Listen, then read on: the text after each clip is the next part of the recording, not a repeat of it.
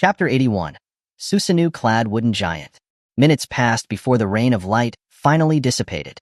The silver-haired youth had a moment to look up at the nearly 50-meter-tall wooden giant, his eyes filled with undisguised shock.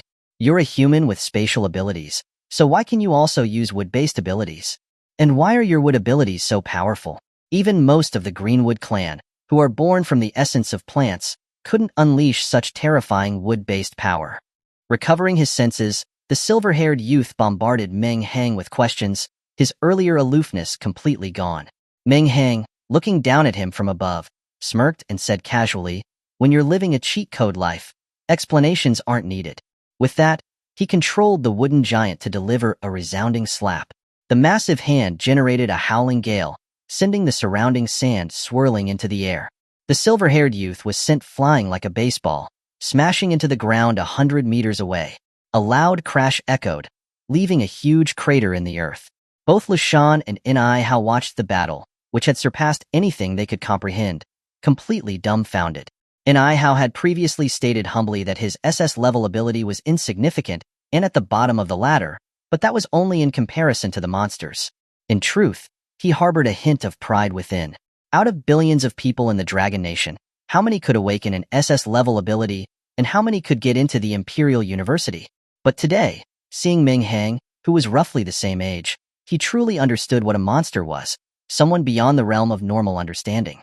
"I told you couldn't handle it, but you wouldn't believe me," Meng Hang said faintly, gazing at the rising dust from the crater. Cough, cough. "It seems I really was underestimated." From the dust cloud, the silver-haired youth slowly emerged, his once flowing silver hair now disheveled, and the once flawless face marred with traces of blood. He wiped his mouth, and seeing the blood on his hand, his brow furrowed. He continued, "If it weren't for the suppression of this world's rules on me, would a lowly human like you even be able to scratch me?" "Oh, are we just spouting nonsense without any preparation now?" With Meng Hang's presence, the fatty felt emboldened. Seeing the silver-haired youth, in such a sorry state yet still so arrogant, he finally couldn't hold back his mockery. "Himph, you frog in a well. I originally didn't want to use that move. The transformed form is too hideous. But it doesn't matter, as long as you all die, who would know anyway?" The silver-haired youth snorted, and then looked at Meng Hang. "I admit that among humans you are strong, but before noble blood, you are still just an ant," he said without waiting for Meng Hang's reaction, and a beam of light shot from the jade horn on his forehead straight into the sky. The beam acted like a key, opening a door connecting two spaces. The sky began to twist, and a space tunnel, like a black hole, appeared. The silver-haired youth's face was filled with excitement as he stretched out his hands as if to embrace something. The next moment, a huge beam of light fell from the black hole, engulfing him. As the light enveloped him, the jade horn on his forehead began to grow larger, and the silver-haired youth's entire body began to swell. In an instant, a monster the same size as the wooden giant appeared before it. This monster had a single horn, thick limbs, and a thick layer of scales covering its body. It was like a huge rhinoceros covered in crocodile skin. Meng Hang rubbed his chin, observing the monster before him with interest. So it wasn't a cow hybrid, but a rhino hybrid. The fatty, who was still mocking him, covered his mouth in terror, muttering to himself, "Are we all starting to pilot Gundams now?" Meng Hang said nothing more. Though his expression was slightly playful, he was extremely vigilant. He could sense a hint of danger from this monster. The wooden giant took a pose like a Vajra Arhat and launched a fist towards the one-horned monster. The rhinoceros-like monster pawed the ground with its front hooves and charged towards the wooden giant. The next moment, the wooden giant and the rhino's horn collided. The immense power generated by the two behemoths caused the ground to crack and sink. The rhino-like monster only retreated 2 steps, while the wooden giant that Meng Hang summoned had its entire arm shattered by an incomprehensible force. The two observers in the distance went pale instantly.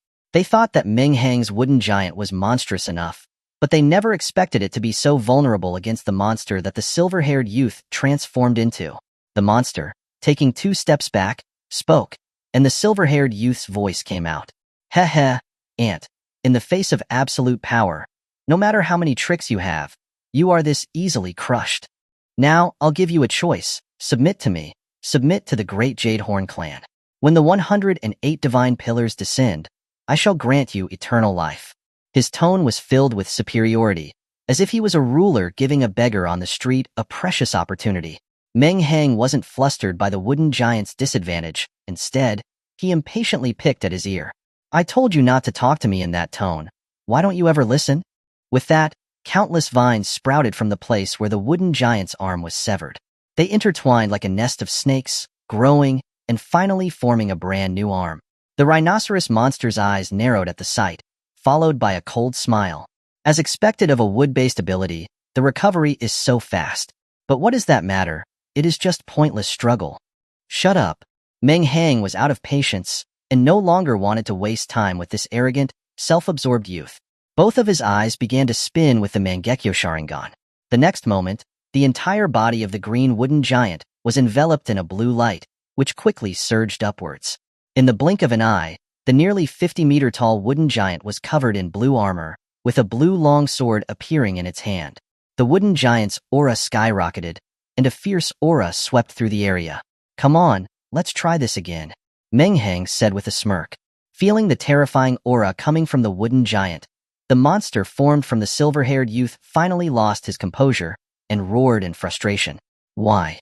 Why do you have more trump cards? I, a member of the royal family, don't even have this many methods. How can a lowly human like you have so many heaven-defying abilities?" Hearing him say this, Meng Hang looked at him with a hint of pity. "Poor child. Who told you to meet me? I don't care about what noble blood you are. Can you possibly be more powerful than this cheat code user?" Of course, he could only think these things. There's no way he could say them out loud to the silver-haired youth. Ignoring the youth's shock, the wooden giant, wielding the azure long sword, slashed downwards. The target was none other than the massive jade horn of the rhino monster. Chapter 82. Space Ability Emerges. Just as the silver-haired youth had seen Meng Hang's weaknesses, Meng Hang also saw that all of his power came from that jade horn. So Meng Hang aimed to cut off the root and see how he could continue to act up. The silver-haired youth, who was originally somewhat flustered, was overjoyed to see that Meng Hang's attack was targeted at his most prized possession, the jade horn. The reason that the Jade Horn clan was able to become a royal clan was due to the power of his jade horn. The jade horn not only granted him infinite power, but it was incredibly tough. He had never seen an attack that could damage his jade horn. A gigantic blue blade flashed through the air, and the space distorted where it went. The next moment, the long sword collided with the jade horn. There was no earth-shattering force as one would imagine, no deafening sound. The long sword simply passed through as if it was paper, and was slowly retracted by the Susanoo-clad wooden giant. The rhinoceros-like monster suddenly stopped its charge and stood still in a daze. Meng Hang was above the head of the wooden giant, his face expressionless. Lushan and Inai were stunned in place, their mouths agape, staring at the scene before them. They didn't know what they were witnessing. Time seemed to freeze. The world was silent, devoid of any sound. Thud. A giant jade horn was thrown high into the air, and then fell heavily to the ground. The loud crash broke the silence. A strong wind howled, stirring up the surrounding sand. Ah! A heart-wrenching scream rang out. The rhino-like monster was shaking its head desperately, as countless rays of light streamed out and floated towards the sky. The light lingered in the air like fireworks, beautiful to behold. As the light faded, the huge rhinoceros monster shrunk instantly, transforming back into the silver-haired youth. The silver-haired youth collapsed powerlessly to the ground, all of his strength drained. His once silver hair turned to a withered white, and his handsome face was covered with wrinkles. In the blink of an eye, he had gone from youth to a frail old man.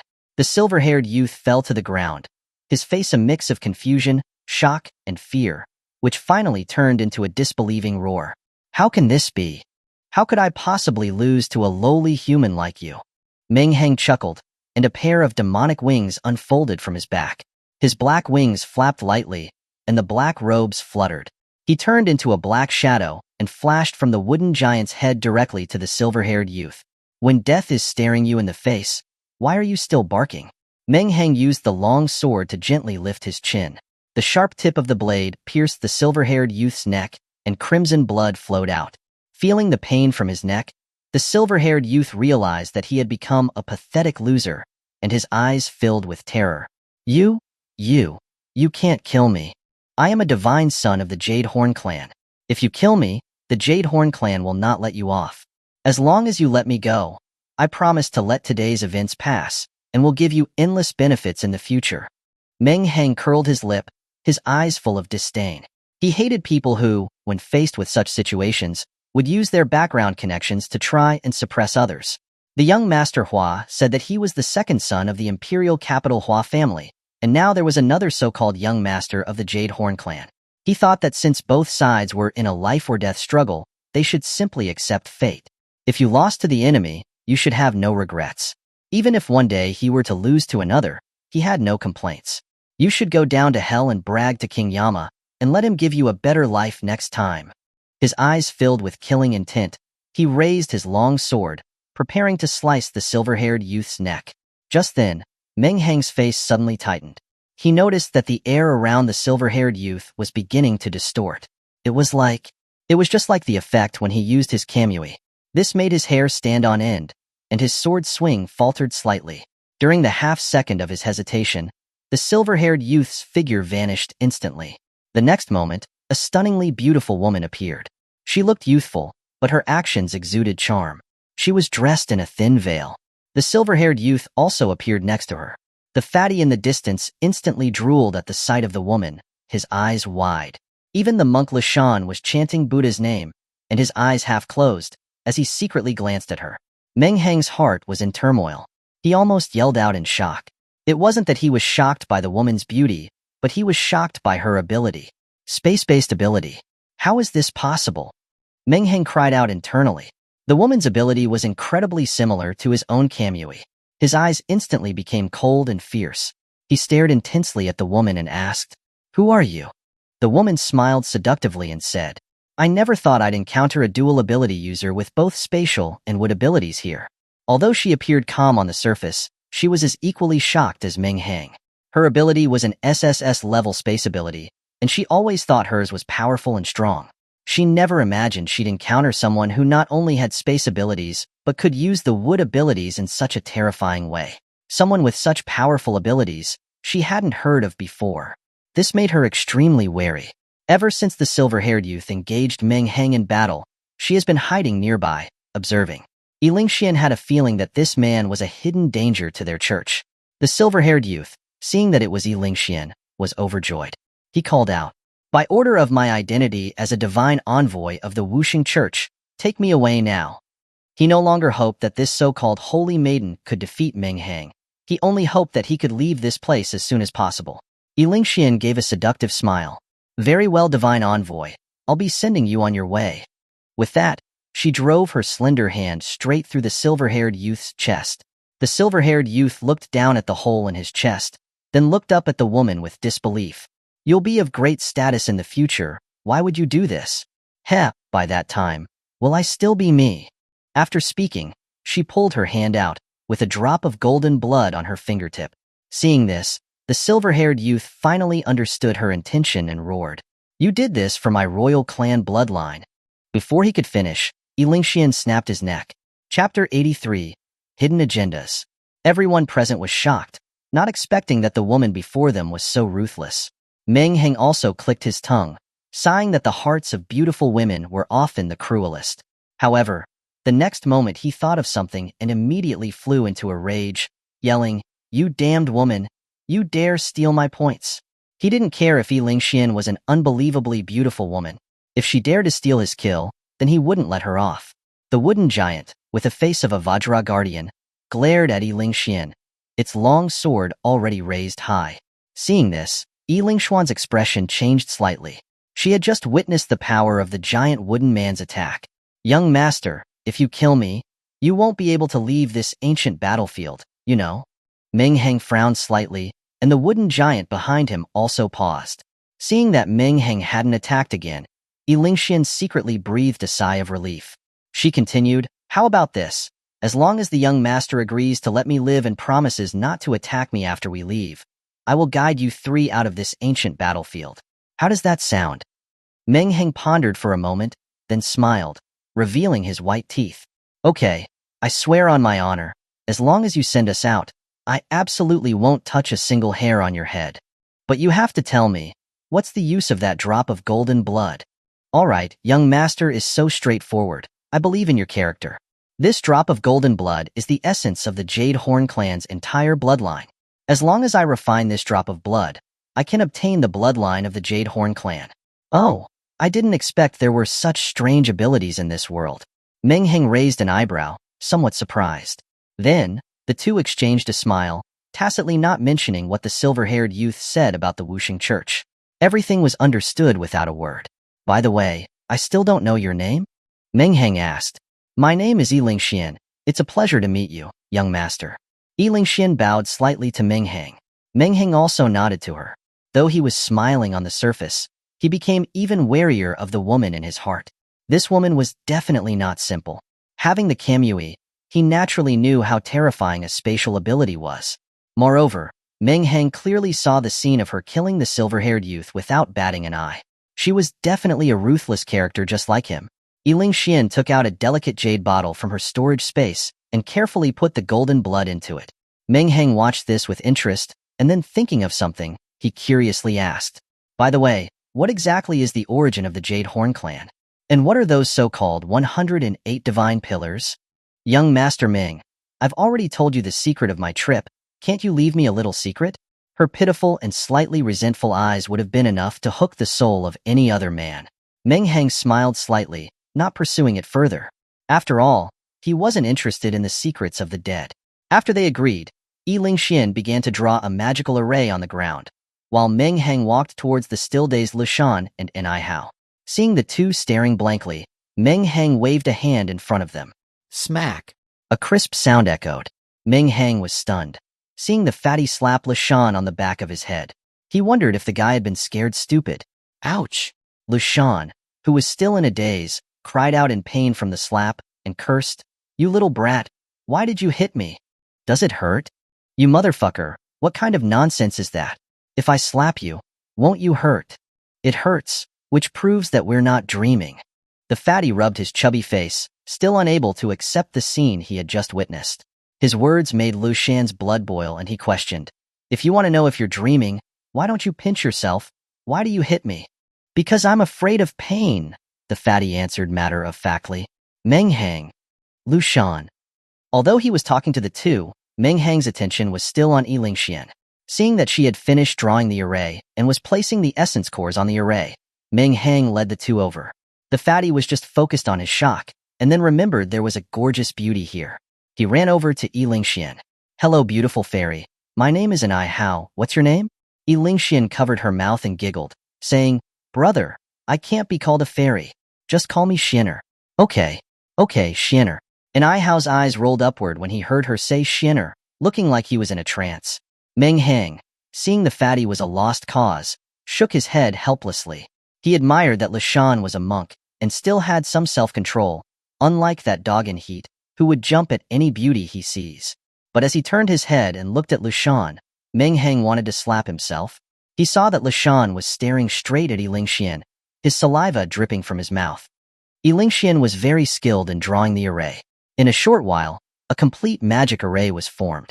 A bright light shone, and the four stepped into the array, disappearing from that space. After a dizzy spell, Meng Hang felt his feet land, knowing that he had been teleported out. Without wasting words, Meng Hang's long sword appeared in his hand, and he slashed directly at Yilingxian. The strike was decisive and ruthless, aimed directly at her vital points. What?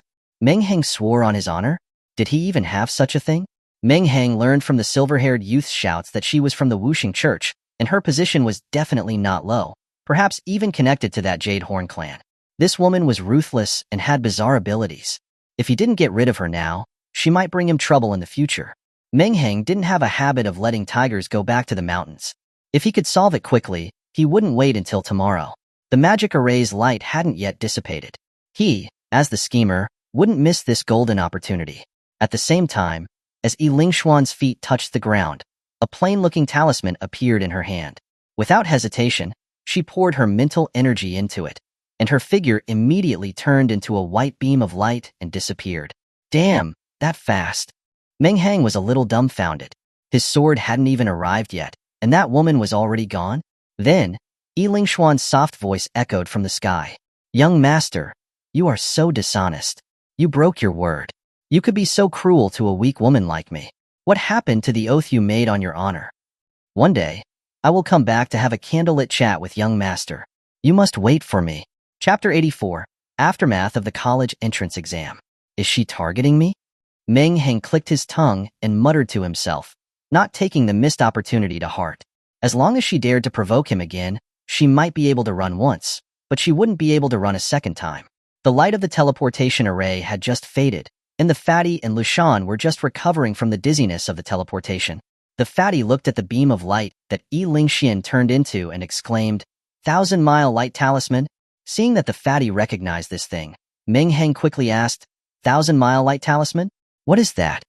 The fatty looked at Meng Hang as if he were a country bumpkin. He finally regained some confidence and said triumphantly, you don't even know that. The 1,000-mile light talisman is a one-time use, life-saving talisman. As long as mental energy is infused into it, you can instantly transform into a beam of light and appear 1,000 miles away in the blink of an eye. It can be said to be an essential life-saving item. Unfortunately, it's a consumable, and the price is outrageously expensive. A single 1,000-mile light talisman sells for 800 essence cores. Ordinary people can't afford it, and it's also extremely rare. Even I haven't gotten one. Meng Hang did a mental calculation, and 800 essence cores was 80 million. He was astonished. This was not using a talisman to save a life, but clearly paying a fortune to save a life. Then, he reacted, and his eyes glowed as he looked at the fatty. Is your family very rich? Seeing Meng Hang, who looked like he was about to eat him, the fatty retreated a few steps. Not really, not really. The three looked at the enormous Yao family residence. Now it was deserted, and they were all silent. When they came, it was bustling with hundreds of people, and now only the three of them had made it out alive. After discussing it, Hao had no desire to continue exploring. He was preparing to go directly to the imperial capital to prepare for school. Meng Hang didn't get any benefits and was a little listless. He also decided to head to the imperial capital. For some reason, since leaving the ancient battlefield, he felt that Lushan looked at him in a particularly ambiguous way, like how he looked at the fatty, knowing that his family was rich. It gave him goosebumps. Umidba, this monk is fortunate to be alive. I shall follow you two to the imperial capital and have a look. Meng Hang asked strangely, Master, aren't you going to raise money to reshape your temple's Buddha in gold? Hee, I have found a better way. Lushan smiled and looked at him with a look that Meng Hang couldn't understand, and said, since entering the ancient battlefield, I have observed that Meng Benefactor has an innate understanding of Buddhism. How about converting to my religion? Hearing this, Meng Hang's face darkened, and he quickly refused. No way, he hadn't even had a girlfriend yet. He hadn't experienced the beautiful parts of life. How could he possibly become a monk? No thanks, I think I'll continue to be a layman. Lushan, hearing Meng Hang say this, didn't press further. He just looked at him with a meaningful gaze. And so, the three boarded the train to the imperial capital once more. Imperial capital, the Hua family. Hua Qiu was cowering on his knees, not daring to look at the middle-aged man sitting in front of him. Opposite him sat a middle-aged man who looked to be about 50 years old, wearing an expensive suit, his hair neatly combed back. This person was none other than the head of the Hua family, Hua Hongzhen. Besides the three major families in the imperial capital, there were few that could rival him. I heard that you knelt before someone in Yunshui City? Although Hua Hongzhen's tone was calm, Hua Qiu, who was kneeling on the ground, seemed to have received a terrifying shock and trembled even more. Dad, let me explain. Slap. Before he could explain, a loud slap had already landed on his face. Hua Hongzhen suddenly became violent, his veins bulging, and stared furiously at his disappointing son. As a descendant of the Hua family, you were actually scared by some unknown kid, and knelt in front of so many people. You have disgraced the Hua family. Hua Hongzhen's roars echoed through the large villa. The servants in the house were all trembling on the side, not even daring to breathe. But Dad, if I didn't kneel down at that time, he really might have killed me. Hua Qiu desperately tried to defend himself. Hearing this, Hua Hongzhen became even angrier. He raised his right hand again, which had just come down. Just then, a young man who looked 7 parts similar to Hua Qiu, but was much calmer, came out. He acted as if he hadn't seen the furious Hua Hongzhen, and instead spoke coldly to Hua Qiu. My foolish brother. At least you're an S-level ability user, yet you lost to a student from a 3rd-tier city. Have the Hua family's years of nurturing gone down the drain? Hearing this, Hua Qiu's face, which was previously filled with fear of Hua Hongzhen, instantly turned red. Hua Yang, you don't have to stand there acting cool. I dare guarantee that even if you met him, it's not certain whether you could win. He naturally hadn't seen the scene of Meng Hang killing the Bone Fiend during the college entrance exam, but for the sake of face, he could only say that now. Hee, then I must learn from him when the time comes. What kind of existence can scare you into kneeling?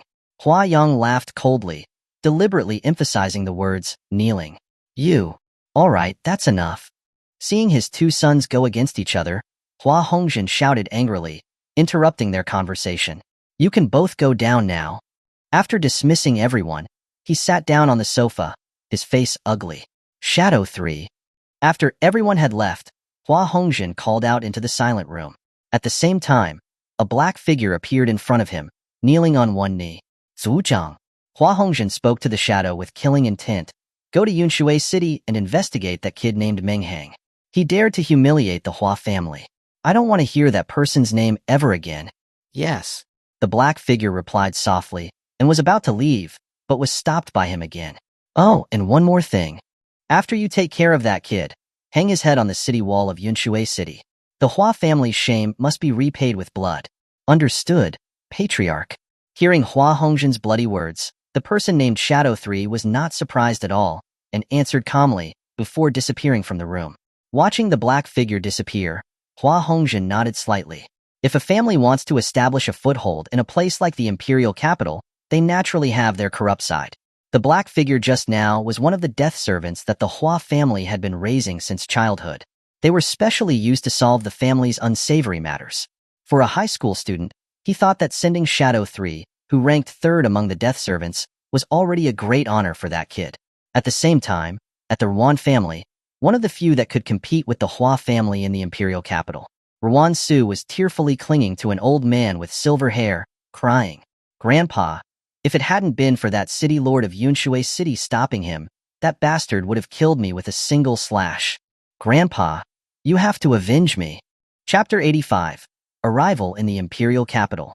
After listening to Ruan Su's tearful complaints, Ruan Hong hugged her tightly, his body trembling with a mixture of fear and rage. Ruan Su was the apple of the Ruan family's eye, showered with love and affection since birth. Even he couldn't bear to scold her. Now, she was almost killed by an unknown kid. How could he not be furious? Ruan Xiong. Ruan Hong roared, like a crazed lion. A burly, iron tower-like man walked out and stood beside him. Go to Yunshui City and bring me that brat's head. Also, investigate every member of that bastard's family up to 18 generations. Leave no one alive. Hearing this, the man called Ruan Xiong hesitated for a moment, then said, Old master, the sins should not be passed on to the family. Isn't that a bit excessive? Bullshit. Ruan Hong's hair stood on end in anger as he glared at him.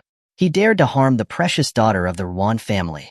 If anything had happened to Sewer, I would have made everyone present at the time pay with their lives. Now, only the boy's family will pay with their lives. It's already me being merciful. Ruan Xiong sighed inwardly, stopped talking, and quietly retreated. Seeing Ruan Xiong leave, Ruan Hong transformed back into a kind and gentle man, speaking to his granddaughter in his arms. All right, Sewer, stop crying. I've already sent people to avenge you. I knew Grandpa was the best. Ruan Su leaned in Ruan Hong's arms, no longer sobbing, a hint of smugness on her face. At this time, Meng Hang was unaware that the Ruan and Hua families had sent experts to Yunshui City to find trouble with him. He was currently on the train with Lu Shan and Inai, staring blankly at each other. I say, you too, could you stop looking at me with those monster-like eyes? Meng Hang said helplessly. It was as if they hadn't heard him, still staring at him with complex expressions. The events in the ancient battlefield were just too sudden, and they hadn't yet recovered from the shock. Now that they'd come back to their senses, they were getting more and more terrified, as if it was all a dream. Meng Hang, tell us the truth. How old are you really this year? Are you actually some 1,000-year-old monster in disguise? Meng Hang replied innocently. What are you talking about? I'm only 18, just like you, just graduated from high school this year. Bullshit. Hearing this, Inai became even more agitated. With your monstrous strength, Your college entrance exam score must have been heaven-defying. How come I didn't see you on the list? I missed the exam because of some matter, so I was disqualified from taking it. Meng Hang said this with a somewhat embarrassed expression. What? And Hao and Lu Shan shouted in unison. You could forget about something as big as the college entrance exam? After the shock, it was Lu Shan's turn to speak. Is this what it means to be a genius? You don't even bother to take the college entrance exam. Meng Hang's mouth twitched. He thought he clearly said he messed up the time. How did it turn into that he didn't bother to attend the college entrance exam? Lu Shan continued. You're so young, yet you already have such strength. They say geniuses are forced out. I wonder what you've been through, Meng benefactor. And Hao shook his head. That's not necessarily true. I was born via C-section. Meng Hang had countless obscenities running through his mind when he heard this, and quickly stopped him. Stop. Fatty, you can't say things like that. The fatty reacted at this time, quickly waved his hand, and smiled sheepishly. Slip of the tongue. Slip of the tongue. Actually, I agree with what Master Lu Shan said. I was also forced to awaken my SS-level ability. Hearing this, Meng Hang and Lu Shan's eyes lit up with interest, and they quickly pressed him for more details. The fatty looked out the window and began to reminisce. When I was about 8 or 9 years old, my third uncle took me to explore the mountains. Who knew that just as we were chasing a second-order spotted deer, a fourth-order bloodthirsty bear would suddenly appear? We were so terrified that our souls almost left our bodies. My third uncle was just a zero-level ability user, and I was just a child without any awakened ability. So, how did you get away? Lu Shan's eyes were shining, clearly very interested in the story. With the arrows in my hand. The fatty replied decisively. Good. Good. I didn't expect that benefactor and I was so talented at such a young age, able to kill a fourth-order demon beast with just a bow and arrow. A hero is born in his youth. Lu Shan praised in admiration, a bit too excited. These words made Meng Hang sweat. He suspected that Lu Shan still hadn't recovered from the shock of the ancient battlefield. How could he believe this kind of thing? Tell me the details. Lu Shan couldn't wait to urge the fatty to continue. The fatty cleared his throat and continued. I did manage to run away in the end, but it's a pity that my third uncle took 2 arrows to the knee. Silence. Silence as vast as the universe. Lu Shan, who had been looking excited, had an extremely ugly expression. He took off his shoe and threw it at the fatty's face. If he didn't know that the fatty was messing with him at this point, then he would truly be a fool. The fatty quickly covered his head and begged for mercy. Don't hit me, master. I just wanted to lighten the mood. Without further conversation, after a day's journey, the 3 finally arrived in the imperial capital. It was already evening when they got off the train. Looking at the towering buildings, with the neon lights that decorated the city in a dazzling way, Meng Hang was speechless. As expected of the imperial capital, its level of prosperity was indeed incomparable to Yunshui City. After calling for a cab, Meng Hang and the 2 others followed Hao to a villa district. Meng Hang already knew that the fatty was a big shot from the train. The fact that he could have a villa in the imperial capital, a place where land was as precious as gold, showed how unusual his family's situation was. The villa was 3 stories high and had a small garden outside. When Meng Hang came inside, he saw that although the house was empty, the furniture inside was clean and spotless, without a trace of dust. Hey, fatty, why are your family members not here? It's so late. Meng Hang asked curiously. Hey, this house is just a backup. If anyone from my family comes to the imperial capital for business, they can stay here. The fatty said nonchalantly. Meng Hang shook his head. He didn't understand the world of the rich. They actually bought a villa just to have a place to stay for business. Looking at this magnificent mansion, Meng Hang couldn't help but ask. This villa must cost several million, right? How much? The fatty stared at him in disbelief. Bro, I'll give you 50 million. See if you can buy a villa like this in the imperial capital.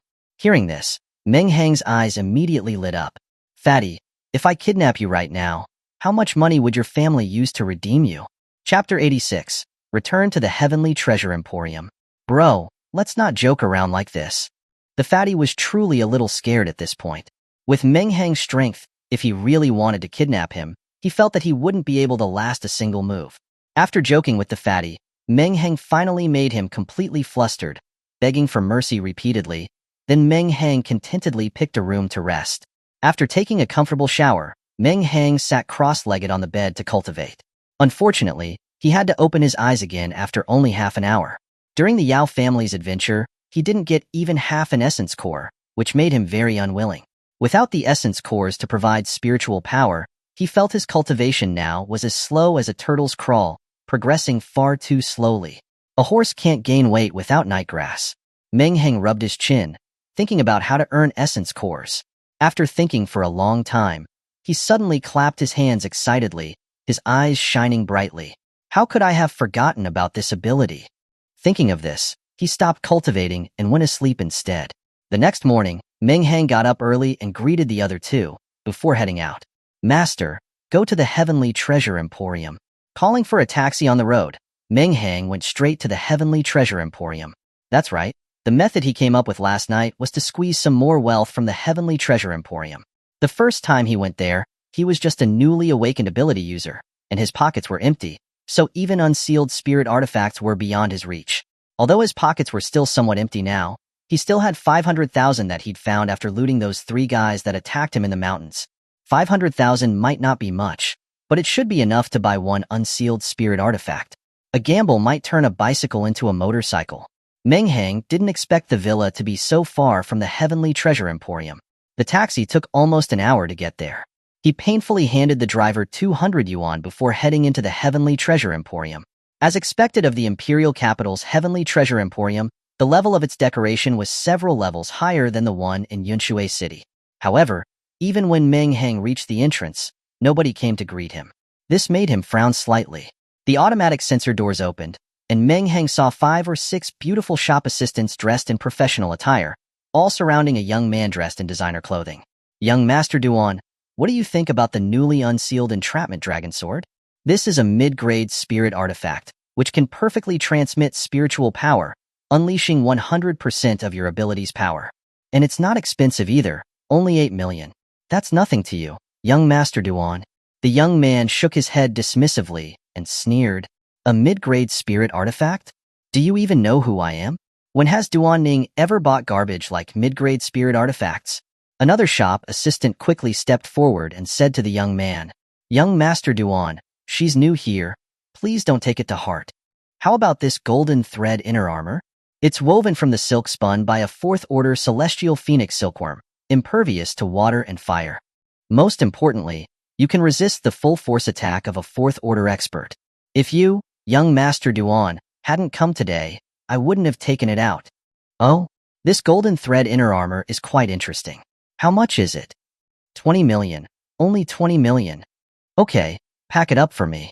Duan Ning said casually, without even blinking.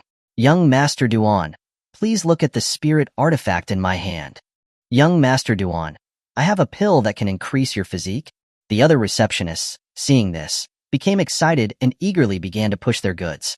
They all knew that if they could sell just one thing to this young master, they wouldn't have to worry about their future. I would like to buy something. Meng Hang stood at the door for almost 5 full minutes.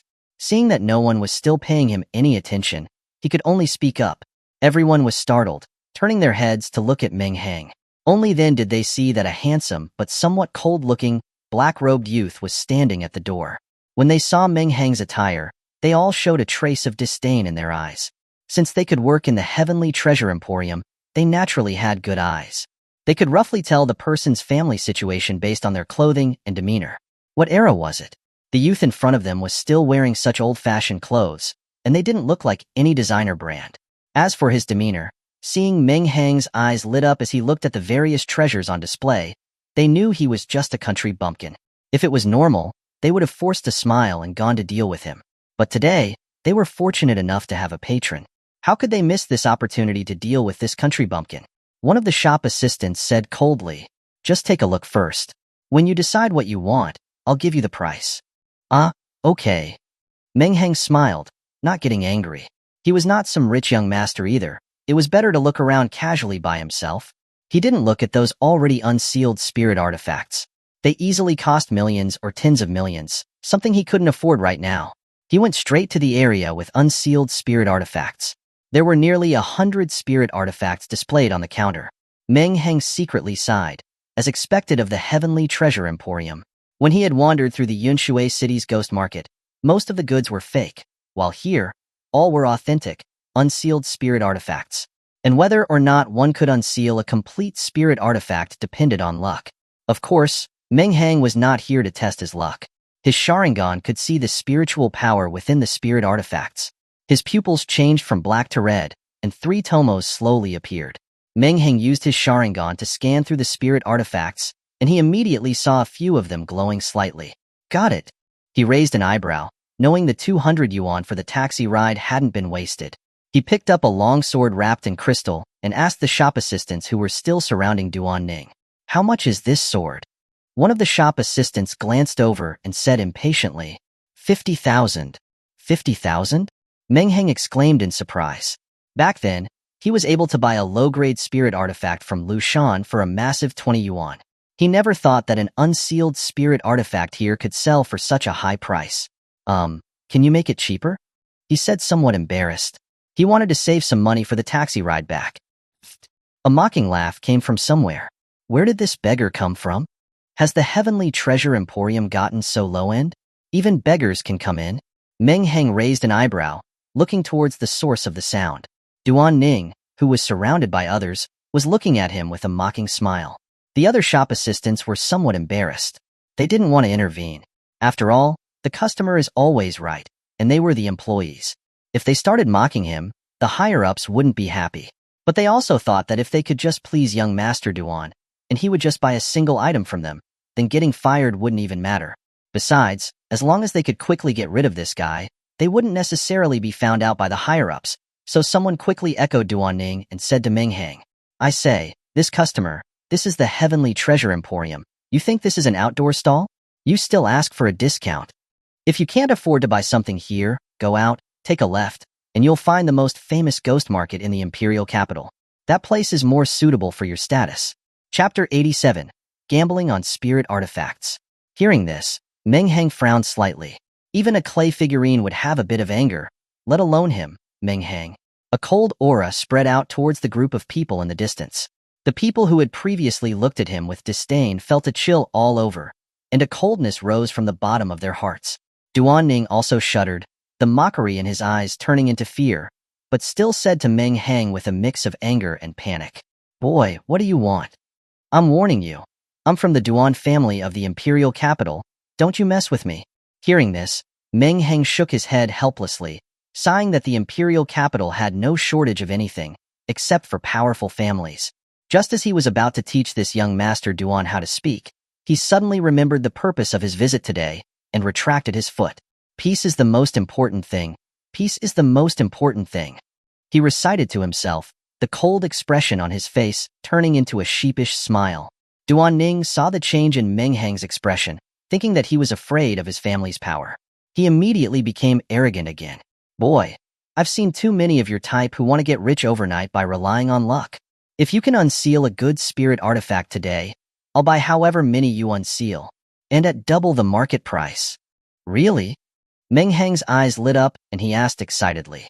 "Heh, I, young Master Duan, lack nothing except for money. But I'll tell you this, if you can't unseal anything today, then you have to walk around me whenever you see me in the imperial capital. Don't annoy me." "Heh." Meng Hang pursed his lips and laughed coldly. "How about this, young Master Duan? I don't need you to pay double the price. As long as I continuously pick 2 unsealed spirit artifacts, and if they can both be unsealed to reveal complete spirit artifacts, you can buy them at the original price. But every time you see me in the imperial capital, you must say, 'Sir, you've arrived.' You stinky beggar also deserves to have me call you sir?" Duan Ning shouted angrily. "What, you dare not? Bullshit, there's nothing that I, young master, wouldn't dare to do." Duan Ning stubbornly puffed out his chest and walked directly into Meng Hang's trap.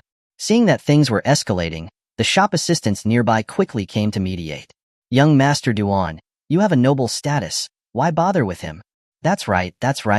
Betting with him is beneath your status." Hearing everyone's advice, Duan Ning also calmed down a bit. There was no benefit to winning, but if he really lost, money was easy to handle, but losing face would be a big deal. It was rumored that the second young master of the Hua family was scared into kneeling on the spot by a high school student from a third-tier city. This had become the laughingstock of the imperial capital's aristocratic circles. Seeing Duan Ning hesitate, Meng Hang knew that this was bad. He quickly added fuel to the fire and continued to mock. Does the young master of the Duan family only have that much courage? You're afraid of even taking a bet? As expected, his face immediately turned red at this provocation. Although he seemed angry on the surface, he was not stupid. Being able to consecutively unseal complete spirit artifacts twice was like a normal person winning the lottery twice in a row. The probability was almost zero. Otherwise, he wouldn't have accepted Meng Hang's conditions. Boy, you don't have to provoke me. Even if the Heavenly King was here, I'd still take this bet. Good, Meng Hang shouted, and threw the crystal-wrapped long sword in his hand, which landed steadily in a shop assistant's hands. I choose this one, go and unseal it for me. Saying that, he threw the 500,000 from his space ring over as well. The shop assistant who caught the sword looked bad, but there was no turning back now, and they could only take it one step at a time. Taking the long sword to the professional crystal cutting machine, they carefully peeled off the outer crystal layer by layer. Before long, a long sword with a cold glint appeared. Let me try. Duan Ning snatched the long sword from the shop assistant's hand and poured his spiritual power into it. The next moment, the long sword shone brightly, and a faint layer of spiritual power instantly adhered to the sword. Low-grade spirit artifact. Everyone exclaimed, staring at Meng Hang in disbelief. Low-grade spirit artifacts were not uncommon at the Heavenly Treasure Emporium, but to unseal a complete spirit artifact by choosing just one was rare. Duan Ning said with an ugly expression, Boy, don't be so smug. You were just lucky this time. Don't forget, our bet is about unsealing 2 complete spirit artifacts in a row. Young Master Duan, you should give me the money for this low-grade spirit artifact first. Hearing this, Duan Ning snorted in disdain. I'll settle everything later. Just a low-grade spirit artifact, it's nothing to me. I might not have the money. I only have 500,000 in my pocket. If you don't give me the money, I can't continue to buy any more. Meng Hang said helplessly, shrugging his shoulders. You. Duan Ning was furious. Did this guy see him as an ATM? How much is a low-grade spirit artifact? He asked a shop assistant next to him. Normally, he would never look at this kind of trash, so he naturally didn't know the price of a low-grade spirit artifact. Young Master Duan, 1 million is enough for a low-grade spirit artifact. One of the shop assistants said nervously. Duan Ning sneered and casually threw 1 million to Meng Hang. Meng Hang took the money, then threw 500,000 back to the shop assistant. He turned to continue choosing another spirit artifact. The red light flashed in his eyes again as he looked at the pile of unsealed spirit artifacts. When he first came, Meng Hang wanted to keep a low profile and take his time, and avoid taking everything at once. But since he had already torn off the facade, he wasn't going to give the Heavenly Treasure Emporium any face, and was going to earn all he could. He directly picked the spirit artifact with the brightest glow. This time, he chose a rusty iron rod with faded carvings, almost unidentifiable. When Duan Ning saw the iron rod that Meng Hang handed over, he finally laughed with relief. Ha ha ha, I knew you were just lucky the first time. Anyone with a bit of common sense knows, although it's impossible to tell whether a sealed spirit artifact still has its spirituality, over the years, people who bet on spirit artifacts have learned one rule. The better the outward appearance of a spirit artifact, the greater the probability of unsealing a spiritual artifact. Look at the iron rod you picked. It's too heavy for people to use as a fire starter. After listening to his long speech, Meng Hang impatiently picked his ear and said, Why are you talking so much nonsense? We'll know soon enough whether it's a horse or a mule once it's unsealed. You won't turn back until you hit a wall. Duan Ning snorted and handed the iron rod to the shop assistant. The shop assistant, seeing the rusty iron rod, also smiled, knowing that such trash could not be unsealed into a complete spirit artifact. Before long, she handed the cut-up iron rod to Duan Ning. Duan Ning took the iron rod, looking at Meng Hang with a gloating expression. Boy, from now on, you'll have to walk around me whenever you see me. Chapter 88. Milking the Cow. Why do you talk so much nonsense? Meng Hang finally lost his patience with his constant nagging and scolded him harshly. His harsh reprimand made his aura feel overbearing, scaring Duan Ning's hand that was holding the iron rod. Today, I will let you understand why you are doomed. Duan Ning's face turned pale, and he dared not hesitate any longer. Leaving his harsh words behind, he injected spiritual power into the iron rod. In an instant, the entire room's lights began to shine. The rust on the iron rod began to fall off, revealing its appearance that had been hidden for thousands of years. The iron rod was pitch black, and a lifelike five-clawed golden dragon coiled around it, as if it was going to fly out the next moment. High-grade spirit artifact. Feeling the spiritual pressure coming from the iron rod, a shop assistant covered her mouth and exclaimed in disbelief. How is this possible? Duan Ning's face was even paler at this point, and his eyes were filled with disbelief. He didn't believe that anyone could unseal a complete spirit artifact 2 times in a row. Impossible. Absolutely impossible. You must have just been lucky. If you have the skill, then pick another one. Duan Ning yelled hysterically. Meng Hang also didn't expect that he would actually unseal a high-grade spirit artifact, and his excitement was barely controllable. Beautiful. How much is a high-grade spirit artifact? Without waiting for Duan Ning to ask, he asked the shop assistant with his eyes glowing. A high-grade spirit artifact is worth around 50 million. Hearing the amount of money, Meng Hang's eyes widened, and he eagerly said to Duan Ning, "You should give me the money first before we talk about anything else." He was not going to make any moves without seeing the money. Only when the money was in his own hands would he feel at ease. Duan Ning gritted his teeth. This time he did not give cash directly, but instead threw a bank card to Meng Hang. "There's 50 million inside. If you have the skill to unseal another one, I'll buy it." "All right, young Master Duan is generous." With 50 million in hand, Meng Hang was immediately delighted, and even his tone of voice had improved. Before long, he picked out a simple-looking bronze mirror. This time, he was too lazy to waste time having the shop assistant cut it. He used the strength in his right hand to shatter the crystal surrounding the bronze mirror, then injected spiritual power into it. The room once again glowed with radiant light. Mid-grade spirit artifact. Duan Ning's voice was slightly broken, and his voice was filled with disbelief. You can recognize which of the sealed spirit artifacts have spirituality. How can such an ability exist in this world? Being able to unseal complete spirit artifacts once, or even twice, might be considered luck. But being able to unseal a 3rd time, even an idiot would know that something fishy was going on. All right, I admit defeat today." Saying this, he turned to leave. He didn't want to stay any longer. He just wanted to go home quickly and tell his elders about this amazing discovery. A monstrous ability that allowed him to recognize the existence of spirituality within unsealed spirit artifacts. If their Duan family could recruit such a person, the Duan family would definitely rise to new heights. He could already imagine his father praising him. Wait. Seeing that Duan Ning was about to leave, Meng Hang quickly stopped him. "You haven't paid the money yet. Are you planning to leave?" "Do you think I lack that money?" Duan Ning finished and looked at the shop assistant beside him. A mid-grade spirit artifact is 8 million. The shop assistant was about to cry, knowing that she had caused trouble today. "I don't have that much cash on me right now. Is it okay if I give you essence cores?" Duan Ning looked through his space ring and found that he didn't have much money on him today, so he had to ask Meng Hang hesitantly. Meng Hang quickly nodded in agreement. He had come here for the essence cores, so it would be even better if they were provided directly. After taking the 8 essence cores that Duan Ning gave him, and handing him the bronze mirror, Meng Hang said lightly, "When you see me on the road in the future, you know what to call me, right?" Duan Ning was still hoping to recruit Meng Hang to his family and didn't want to make the relationship too tense. He could only give an awkward smile, say nothing, and turn to leave. "Young Master Duan, you haven't bought that golden thread inner armor that you said you would buy." At this moment, a shop assistant anxiously ran to the door, grabbing Duan Ning and crying. She now knew that this matter was definitely going to blow up and only hoped to earn her commission this time, so that she wouldn't have to worry about her future for the rest of her life. Duan Ning's eyebrow twitched, and he directly slapped her, knocking her to the ground.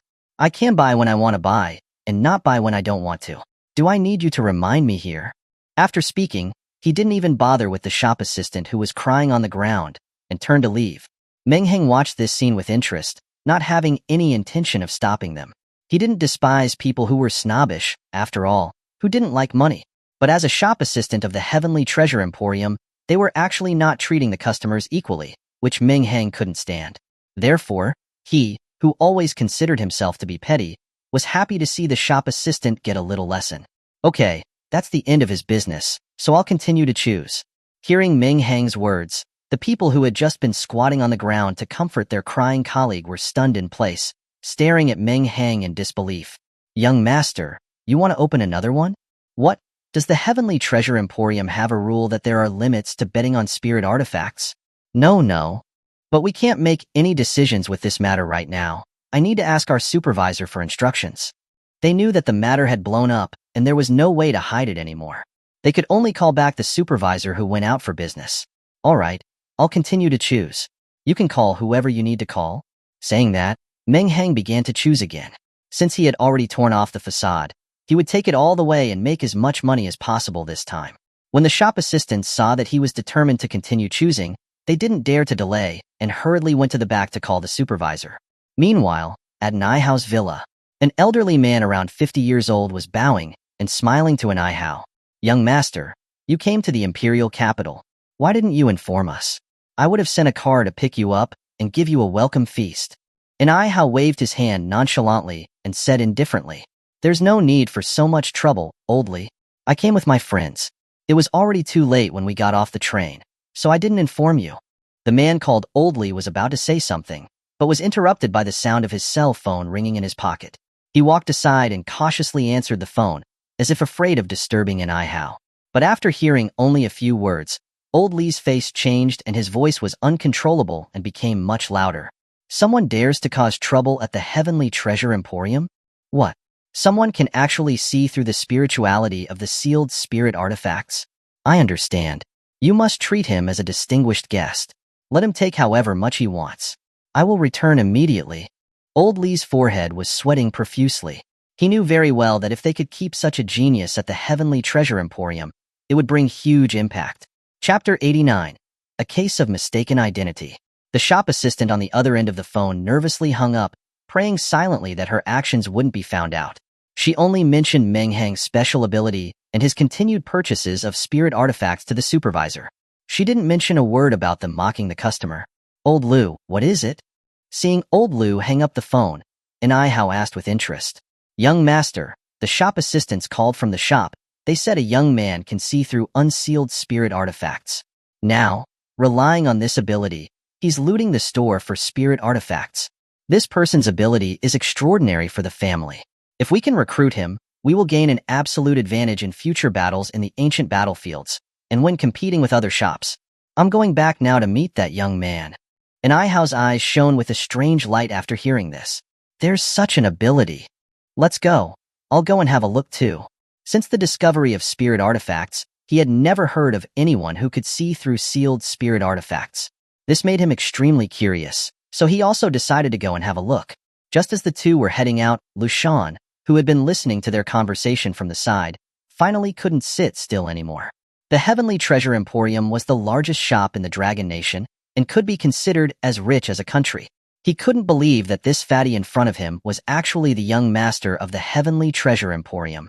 He grabbed the fatty to the side and stammered as he asked, You're the young master of the Heavenly Treasure Emporium? Yeah. And House nodded matter-of-factly. Then why didn't you say so earlier? Didn't I say it? Did you say that? Then maybe I forgot. And House scratched his head and said perfunctorily. After a moment of awkwardness, Lushan finally accepted the fact that he was the young master of the Heavenly Treasure Emporium. By the way, you guys were just saying that someone can see through unsealed spirit artifacts? Reacting from the shock, he then realized there was another shocking matter. He had also sold unsealed spirit artifacts in the ghost market, and knew that those things could block the detection of spiritual power. Trying to see the spirit artifacts inside the crystals was basically impossible. The imperial capital really is a place where hidden dragons and crouching tigers reside, Lushan said with a sense of wonder. After tidying himself up, he followed How to see what kind of god possessed such power. Meng Hang was sitting on the sofa with his legs crossed, drinking the finest Longjing tea that the shop assistants had brewed for him. On the table in front of him were 5 spirit artifacts that had already been cut. After inspection, all of them were mid-grade spirit artifacts. Several shop assistants stood beside him, completely at a loss, not knowing what to do with the money for the 5 spirit artifacts that Meng Hang had handed them. They wanted to say something to Meng Hang, but when they saw that he was calmly drinking tea and ignoring them, they knew that Meng Hang was still holding a grudge for what had happened earlier. That's right, Meng Hang was just that petty. At this time, a screeching sound of a car suddenly came from the door, followed by a figure rushing in. Meng Hang raised his eyebrow, knowing that the manager of this place had arrived. He no longer deliberately acted superior and stood up. But when he saw the two people following behind the new arrival, the words that he was about to say died in his throat. Why are you guys here too? And Hao and Lushan, seeing Meng Hang in the room, were also stunned. They asked in unison, Meng Hang? Why are you here too? Then, thinking of something, Hao asked in disbelief, Meng bro, don't tell me that it's you who has been recklessly collecting spirit artifacts here, relying on your ability to see through unsealed spirit artifacts. Meng Hang was a bit embarrassed by his friend calling him out in public, but he was even more curious as to why this fatty and Lushan would come here, and how they knew about his affairs. Ha ha ha. I've been a bit short on cash recently, so I came here to earn some money. You even went to earn money at Benefactorni's place? Lushan said gloatingly from the side. What the hell? Is the Heavenly Treasure Emporium your family's? Meng Hang was truly shocked this time. He never expected that this seemingly ordinary fatty was actually the young owner of the Heavenly Treasure Emporium. Fatty, I didn't expect that you were hiding it so well. Hee, same to you. Meng bro, you're also hiding it pretty well. I didn't expect you to be so strong and have such a monstrous ability. Tell me, what is there that you can't do? Haha, I'm just trying to make a living, it's nothing special. Meng Hang laughed, speaking vaguely. Old Lu, who hadn't been able to interject since he came in, finally spoke after his face changed from confusion to shock to joy. Haha, this is a case of mistaken identity. You are all family here. I didn't expect you to be good friends with my young master. That is wonderful. I heard that you were short on cash. The Heavenly Treasure Emporium happens to be short of a manager. Would you be interested in working for us? We can discuss the salary. How about 100 essence cores a month?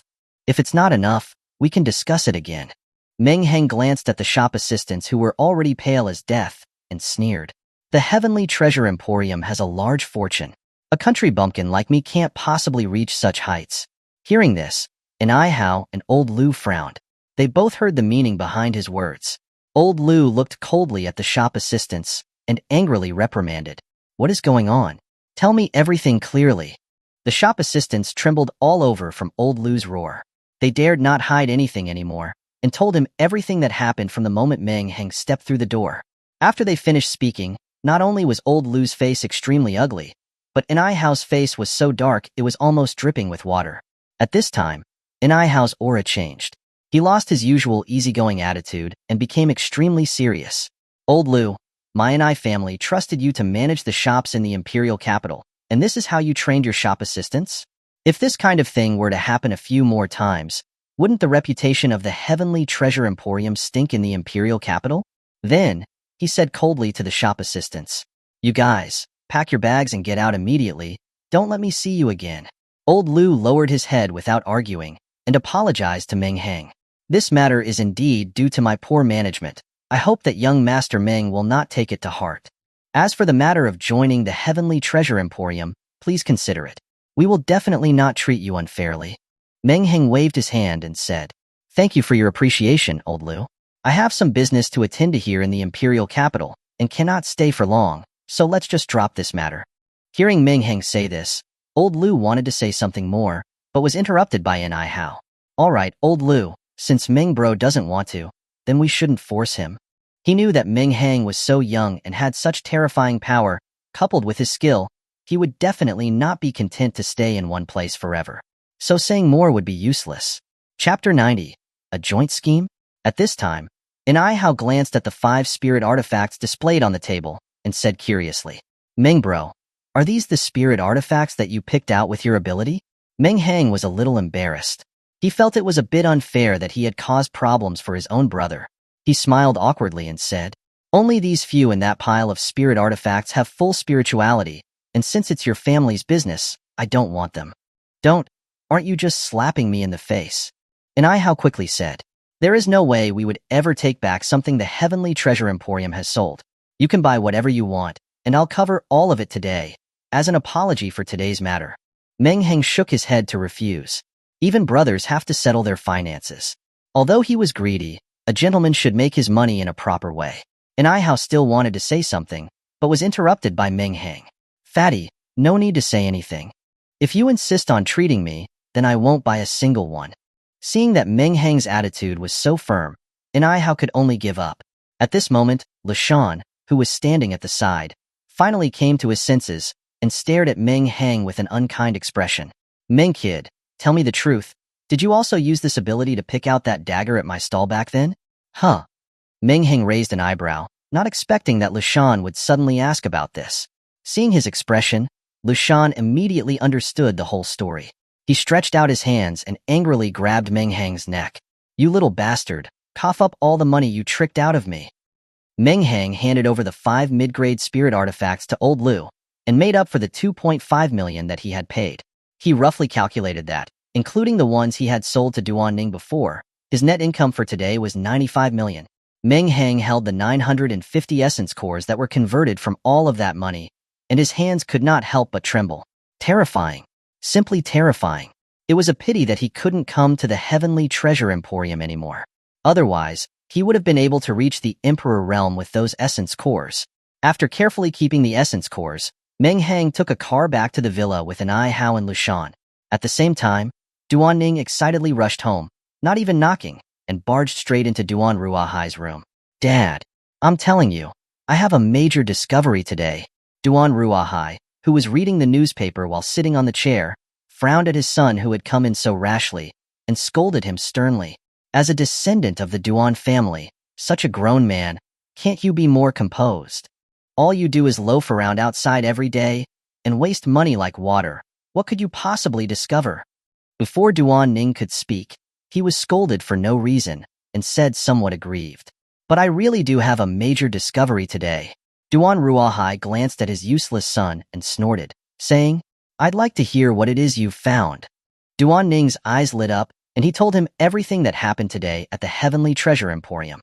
When Duan Ruahai heard that he had actually made a bet with someone, and that he had to call the person Sir if he lost, his forehead veins bulged out. He almost slapped him, but he eventually controlled his anger and decided to listen to everything before deciding how to discipline his rebellious son. When he heard that the first unsealed spirit artifact that the kid picked had spirituality, he was also slightly startled, but not too surprised. After all, there were still many people who were lucky. But when he heard that the kid was able to unseal complete spirit artifacts 2 times in a row, his expression finally became somewhat serious. After hearing that the kid had succeeded 3 times in a row, Duan Ruahai finally couldn't control his inner shock and crushed the newspaper in his hands. There is actually a person with such an ability. Good. Good. Ninger, you truly are my son. Duan Ruahai good. Duan Ruahai was overjoyed. If Duan Ning wasn't lying, then as long as he could recruit that kid to the Duan family, they would definitely come out on top in this year's spirit artifact gambling competition. And their Duan family would have the largest share of the spirit artifacts from the spirit treasure realm. Seeing his father praising him so much, Duan Ning was moved to tears. He had never been able to please him with any of the things he had done since he was young. This was the first time he had ever praised him like that. Duan Ruahai took out his phone, dialed a phone number, and said with a serious expression, Investigate for me the identity of a young man about 18 or 19 years old who entered the Heavenly Treasure Emporium an hour ago. I need to know his whereabouts as soon as possible. Okay, head of the Duan family. A faint voice replied from the other end of the phone, then they hung up. Duan Ruahai motioned his son to sit down, and the two waited for the news to come back. He sat straight and still, with his eyes and nose aligned, looking calm and composed. However, his right hand was constantly tapping the chair's armrest, which showed that his heart was not as calm as he seemed on the surface. Time ticked by, and the room was eerily silent. After about 10 minutes, the phone rang suddenly. Duan Ruahai opened his eyes abruptly and quickly picked up the phone. How is it? He asked impatiently. We found him. After that kid left the Heavenly Treasure Emporium, he went back to a villa in the suburbs with 2 friends. And one of his 2 friends is the young owner of the Heavenly Treasure Emporium. The person on the other end of the phone stopped here, without saying anything more. Duan Ruahai's eyes narrowed, his mind working rapidly. With his many years of experience, he could sense something was not right. An ability to see through unsealed spirit artifacts, the Heavenly Treasure Emporium, the Duan family. Thinking of this, he suddenly understood. Wasn't this the Heavenly Treasure Emporium setting up a scheme to trick them by working together? Looking at Duan Ning, who was still waiting for news with an expectant look on his face, Duan Ruahai was so angry that he didn't know where to vent and slapped him. Slap. This slap stunned Duan Ning. Dad, why did you do that? Duan Ruahai said angrily. You still have the nerve to ask why? You were sold off by others, and you're still counting money for them here. If I hadn't been careful and sent someone to investigate, I would have been dragged down by you too. Don't mention this matter again. Back in his room, Meng Hang greeted the others and buried himself in his own room. He took out all the essence cores in his space ring and activated his breathing technique.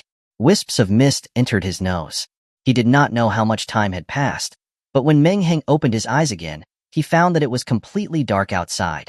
He let out a long sigh. Thanks to these 950 essence cores, he had finally broken through to the late zero realm. Gurgle, gurgle. Feeling the hunger in his stomach, Meng Hang glanced at the wall clock. It was actually around 12 o'clock in the early morning. He chuckled.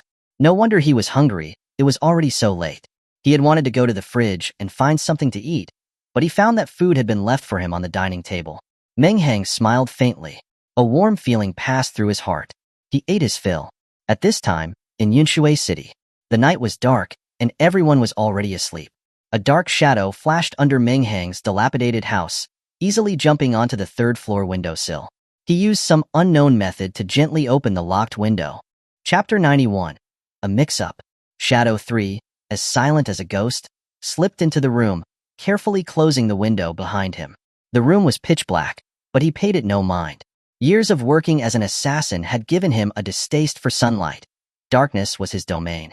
As he opened the door to Meng Hang's bedroom, his brow furrowed. The blankets on the bed were neatly folded, looking as if they hadn't been slept in for a long time.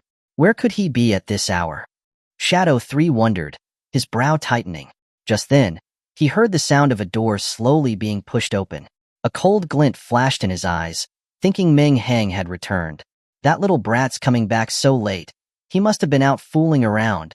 Ruan Xiong gently pushed the door open. The flimsy old door was hardly any obstacle for him. Despite his burly frame, he moved across the aged floorboards without a sound. Ruan Xiong's breathing was even. He'd done this type of job too many times for the Ruan family.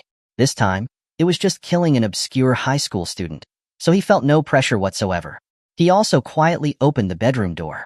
His eyes were filled with killing intent as he thought to himself, "Kid, who told you to mess with people you can't afford to offend? Pay attention next time." But just then, a cold flash of light streaked toward him, aiming straight for his neck. Ruan Xiong's pupil shrank, and he quickly retreated. Despite his swift reaction, he still suffered a cut across his neck, leaving a line of blood. An ambush. A tremor went through Ruan Xiong.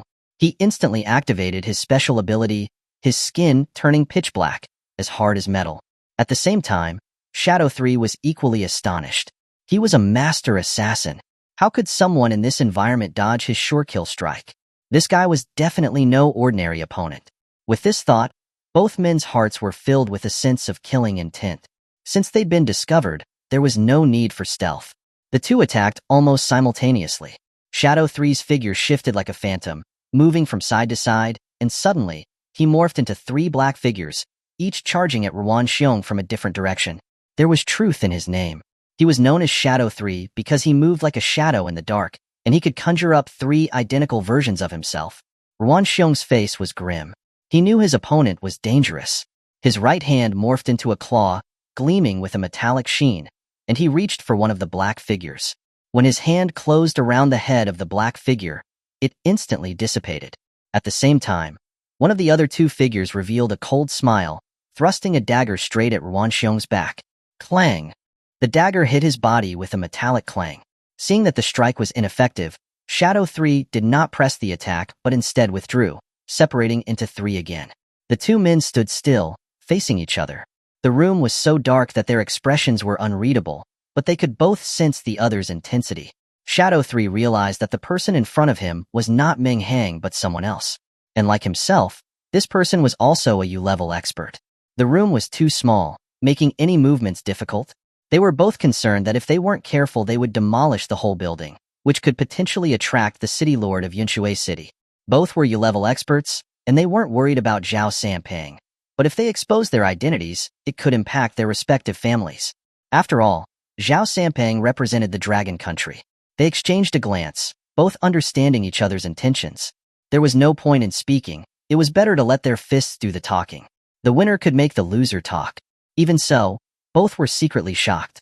Who would have thought that an unknown high school student would have a U-level expert protecting him? This student was not as simple as they had assumed. Now that there were no longer any restraints, both men unleashed their full force, their U-level abilities flaring. Shadow 3 again split into three, the daggers in his hands now shrouded in wisps of black mist. It seemed that he was a dark element ability user. Ruan Xiong no longer concealed his power, his entire body gleaming with a metallic sheen under the moonlight. With a sweep of his arms, both limbs transformed into two menacing, gleaming scimitars.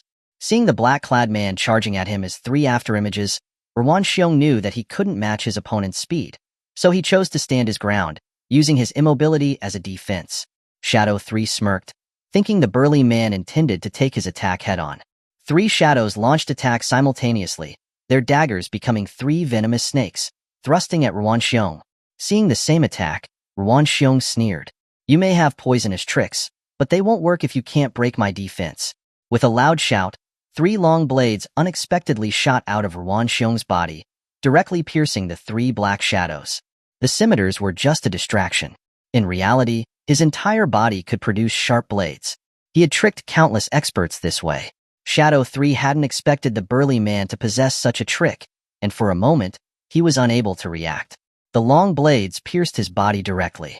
However, his daggers, now filled with dark mist, were no longer meeting the same resistance as before. With the enhancement of the dark element, Ruan Xiong's metallic body was easily pierced, and what's more, by all three shadows at once. This time, all the three shadows were real. In an instant, both men were seriously injured, blood gushing from their mouths. They retreated, staring at each other in shock. They had both believed they could subdue their opponent, but they had each been severely wounded, thanks to the other's strange abilities. Knowing that a further fight would be futile, they both cast wary glances at each other before vanishing into the darkness. Not a single word was exchanged. Moving at high speed through the forest, Shadow 3 took out a jade-green pill from his space ring and hastily swallowed it. His pale complexion improved, before he finally stopped by a tree. After scanning the surroundings, he saw no danger. He then retrieved a special phone from his space ring and made a call. A deep voice, belonging to Hua Hongjin, answered on the other end. Was the matter resolved? "I'm sorry, Patriarch, I failed this time." Hua Hongjin was stunned. "In all the years I've entrusted you with tasks, you rarely fail. How could you fail when dealing with a high school student?" Shadow 3 weakly replied, "That kid is not simple. He has an expert protector. I was also injured by his guardian." Hua Hongjin's face became serious as he thought for a moment, before saying, "There's something strange about this. Come back first and don't take any more action, to avoid stirring up a hornet's nest." "Yes." Shadow 3 answered crisply, hung up, and disappeared into the forest. Chapter 92. A Gathering. On the other side, Ruan Xiong also stopped by a tree and weakly called Ruan Hong. "Old master, I failed. That kid isn't simple. He has a U-level expert lying in wait at his home. And this U-level ability user is using a strange technique that can't be found in most families." Ruan Hong remained silent on the other end for a long time before saying, "I understand. Come back first. We will discuss this later." The two families' attempts to assassinate Meng Hang had both ended so dramatically. When Meng Hang opened his eyes again, it was already broad daylight. Fatty and the Buddhist monk were eating breakfast at the table. Seeing Meng Hang come out, they called him over to join them. And Ihao said indignantly, "This world is so unfair. I woke up at 6 a.m. to start cultivating. It's almost 9 a.m. now, and you're only getting up. Why is there such a big difference in strength between us?" Meng Hang smiled, without explaining. After all, a life with cheats didn't need explanations. After the three finished breakfast, Ihao suddenly remembered something and said to Meng Hang and the Buddhist monk, "Tonight, the young masters from the capital are having a gathering at the capital hotel, and they invited me. You two should come with me." The Buddhist monk waved his hand and refused. "This poor monk isn't used to those places. I'd rather just stay at home, meditating and chanting scriptures." Meng Hang shook his head, also declining. Although there were approachable second-generation rich kids, like Ihao, most of the ones he had encountered were the arrogant types, like Huaqiu and Duan Ning. So, he was just too lazy to interact with those conceited people. Seeing that neither of them would go, Fatty quickly said to Meng Hang, "I don't come to the capital very often, and I don't really know those people either. But there's nothing I can do. As a family member, I always have to make the social rounds, engaging in some theatrical interactions. If Master Liao Shan isn't going, then he isn't going. But Ming bro, you gotta accompany me today. Besides, with your skills, if you didn't get into university, this is a good opportunity to get to know people from the various families, which could be beneficial for the future.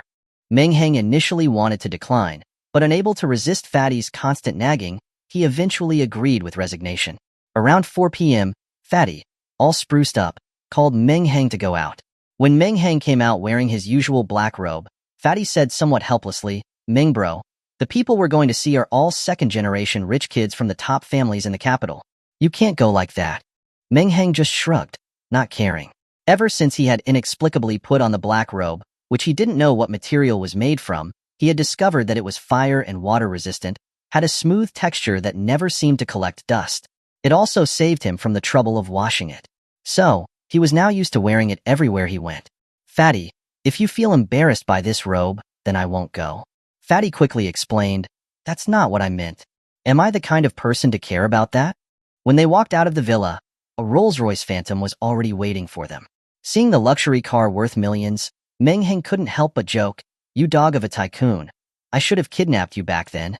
Fatty knew that he was just joking and laughed sheepishly, replying, "What's the use of all that money if it's not mine?" They smiled at each other before getting in the car and heading towards the Capitol Hotel. The Capitol Hotel was located in the center of the capital city. It was over 80 stories tall, standing at over 300 meters in height, and it offered a panoramic view of the entire capital. Those who could afford to spend money here were all top-tier tycoons. As soon as Meng Hang got out of the car, seeing the people going in and out, all dressed in designer clothes, he finally understood why Fatty had asked him to change his clothes. As Meng Hang and Ai Hao walked inside, the people around them looked at him with strange expressions, their gazes fixed on his black robes. They couldn't help but express contempt and disdain, not understanding how someone like this could have entered the Capitol Hotel. Fatty noticed the scorn in the eyes of the people around them and tried to comfort Meng Hang. "Those guys judge people by their appearance, Meng bro. Don't worry about them." Meng Hang smiled and shook his head. "If they want to stare, then let them stare. It doesn't take a piece of me." They took the elevator to the top floor, to a lavishly decorated private room. They could hear laughter and chattering even before they entered. As the waiter pushed open the door and let the two of them in, the sound in the room stopped instantly, and everyone's eyes turned to the entrance.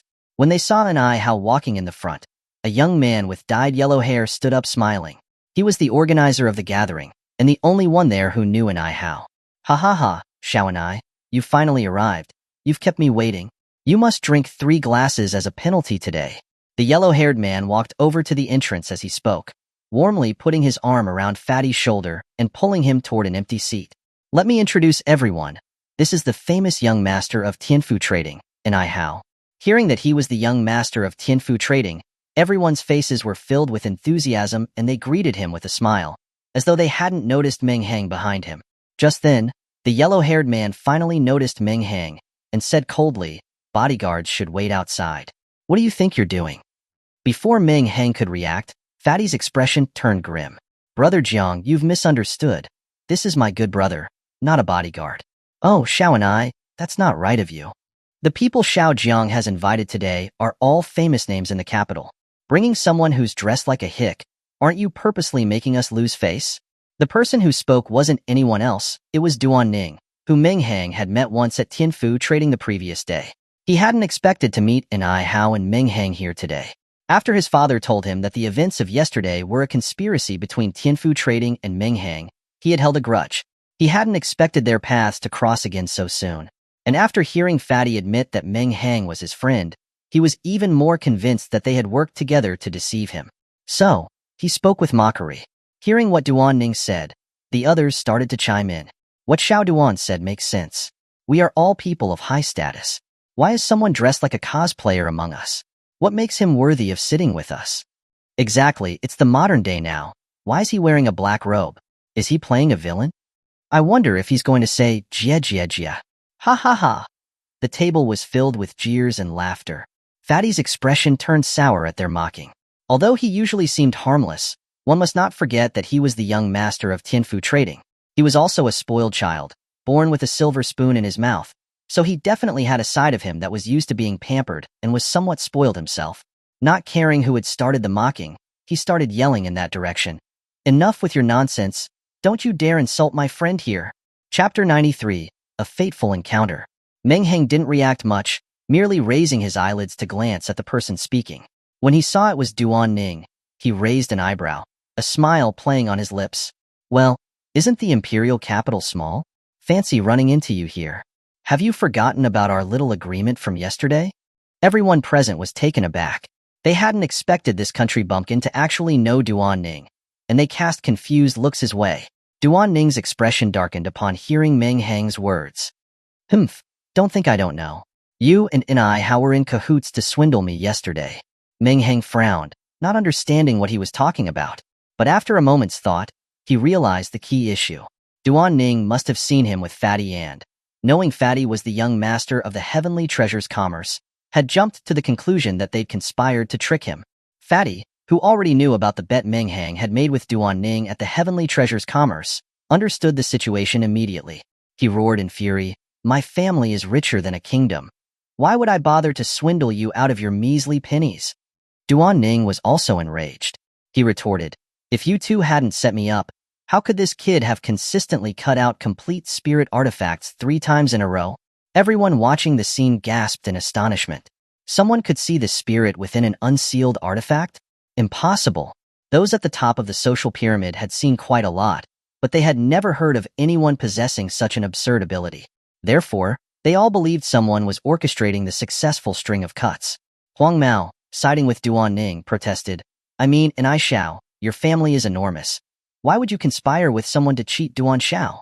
And I how felt like a scholar trying to reason with a ruffian. He was red in the face and lost for words. But then, spotting Meng Hang, his eyes lit up as he had a sudden idea. If we want to know if we were in cahoots, why don't we just let Meng Hang try one more time? While everyone else was watching the drama unfold with great interest, one person stood out like a sore thumb. Since Meng Hang had walked in, his gaze hadn't left him. The face of the person how had brought with him was slowly merging with the face of the one who had brought him such disgrace. It was clearly the same face, but the demeanor was so different. He couldn't tell if it was indeed the same person. Could it be that there are 2 people who look so similar in this world? So while everyone else was watching the show, his gaze was fixed on Meng Hang. And when how called out Meng Hang's name, his face instantly turned pale. The scenes from Cloudwater City flashed before his eyes as if they happened just yesterday. The young man with blood-red pupils, the one who had made him kneel with just his aura, the one who had brought him disgrace, the one who had become his living nightmare. It's him. It really is him.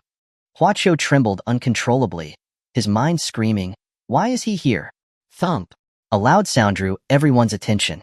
They saw that Huaqiu, the second young master of the Hua family, had fallen to the floor, pale as a ghost and sweating profusely, his eyes locked on Meng Hang in terror. Meng Hang, attracted by the noise, turned and looked. When he saw the person on the floor, he couldn't help but smile. What a small world. Today, not only have I met Duan Xiao, but I've also bumped into you. The others, already bewildered by Huaqiu's behavior, were now even more confused by Meng Hang's remark. Just who was this strangely dressed young man? He not only knew 2 young masters from top-tier families, but it seemed there was some unknown history between them. Huaqiu pointed at Meng Hang, his voice trembling. "Why? Why are you here? I already apologized outside the college entrance exams. Why do you still haunt me like a ghost?" Whoa. The crowd erupted in murmurs. The story of Huaqiu kneeling during the college entrance exam had already spread like wildfire among the wealthy young elites in the imperial capital. Combined with what he had just said to Meng Hang, it was not hard to deduce that Meng Hang was the one who had forced him to kneel. Holy cow, this guy is the one who made Huaqiu kneel back then. I thought that kid was some sort of monster, but now he just seems ordinary. Huaqiu is an S-ranked ability user. I wonder what he was thinking, kneeling to him like that. And Huaqiu, who was so full of himself back then, now looks like a mouse facing a cat when he sees him. He's completely terrified. Meng Hang had not expected that he would leave such a deep psychological scar on this arrogant young master. After all this time, he still reacted this strongly. Just then, a young man wearing an expensive suit, polished leather shoes, and gold-rimmed glasses walked over to Huaqiu and gently helped him to his seat. He then looked at Meng Hang, smiling. Ordinarily, this would be a matter for the Hua family to resolve, so I shouldn't interfere. But you forced Huaqiu to kneel, which was not only a slap in his face, but a slap in the Hua family's face, and a slap in the face of the entire young elite circle of the imperial capital. Now the people from other cities all think the young elites of the imperial capital are nothing but empty vessels. If you had stayed in your little third-tier town in Cloudwater City, I might not have bothered you. But since you dared to come to the imperial capital, don't blame me for teaching you a lesson. Hearing this, Huang Mao, the organizer of the gathering, quickly tried to mediate. It wasn't because he was kind and wanted to speak up for Meng Hang, but rather, the owner of the imperial capital restaurant had a strong background. If a fight broke out and the restaurant got trashed, he would be held responsible. Moreover, this bespectacled young man was a member of the Yi family, one of the 3 great families in the imperial capital. Even though he was from a collateral branch, a skinny camel was still bigger than a horse. If Meng Hang was truly as powerful as the rumors said and ended up hurting the bespectacled man, he wouldn't be able to escape blame. Yi Xiao, this is after all the hotel owned by that person. If we destroy it, I'm afraid it'll be hard for us to explain. The bespectacled man, Yi Xiao, smiled slightly and said, "Of course, I know that this place belongs to that person. Even I wouldn't dare to get too rowdy here. But don't forget my ability. Do I even need to make a move to deal with him?" Huang Mao suddenly realized what he meant and slapped his thigh excitedly. "How could I forget about your ability?" Chapter 94, The Challenge. Yi Yun stared at Meng Hang with a calm expression. "Kid, let me make this clear. You can choose to accept the challenge, or you can be forced to. I can't stop an Yi Xiao, the young manager of Heavenly Treasures Commerce, from leaving. But if you don't accept, I guarantee that you won't walk out of this door today." Hearing this, Meng Hang laughed, and his laugh was brilliant. In his memory, those who dared to threaten him never had a good ending. That 5th-order Crimson Blood Demon King who threatened him is probably reincarnated as a mudfish by now. And that Hua Xiao over there was sitting on his chair, afraid to look him in the eye. Just as Meng Hang was about to accept, Fatty stepped in front of him, blocking him from Yi Yun's view, and stared coldly at him. "I don't care whose young master you are. Are you looking down on my Heavenly Treasures Commerce? How dare you threaten my friend right in front of me?" Yi Yun adjusted his gold-rimmed glasses and responded without backing down. "My name is Yi. You know the Yi family of the imperial capital. I don't need to say more, and I believe Yi Xiao knows it as well. I may not be a direct descendant of the Yi family, but don't forget that this is the imperial capital, not your home turf." Hearing this, Yi Hao's face turned solemn, but he did not back down. Just then, a large hand patted his shoulder, pulling him behind. Meng Hang looked at him without emotion and said calmly, "I agree to the challenge, but we should probably change the venue. It won't be good if we damage the property here." Yi Yun shook his head dismissively. "No need. I'm confident I can deal with you without destroying anything." Meng Hang laughed, not only at Yi Xiao's arrogance, but also at what the system was saying in his mind. Holy cow, this guy's a complete overachiever. I've never seen such a cocky person, pal. If you don't give him a face full of blooms, don't even think about claiming you know me. Got it, system bro. Just you watch. The 2 stood in place, and the others moved back, giving them enough space. Meng Hang wasn't polite, activating his Sharingan directly. Seeing the blood red in Meng Hang's eyes, Yi Yun raised an eyebrow, sneering coldly. No one saw him make any move, but Meng Hang felt his head suddenly droop, as if a voice had appeared in his consciousness. The voice was like a thunderous bell, making Meng Hang's head buzz. Those watching Meng Hang's expression had a look of excitement, whispering to each other, he's already been caught. Yi Xiao's S-rank mental control isn't easy to defend against. No matter how great your abilities are, once your mind is under control, you'll have to obey his commands. Fatty's eyes were also filled with worry. He had been very confident in Meng Hang, thinking that defeating this so-called Yi Xiao would be a piece of cake. But he hadn't expected Yi Yun's ability to be so strange, attacking Meng Hang's mind directly. Yi Yun looked at Meng Hang like an emperor, shouting, "Kneel!" As the sound reverberated, Meng Hang's mind was filled with a voice like a deity, echoing within him. "Kneel! Kneel! Kneel!" Meng Hang's eyes began to cloud over, and his legs involuntarily started to bend. Seeing Meng Hang fall into the trap so quickly, others began to speak disparagingly. "What a joke. I was hoping he had some ace up his sleeve. Turns out he can't even withstand one move from Yi Xiao. I really can't figure out how someone like him could beat Hua Xiao." Hua Qiu was also bewildered. Was he about to lose? Deep down, he was secretly hoping that Meng Hang would publicly crush Yi Yun. If that happened, then his own loss wouldn't be so embarrassing by comparison. But now, he was completely despondent. If Meng Hang lost so quickly, it would only prove that he was indeed useless. The mockery from others would not only not disappear but actually increase. Yi Yun's lips curled into a smile. As long as he could force Meng Hang to kneel publicly and restore the pride of the young elite circle of the imperial capital, his status among them would rise sharply. Even without the Yi family, he would become famous in the imperial capital. Just then, Meng Hang, who had already bent halfway down, suddenly stopped. He slowly raised his head, looking at Yi Yun with a mocking expression. "Are you happy? I was just messing with you." Actually, when Yi Yun's mental attack rushed into Meng Hang's mind, it only had a momentary effect on him. To Meng Hang's vast mental landscape, that attack was like a single grain of sand on the beach, instantly swallowed by his mental force. Yi Yun, seeing Meng Hang's behavior, immediately understood that he had been pretending all along and hadn't been affected by his mental control. His face changed slightly, and he wanted to launch another mental attack. But it was too late. Meng Hang would not fall into the same trap twice. The Tomoe in his Sharingan eyes rotated slightly as he looked at Yi Yun, and Yi Yun instantly froze in place, his eyes vacant. This time, Meng Hang looked down at him like an emperor, his voice imperious as he spoke. "Kneel." Yi Yun felt the world spinning, twisting around him, making him unsteady on his feet. Countless chaotic murmurs entered his ears, like demons from hell tempting him, and at the same time like the majestic commands of gods high above. "Kneel! Kneel!" Thump!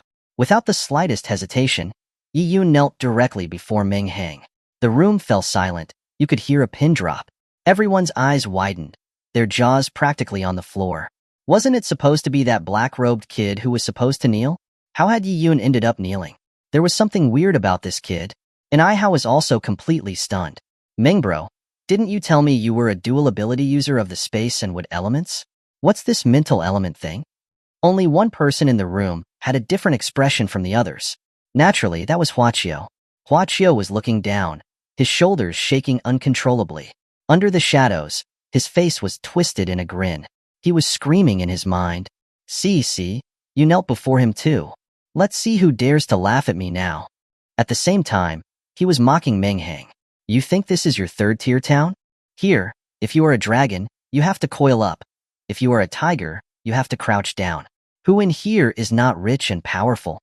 How dare you make a member of the Yi family kneel publicly? There's no way you'll find a place to stand in the imperial capital." Yi Yun had regained consciousness, but he remained kneeling on the spot, his eyes filled with disbelief. He couldn't believe that he had actually lost in his area of expertise, mental control. Yi Yun's face was flushed, the veins in his forehead throbbing. He roared madly, "Kill him!"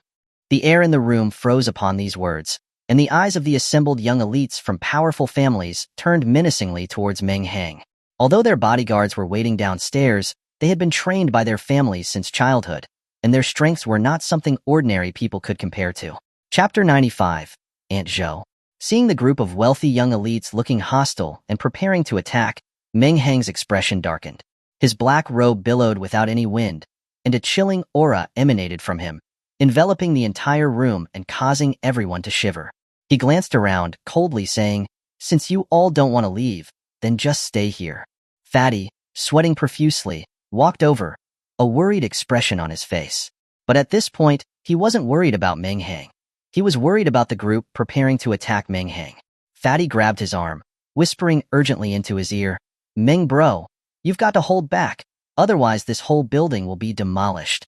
The atmosphere in the room became incredibly tense, with both sides ready to strike at any moment. Just then, a languid voice came from outside the door.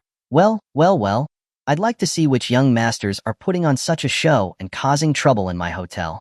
Hearing this voice, everyone's expressions changed, and they quickly restrained their auras. Meng Hang, noticing their reactions, was extremely curious about the newcomer, who seemed capable of terrifying them so. Turning his head, he saw a tall woman wearing a cheongsam. She wore light makeup, but every smile and gesture exuded elegance and grace. At first glance, she looked about 30 years old, but the wrinkles around her eyes revealed her true age. Huang Mao approached the woman, a smile plastered on his face, and said, "Aunt Yun, what brings you here?" The woman, called Aunt Yun, glanced at him and replied, "If I hadn't come, this little shop of mine would be torn down by you little devils." Huang Mao quickly explained, "Aunt Yun, you're joking? We were just sparring amongst friends, just sparring. Even if we had the guts, we wouldn't dare make a move here. Isn't that right, everyone? He winked at the others, and they all chimed in with agreement. That's right, just sparring, that's all. Aunt Yoon snorted. It better be. All right, since everything is fine, clean up and leave. Hearing her words, Yi Yoon, without saying anything, walked out with a dark expression. As he passed Meng Hang, he didn't forget to give him a cold glare. When the others saw Yi Xiao leave, they all followed in silence. Once everyone was gone, Meng Hang, seeing the food on the table untouched, shook his head in regret.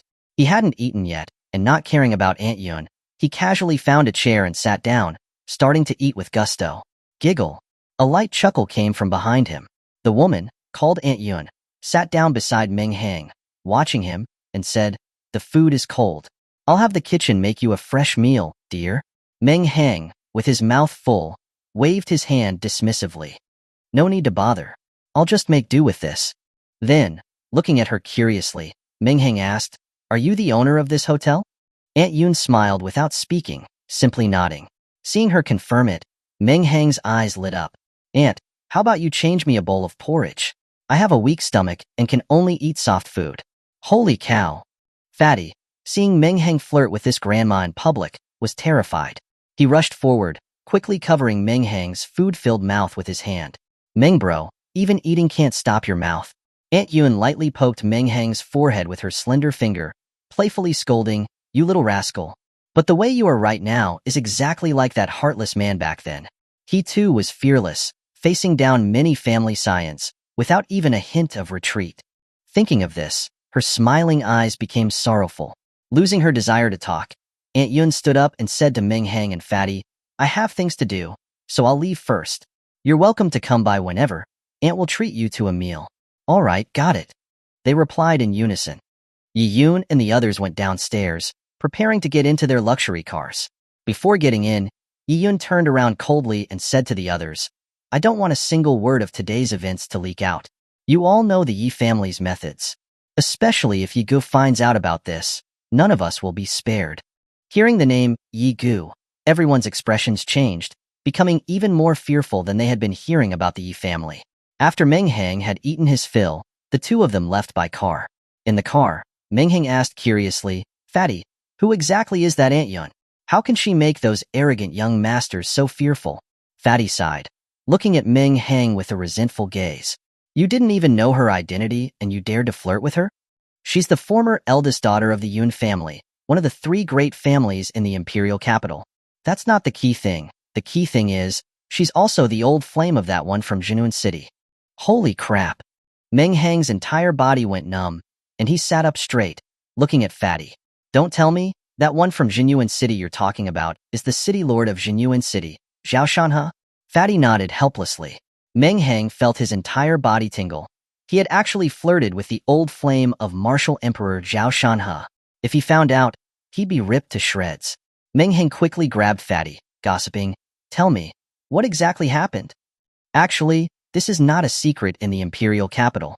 Fatty started to tell Meng Hang, swaying his head from side to side. Back then, the incident of Zhao Shan blocking the school gate of the imperial capital university caused a huge uproar. The various families couldn't sit still and sent assassins to try and kill him, but they were mostly unsuccessful. Until one time, an assassin took advantage of Zhao Shanhe's carelessness and severely injured him. In the end, it was Aunt Yoon who secretly rescued him, and the two formed a relationship. Did they get married in the end? Meng Hang asked, gossiping. Fatty shook his head. She was in love, but he was not. At the time, the beautiful Aunt Yoon wouldn't marry anyone but him, but that man already had someone in his heart. So from then on, Aunt Yoon stayed in the Imperial Capital Hotel and has never married. Although they did not end up together, the various families are still wary of Zhao Shanhe's existence, so no one dares to provoke Aunt Yoon easily. Meng Hang nodded, finally understanding. He never expected the legendary martial emperor Zhao Shanhe to be such a romantic. Far away in the Jinyun City Lord's mansion, Zhao Shanhe, who was studying a sand table, suddenly sneezed. Damn it, who was talking bad about me behind my back? Chapter 96, Assassination. Yi Yun returned home and locked himself in his room. After this incident, like Hua Qiu, he would be disgraced and become the laughingstock of the imperial capital's wealthy young elites. but he didn't dare report it to his family. Huachio was at least a direct descendant of the Hua family, and the Hua family wouldn't do anything to him. But Yi Yun was different. He was only a humble collateral branch member. He might appear to be influential and successful on the outside, but inside the family, he was just an insignificant person. If the family found out about this, he would likely be kicked out. Yi Yun's fists clenched tightly, his nails digging deep into his flesh, his face contorted in a hideous expression. Meng Hang, you have to die. With that, he opened his computer and typed in a complex web address. After logging in, a dark black page appeared, with the words Dark Pavilion emblazoned on it. This was the dark web used by the Dark Pavilion for accepting tasks. As the #1 assassin organization in the Dragon Country, the Dark Pavilion was extremely mysterious. Their whereabouts were secretive, and they never accepted tasks offline. If someone wanted to post a bounty, they could only log into the dark web to do so. The Dark Pavilion would assign assassins according to the reward amount. For many years, the Dragon Country had been trying to find the Dark Pavilion's information by tracking the IP addresses, but they had always been unsuccessful. Yi Yun operated the computer, writing down Meng Hang's address and appearance in detail. Finally, gritting his teeth, he set the bounty at 80 million. He clicked post. Within seconds, Yi Yun saw that his task had been accepted. He smiled coldly, muttering to himself with a sinister look. Meng Hang, you are finished this time. Once the Dark Pavilion accepts a mission, it's for life or death. Without saying a word, Meng Hang and Ni Hao returned home, each going to their own rooms to cultivate. Late at night, around 1 o'clock, two mysterious figures were whispering outside of Fatty's villa. The master actually sent the two of us, who are universe-level experts, to protect the young master. Isn't that overkill? Don't say that. The person who was protecting the young master before mysteriously disappeared at an ancient site. It really scared the master. The world is becoming more chaotic. The master is afraid something might happen to the young master. While they were talking, they did not notice that a figure was quietly approaching them from the darkness. And that figure also did not realize that, on the roof of the villa, a crow with blood-red pupils and Tomoe was watching him coldly. When the black figure appeared, Meng Hang, who was meditating in his room, raised an eyebrow and opened his eyes. Meng Hang was not stupid. After offending so many family elites in the imperial capital, how could he not take precautions? So, he had created a crow from his own power to watch over the area day and night. Actually, he had already discovered the two men speaking earlier on his first night there. After realizing that they were Fatty's bodyguards, he no longer paid much attention to them. But tonight, the mysterious figure piqued Meng Hang's attention. Opening his eyes, Meng Hang sneered, muttering to himself, "A gentleman's revenge comes after 10 years. A petty man's revenge comes morning, noon, and night." I wonder if this assassin was sent by the Hua family or Yi Yun from the Yi family. But it doesn't matter who sent him, anyone who comes will die. Murderous intent rose in Meng Hang's eyes. The dark figure approached the two bodyguards like a ghost. He seemed to blend with his surroundings, his heartbeat gradually slowing, his breathing becoming faint, without giving off even a trace of killing intent. He stopped 5 meters away from the bodyguards. The dark figure raised his right hand, his fingers moving slightly, and two almost invisible silver threads appeared from his fingertips. Like snakes, they slithered toward the two bodyguards' necks. Just as the threads were about to slice their heads off, the Manjikyu Sharingan in the crow's eye on the roof rotated slightly, and the space around the assassin began to distort. The silver threads he was holding suddenly vanished. Meng Hang in his room also sneered and disappeared. "Hey, did you feel something just now coming towards us?" one of them asked. The other bodyguard immediately became vigilant, looking around, and then said, "Don't be so jumpy. With our universe-level abilities, how could anything come close without us knowing?" The assassin was looking around in terror, not understanding how 1 second he was outside the villa on an assassination mission, and the next he was in this inexplicable place. The Dark Pavilion had a strict ranking system. They divided assassins into 10 heavenly stems and 12 earthly branches. Rankings were based on the points earned from successful assassinations. His current rank was Wei, one of the 12 earthly branches. If he completed a few more missions, his rank would rise to Wu, and the original assassin ranked as Wu would be demoted to Wei. That evening, Wei had been looking for a suitable task on the dark web when he saw Yi Yun's posting, and his eyes immediately lit up. The target was in the imperial capital, and the high bounty of 80 million made him excited. So, he accepted the task without hesitation. But now, being inexplicably transported to this space, he was truly panicking. Just then, a young man in a black robe with blood-red pupils appeared in front of him out of nowhere. Wei's eyes lit up immediately. He recognized that the young man was the bounty target. "Kid, did you do this?" Wei asked coldly. "Could you at least try to be polite? You come barging up to someone's door. Don't you know how to introduce yourself?" Meng Hang didn't answer his question, instead firing back. Wei smiled coldly. "I have nothing to say to a dead man." As he spoke, a silver thread shot out toward Meng Hang. Meng Hang's pupils contracted, and his Sharingan's dynamic vision kicked in. He saw a silver thread, several times thinner than a fishing line, hurtling towards his neck at high speed. A long blade appeared in Meng Hang's hand, and with lightning speed, he swung it toward the thread. Clang! Meng Hang pulled his blade back, and the silver thread bounced to the side. His eyebrows furrowed. He hadn't expected such a thin thread to be so tough that even 1,000 blades couldn't cut it. And Wei, on the other hand, was even more shocked. The silver threads he used had incredible speed, and were basically invisible to the naked eye, so regular people had no way to perceive them. It could be said that the reason he had been able to make it to his position in the Dark Pavilion was entirely due to his ability. "Kid, don't get cocky. This is just the beginning," Wei roared angrily. Then, countless silver threads turned into silver beams, bursting from his body and shooting towards Meng Hang. He was confident that as long as one thread hit Meng Hang, it would slice off his head. Meng Hang's expression remained unchanged.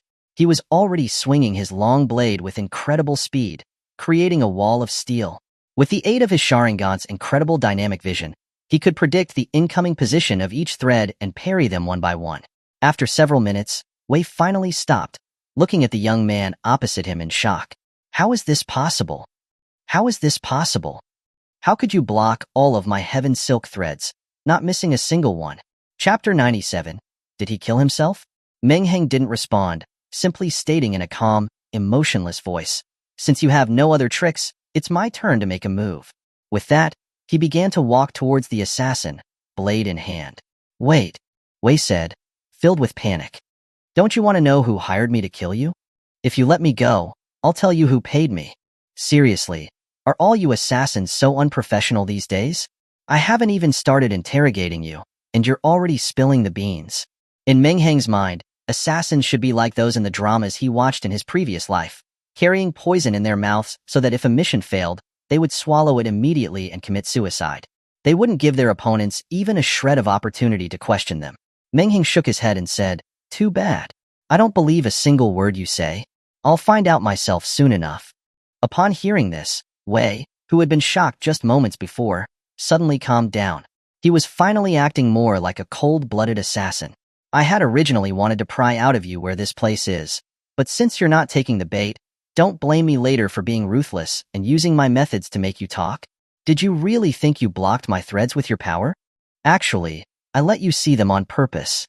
Kid, next I'll let you experience the terrifying nature of my ability." As he spoke, he pulled back his right hand.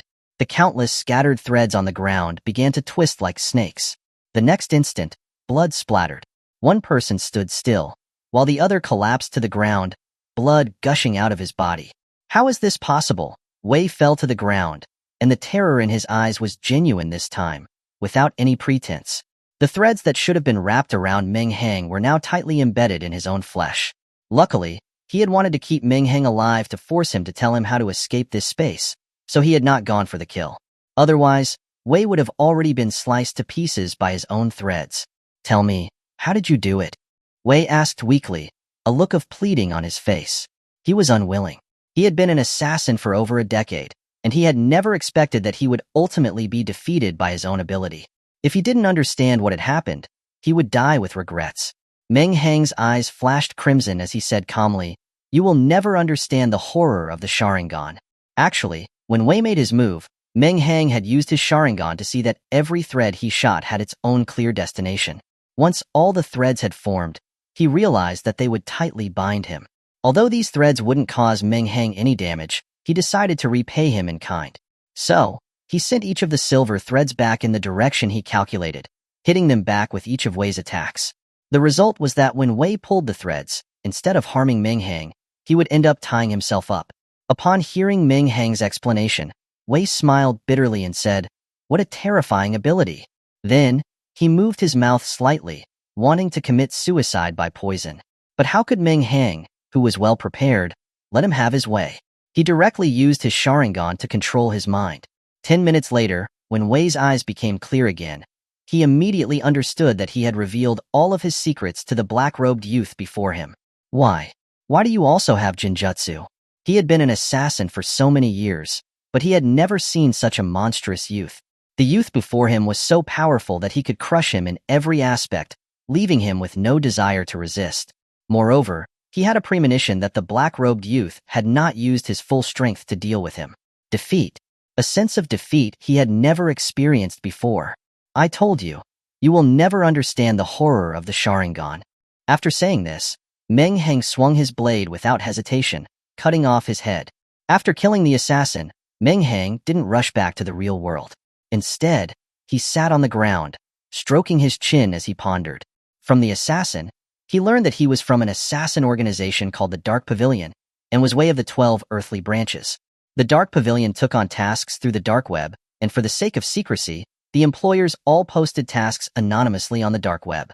Just as the employer didn't know who the assassin taking the task was, the assassin didn't know the identity of the employer posting the task either.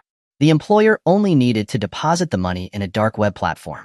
If the assassin failed, a higher-ranked assassin would take the task until it was completed successfully. When he heard that the bounty was actually 80 million, Meng Hang's eyes shone with a strange light. He was now thinking about how to get his hands on this 80 million. Meng Hang thought for a long time, finally clapping his hands and coming up with a good idea. Without further delay, he tore off Wei's clothes and mask and returned to his room. Meng Hang formed a hand seal and used the shadow clone technique to summon a perfect copy of himself. Then, he had the clone lie down on the bed and covered it with a blanket, while he changed into Wei's assassin clothing and put on his mask. Meng Hang took out his phone, opened the camera, positioned it well, and started recording. He took out a dagger he found in Wei's space ring and slowly walked towards the clone on the bed. Then, without hesitation, he slit the clone's throat. After finishing this, Meng Hang transferred the video to his computer, logged into the dark web using the address Wei had told him, and sent the video to the employer. It was already past 1 o'clock in the morning, but Yi Yun was still awake, pacing back and forth in his room, his eyes constantly glancing at the computer. Meng Hang had become a thorn in his side. If he didn't get rid of Meng Hang, Yi Yun felt that he would never have peace of mind. Ding! Just then, a message alert came through the dark web on his computer. Yi Yun hurriedly clicked open the message panel. The video showed a man dressed in a night suit and wearing a mask, walking step by step towards a bed in a dark room. And lying on the bed was none other than Meng Hang, whom he had met at the hotel that night. The Dark Pavilion assassin raised the dagger in his hand and slit Meng Hang's throat without hesitation. And that was where the video ended. Of course, Meng Hang wasn't stupid enough to let him see the scene of the clone disappearing next. Seeing the assassin had indeed cut off Meng Hang's head, Yi Yun couldn't help rubbing his hands together in excitement. Good, good, good. As expected of the famous Dark Pavilion, their execution is clean and decisive. How dare a beggar from Cloudwater City offend me? And then, a task completion confirmation message popped up in the chat box. Naturally, Yi Yun didn't dare to keep the Dark Pavilion's money, or he would be the one endlessly pursued next. Chapter 98. Who do you want to teach a lesson? Meng Hang, who had been waiting in front of his computer, was ecstatic when he saw the task marked as completed. Taking out an anonymous bank card he found in Wei's space ring, he checked the balance. Seeing the dazzling 120 million, Meng Hang almost drooled. Wow, do assassins really make this much money? Since it's still a few days before Imperial Capital University starts, maybe I should take on a part-time job as an assassin and make some money too. After dumping the useless stuff back into the Kamui dimension, Meng Hang went back to bed to catch some more sleep. And during tonight's assassination attempt, no one in the villa except Meng Hang had noticed a thing. The next morning, when the sky was bright, Yi Yun opened his eyes, took a deep breath, and felt an unprecedented sense of relief. He could not wait to call his friends one by one, inviting them to the Imperial Capital Hotel again tonight. He was going to announce Meng Hang's death publicly, so that they would all know about his abilities, and at the same time to regain his lost face. Oh, right, how could I have forgotten about him? He had to get an eye how over as well so he would know that standing on his side was the right choice. Yi Yun's eyes lit up, and he directly called Huang Mao. As soon as the call was answered, Huang Mao's obsequious voice came through. Yi Xiao, what are your orders? Do you want me to find someone to deal with that Meng Hang guy? Don't worry, Yi Xiao, I've already contacted someone. They're waiting for your order. Yi Yun smiled meaningfully, not explaining, but instead saying with a smile, I'm holding a banquet at the Imperial Capital Hotel again today. So make sure you bring the young master of the Heavenly Treasures Commerce, and I how, too. What? We're going to the Imperial Capital Hotel again? Huang Mao thought he had misheard. About last night? Before Huang Mao could finish speaking, Yi Yun interrupted him roughly. Don't talk so much nonsense. I have something important to announce tonight. Huang Mao didn't dare to argue, and quickly agreed. Got it, Yi Xiao. I'll take care of it. But after hanging up the phone, Huang Mao's face looked rather strange. Did this guy go crazy after getting a shock yesterday? How could he have the nerve to call us for a meal today? Isn't this blatantly slapping his own face? Even as he was saying this, he was already on the phone, calling Fatty. When Meng Hang walked out of his room, he saw Fatty talking to himself. How can they have the gall to invite me to eat? He must have lost his mind. Meng Hang asked with interest. Who are you saying has lost their mind so early in the morning? Seeing Meng Hang come out, Fatty's eyes lit up. He quickly pulled him over to his side, gossiping, Meng bro, let me tell you something interesting. That Yi Yun guy you made kneel yesterday is holding a banquet at the Imperial Capital Hotel again tonight, and even specifically asked me to go.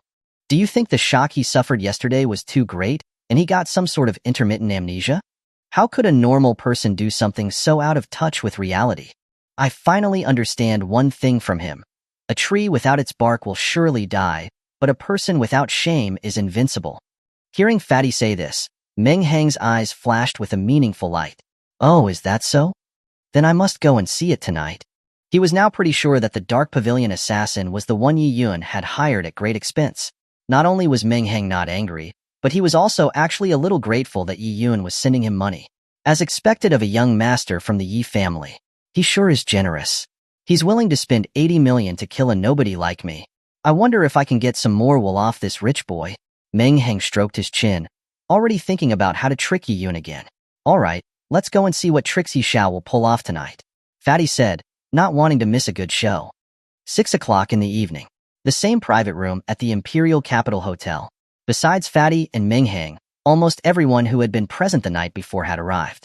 They were all confused, looking at the spirited Yi Yun. From the way he was acting, it didn't seem like he had been the one who knelt before Meng Hang. Instead, it seemed as if Meng Hang had been the one who had knelt before him. Yi Yun's behavior completely confused them. Could it be that we remembered it all wrong yesterday? Hua Qiu, especially, was totally bewildered. They had both knelt before Meng Hang. He, on the other hand, had become despondent ever since the incident. But Yi Yun looked like nothing had happened. In fact, he had even become more confident. Is this the difference between people?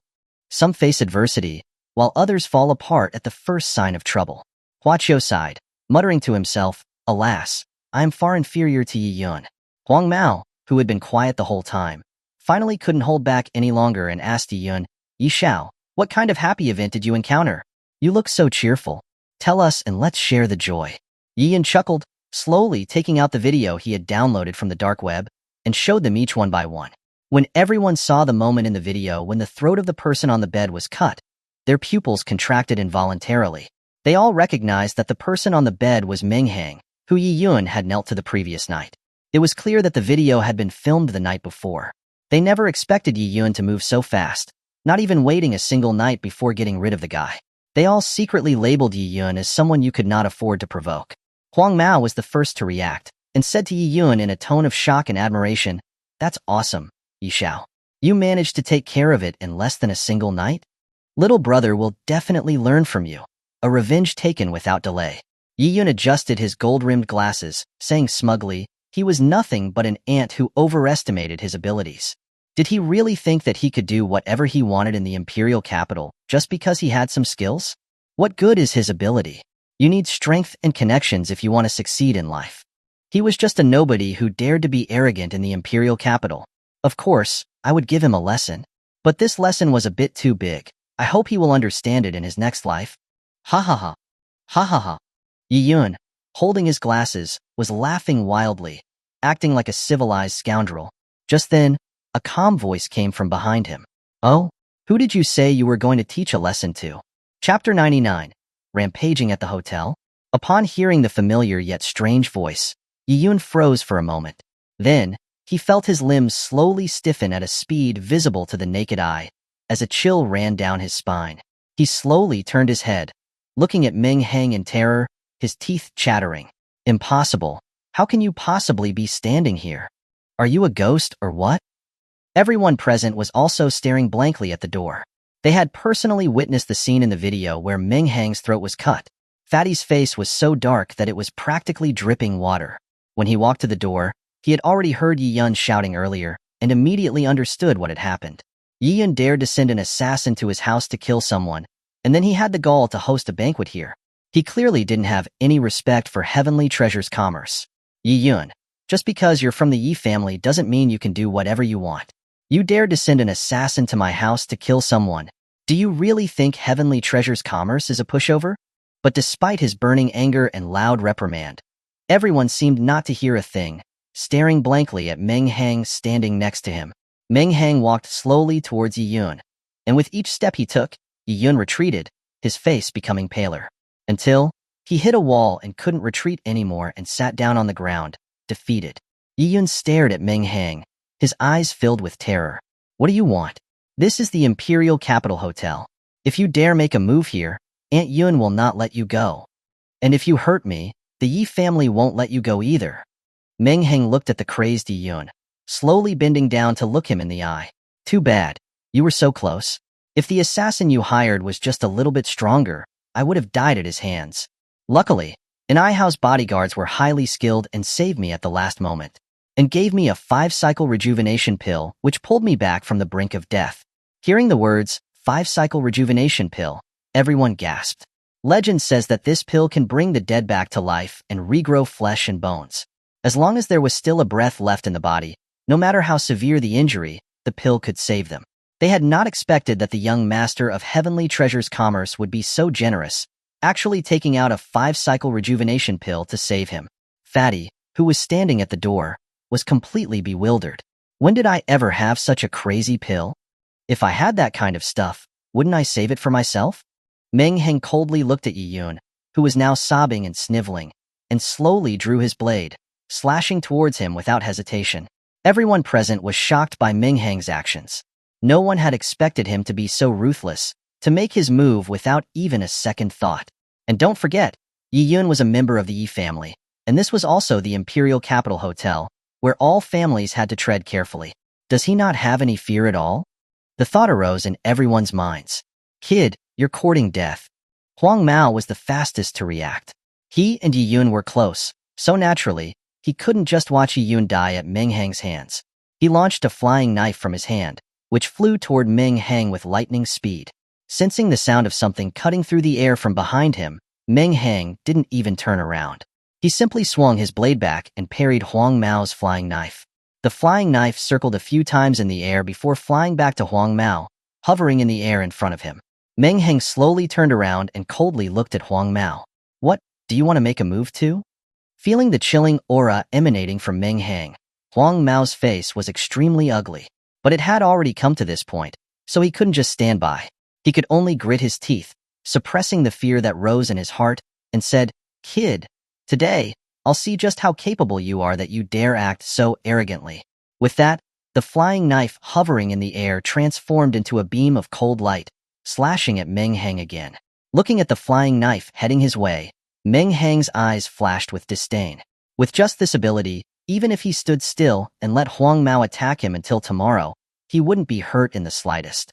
But the abilities of Kamui were too overpowered, and he didn't want to reveal them so early. Just then, everyone saw that Meng Hang's strange black robe began to wriggle. A crow with blood-red pupils emerged from within the black robe. The eerie crow flapped its wings a few times in the air and flew directly towards the flying knife that was moving at high speed. The crow transformed into a black lightning bolt, meeting the flying knife in the blink of an eye and easily catching the incredibly sharp blade in its beak. The crow, holding the flying knife, turned around and flew back to Meng Hang and landed on his shoulder, staring coldly at everyone, just like Meng Hang. This eerie ability made everyone gasp again, and they involuntarily took 2 steps back. What kind of ability is that? Someone whispered. It must be a summoning type. Another person replied uncertainly. But didn't he use a mental ability yesterday? How can he use a summoning ability today?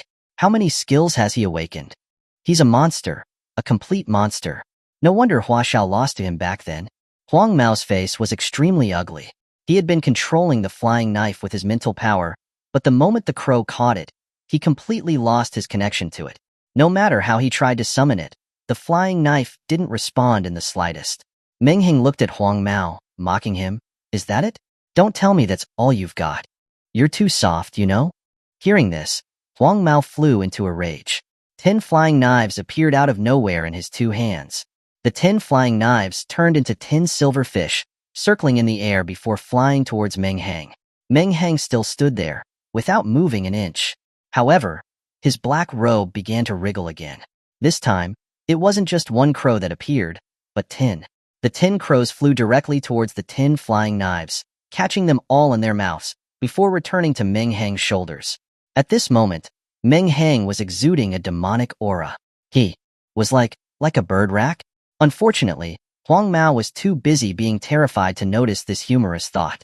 His 10 life-bound flying knives had lost connection with him, causing a severe mental backlash, turning his face pale. At this moment, Meng Hang's black robe and blood-red eyes looked coldly at Huang Mao, making him look exactly like a big villain from hell. And the 11 crows on his shoulders, their eyes also filled with blood-red light, stared at Huang Mao without blinking, causing his heart to tremble. I said if you didn't want to leave, then none of you would be leaving.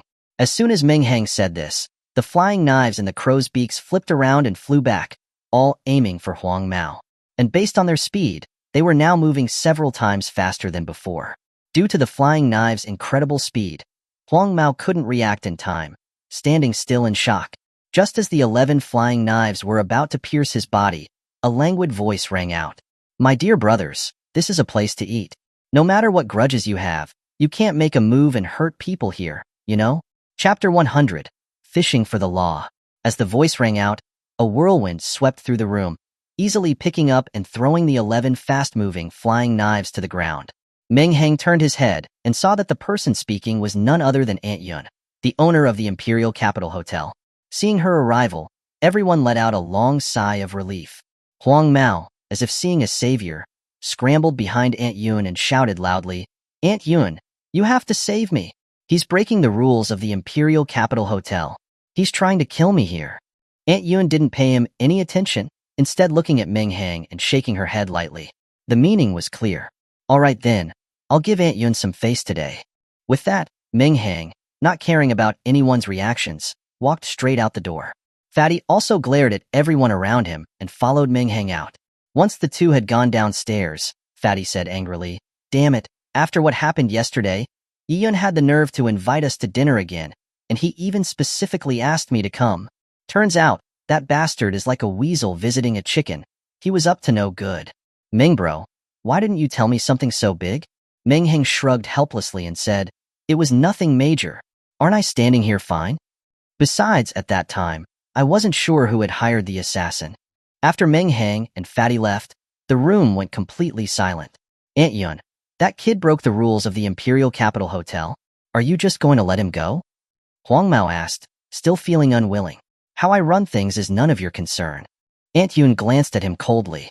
That single glance sent a chill down Huang Mao's spine, and he dared not say another word. My small shop can't accommodate you big Buddhas, so in the future, you all shouldn't come here to eat. After speaking, Aunt Yun turned and walked away, not caring about the ugly looks on everyone's faces. Yiyun stood up, his expression becoming sinister as he said to everyone, he was planning to keep us all here just now. If it hadn't been for Aunt Yun intervening, maybe none of us would have made it out. We can't just let this go. Meng Hang has to die. Last night, posting the task on the dark web had already depleted all of his savings. He knew that by himself, he wouldn't be able to hire another Dark Pavilion assassin. So he needed to unite everyone present to deal with Meng Hang. Huang Mao, who almost died at Meng Hang's hands, was the first to agree. I agree with you, Xiao. I agree too. The person speaking was Hua Qiu. His feelings for Meng Hang were extremely complicated, filled with fear and jealousy. How could a nobody from a third-tier city like Meng Hang possess such terrifying strength? How could he crush their imperial capital prodigies? Seeing that 2 people had already expressed their support, the others also chimed in. That's right, we can't just let this go. If Meng Hang doesn't die, we'll all lose face in this circle.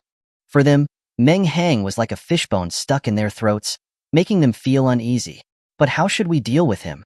Should we use our family's resources? Absolutely not. Yiyun quickly stopped him. The thing he feared the most right now was his family finding out, so naturally, he wouldn't agree to use his family's influence. We can only figure out a way to get rid of him ourselves, and we need to solve this matter beautifully. So, what should we do? Someone asked. Yiyun smiled sinisterly and said, I have the Dark Pavilion's dark web address. The assassin who tried to kill Meng Hang yesterday was from the dark web. Unfortunately, with the funds I have on hand, the assassin wasn't strong enough to kill Meng Hang. So we need to work together and take out our savings and post another task on the dark web. As long as the reward is high enough, I believe even a universe-ranked assassin can be hired. Hearing the words, dark web, everyone's expressions changed. As the most mysterious assassin organization in the Dragon Country, the Dark Pavilion's whereabouts were never known. They had never expected that Yiyun would actually have access to their dark web address. That's not right. The Dark Pavilion always continues until the task is completed. Since their assassination attempt failed yesterday, they should send another assassin to try and kill Meng Hang. There's no need for us to post another task. One of them asked in confusion. Hearing this, Yiyun's mouth twitched. He felt even more frustrated when this question was brought up. The Dark Pavilion will continue to hunt him if the one who posted the task hasn't confirmed that it was completed. But Meng Hang used some kind of trick, making me mistakenly think that he was dead, so I already confirmed that the task was completed. In this situation, the Dark Pavilion doesn't acknowledge that the task has not been completed, so we have no choice but to post the task again. Everyone suddenly understood. Without further delay, they all went to Huang Mao's private villa to discuss the specifics. It had to be said that these rich young elites were indeed rich. After combining their personal savings, they actually managed to collect over 200 million. Yiyun looked at the enormous amount of money, his eyes filled with malice. Meng Hang, let's see if you'll die this time. With that, he logged into the dark web and posted the task again, with a bounty of 200 million. After returning to the villa, Meng Hang opened the dark web and started browsing. He was confident that these rich young elites wouldn't give up until they were face to face with disaster, and that they would definitely post another task on the dark web. Wow, so this is the dark web. Fatty, who was next to him, was staring at the dark web with curiosity. He had been longing to access this legendary website for a long time, but he had never been able to find it. It's like that kind of website single men often browse in the middle of the night. Everyone has heard of it, but there are always people who can't find the website address, making them anxious. If you know, may good people have peace. As expected, not long after, the dark web posted a task for his assassination. When he saw that the bounty was 200 million, his eyes went wide. Wow, these rich brats are so rich. Maybe I should just kidnap them all. Fatty, who was focusing intently on the dark web, was shocked into a cold sweat when he heard him say this. Based on his understanding of Meng Hang, he was actually capable of doing this. Meng bro, don't joke around. This is the imperial capital. Even those big families who want to get rid of someone have to do it secretly in private. Otherwise, the Dragon Country won't let them go. Seeing how nervous Fatty was, Meng Hang could only laugh dryly and say, just kidding, just kidding. How could someone as upright as me ever do such a thing? Fatty's mouth twitched, retorting sarcastically, I wonder who it was who wanted to kidnap me on their first day here. Just then, Meng Hang's eyes lit up as he noticed that someone had already accepted the task to assassinate him. His eyes flashed coldly as he said to Fatty, Fatty, send more bodyguards to patrol around the entrance tonight. But if you see anything suspicious, don't make a sound. Why don't I just remove them altogether? Meng Hang shook his head. That would be too fake. Fatty said, a bit speechless, Meng bro, isn't what you're doing like fishing for the law? Chapter 101. Another assassination attempt? Meanwhile, as the mission was being issued, deep within a hidden cave in a mountain range outside the imperial city, a sweet-looking Lolita with golden curls, dressed in a black Gothic-style dress, was browsing the dark web on her computer while eating a lollipop. Her petite body was perched on a stool, her delicate, pale legs swinging back and forth. In her arms, she cradled a bizarre wooden doll with empty eyes. Upon closer inspection, it wasn't a stool she was sitting on at all, but a living, breathing person. If not for the slight rise and fall of their chest, the person would appear as lifeless as a corpse. Their appearance was horrific. Their eyes and mouth were sewn shut with thread, and they lay motionless on the ground.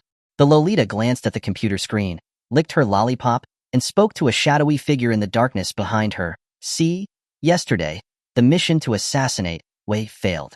And the idiot even told that mission target, Meng Hang, his dark web account. Today, the employer posted another bounty of 200 million to have him assassinated again. 200 million is tempting.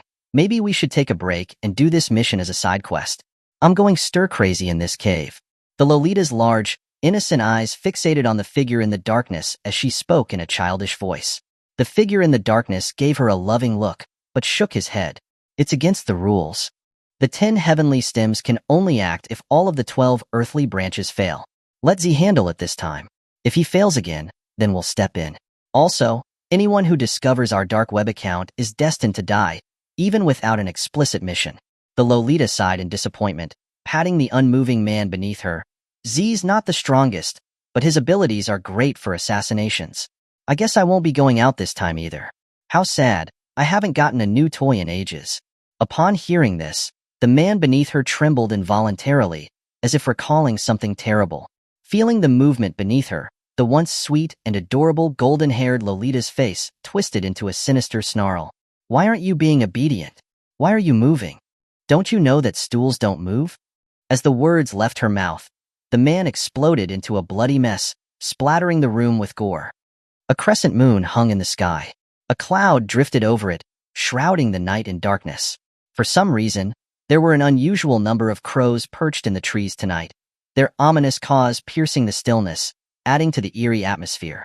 A masked figure appeared near the fat man's villa. He glanced at the crows in the trees and chuckled coldly to himself. Crows foretelling death. What a great omen. It looks like someone is going to die tonight. He surveyed the numerous guards patrolling the perimeter of the villa with a sneer. Do you think these fools can find me? With that, the figure mysteriously melted into the shadows on the ground. Meng Hang tossed and turned in bed. He checked the time. It was already 3 in the morning. Just as he was starting to think the Dark Pavilion's assassins might have a shred of common sense and wouldn't come after him again so soon after having been so obviously detected, the crows in the trees spotted the assassin's figure. A slight smile tugged at Meng Hang's lips. He thought to himself that the Dark Pavilion's people were really making his efforts worthwhile, since he'd gone to the trouble of putting out some extra crows to keep watch. Instead of teleporting the assassin to his Kamiri dimension, he simply closed his eyes and waited for the attack. The room was pitch black, not a single speck of light to be seen. A shadowy figure slowly crawled up from the floor, standing silently by Meng Hang's bed. Z, gazing down at Meng Hang, who appeared to be sound asleep, curled the corner of his lips into a cruel smile. He wasn't an assassin for the money. He simply enjoyed the act of killing. He loved seeing his targets' bodies pierced soundlessly. The warmth of their blood was sweet, and he was intoxicated by it. Crack! The sound of a dagger piercing flesh and embedding itself in the bed frame echoed in the room. Is that it? Z was slightly dumbfounded. How could someone who had taken down Wei, one of the 10 heavenly stems, die so easily? While he had confidence in his assassination skills, he expected it to take more effort. I guess Wei has had too many successful missions recently and let it all go to his head. He let his guard down and was discovered. That's why he failed, he muttered to himself. Just then, a sharp, impatient voice rang out in his ear, sending a shiver down his spine. Meng Hang, still in bed, was frustrated at how slow this assassin was. After stabbing him, he'd just been standing there, lost in thought. Hey, buddy, Meng Hang said, his voice laced with impatience. Your professional ethics are worse than the last guy's. You used your weapon, but you haven't even pulled it out? Z looked down at his dagger, which was indeed lodged in the young man's chest. Who was speaking? Then he finally realized something was amiss. The young man's chest was pierced, but not a drop of blood had been spilled. Z finally came to his senses and retreated, putting distance between himself and Meng Hang. Meng Hang rose from the bed, unhurried, and looked at the shadowy figure with a nonchalant air. Are you the assassin who came to kill me today? I wonder what tricks you have up your sleeve. Don't disappoint me. Z narrowed his eyes, glaring coldly at the young man. No wonder Wei died at your hands. You are indeed strange, but it won't matter. You'll die here today. Although his face remained expressionless, his heart was in turmoil. Meng Hang's abilities were indeed peculiar, causing Z to be cautious. He used his trump card immediately. Z pressed his palms together and uttered in a low voice, Shadow kill. Numerous sharp spikes formed from shadows silently appeared behind Meng Hang and quickly thrust themselves toward him. Meng Hang seemed oblivious, just standing there. The black shadow spikes pierced through his body without any resistance, making him look like a sieve. Meanwhile, in the room next door, the fat man and Master Liao Shan had been listening with their ears pressed against the wall, spying on the movements in Meng Hang's room. Upon hearing the commotion, the fat man couldn't sit still any longer and tried to go help. Master Liao Shan quickly pulled him back, asking, "What are you doing? What does it look like?" "I'm going to help Meng bro." Master Liao Shan shook his head helplessly. "What do you think you can do in a fight at their level? Besides, you know what Meng Hang's capable of. He's probably going to scare that assassin to death, and you would just get in the way." Sighing, the fat man sat back down on the bed. He always thought he was a genius, but ever since meeting Meng Hang, he felt increasingly weak. Chapter 102. Tracking. Seeing Meng Hang completely riddled with holes, Z smirked. "Don't be too arrogant, and never underestimate anyone's abilities. Arrogance will lead to your downfall." "Oh, that sounds like a very wise thing to say. I think I'll return that favor." Meng Hang, looking as if nothing had happened, spoke again. Z's eyes went wide with shock, as if he were seeing a ghost. He looked at Meng Hang, completely unharmed, and fearfully asked, "How can you be alive after being pierced by shadow kill? Are you even human? If I were a ghost, why would I need you to kill me?" Meng Hang said, his tone playful. Z was in no mood for jokes at the moment.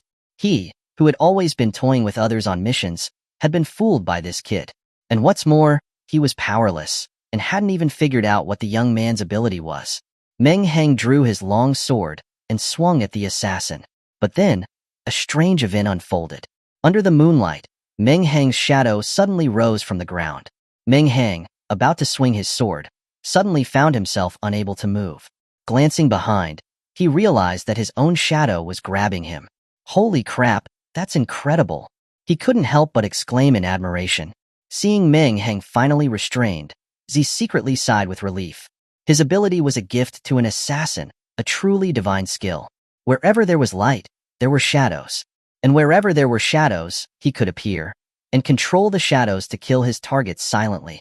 Countless powerful warriors, higher in level than him, had been killed by him this way. But he hadn't expected to encounter a monster like Meng Hang today. Meng Hang seemed to be only at the late empty tier, yet he had an absurd ability to ignore physical and magic damage. What was he supposed to do? Was there a pay-to-win system in this world? Was the gap between a regular player and a pay-to-win player this big? This technique of controlling the target's shadow was actually one of his trump cards. It was supposed to allow him to kill his target without them noticing. But Meng Hang had forced him to use it as a control move instead. He didn't want to, but in the face of Meng Hang's ridiculous abilities, it was the only thing he could do. The next moment, Z melted into the darkness. When he reappeared, he was already tens of meters away from the villa, hidden in a shadowy spot. He'd restrained Meng Hang, not to attack, but to flee. He knew that with his abilities, he couldn't harm the boy. So he had decided to run. What happened to the mission? The 10 heavenly stems could deal with it. He wasn't about to sacrifice his own life for a mission. Meng Hang stared in disbelief as the assassin disappeared before his eyes. He didn't expect this assassin to be so decisive, to run the second he had an opportunity. As the assassin fled, the shadow binding him also released him, returning to the ground. Meng Hang walked to the window, watching the fleeing figure in the darkness with a cold smile. "You think you can come and go as you please? This isn't an amusement park," he murmured. "And amusement parks still require tickets. You might as well leave something behind." His Sharingan eyes spun slightly, and he twisted off the assassin's right arm. And why his right arm? Well, that was where Z's dimensional ring was. Z, after escaping the villa, was relieved that Meng Hang wasn't pursuing him.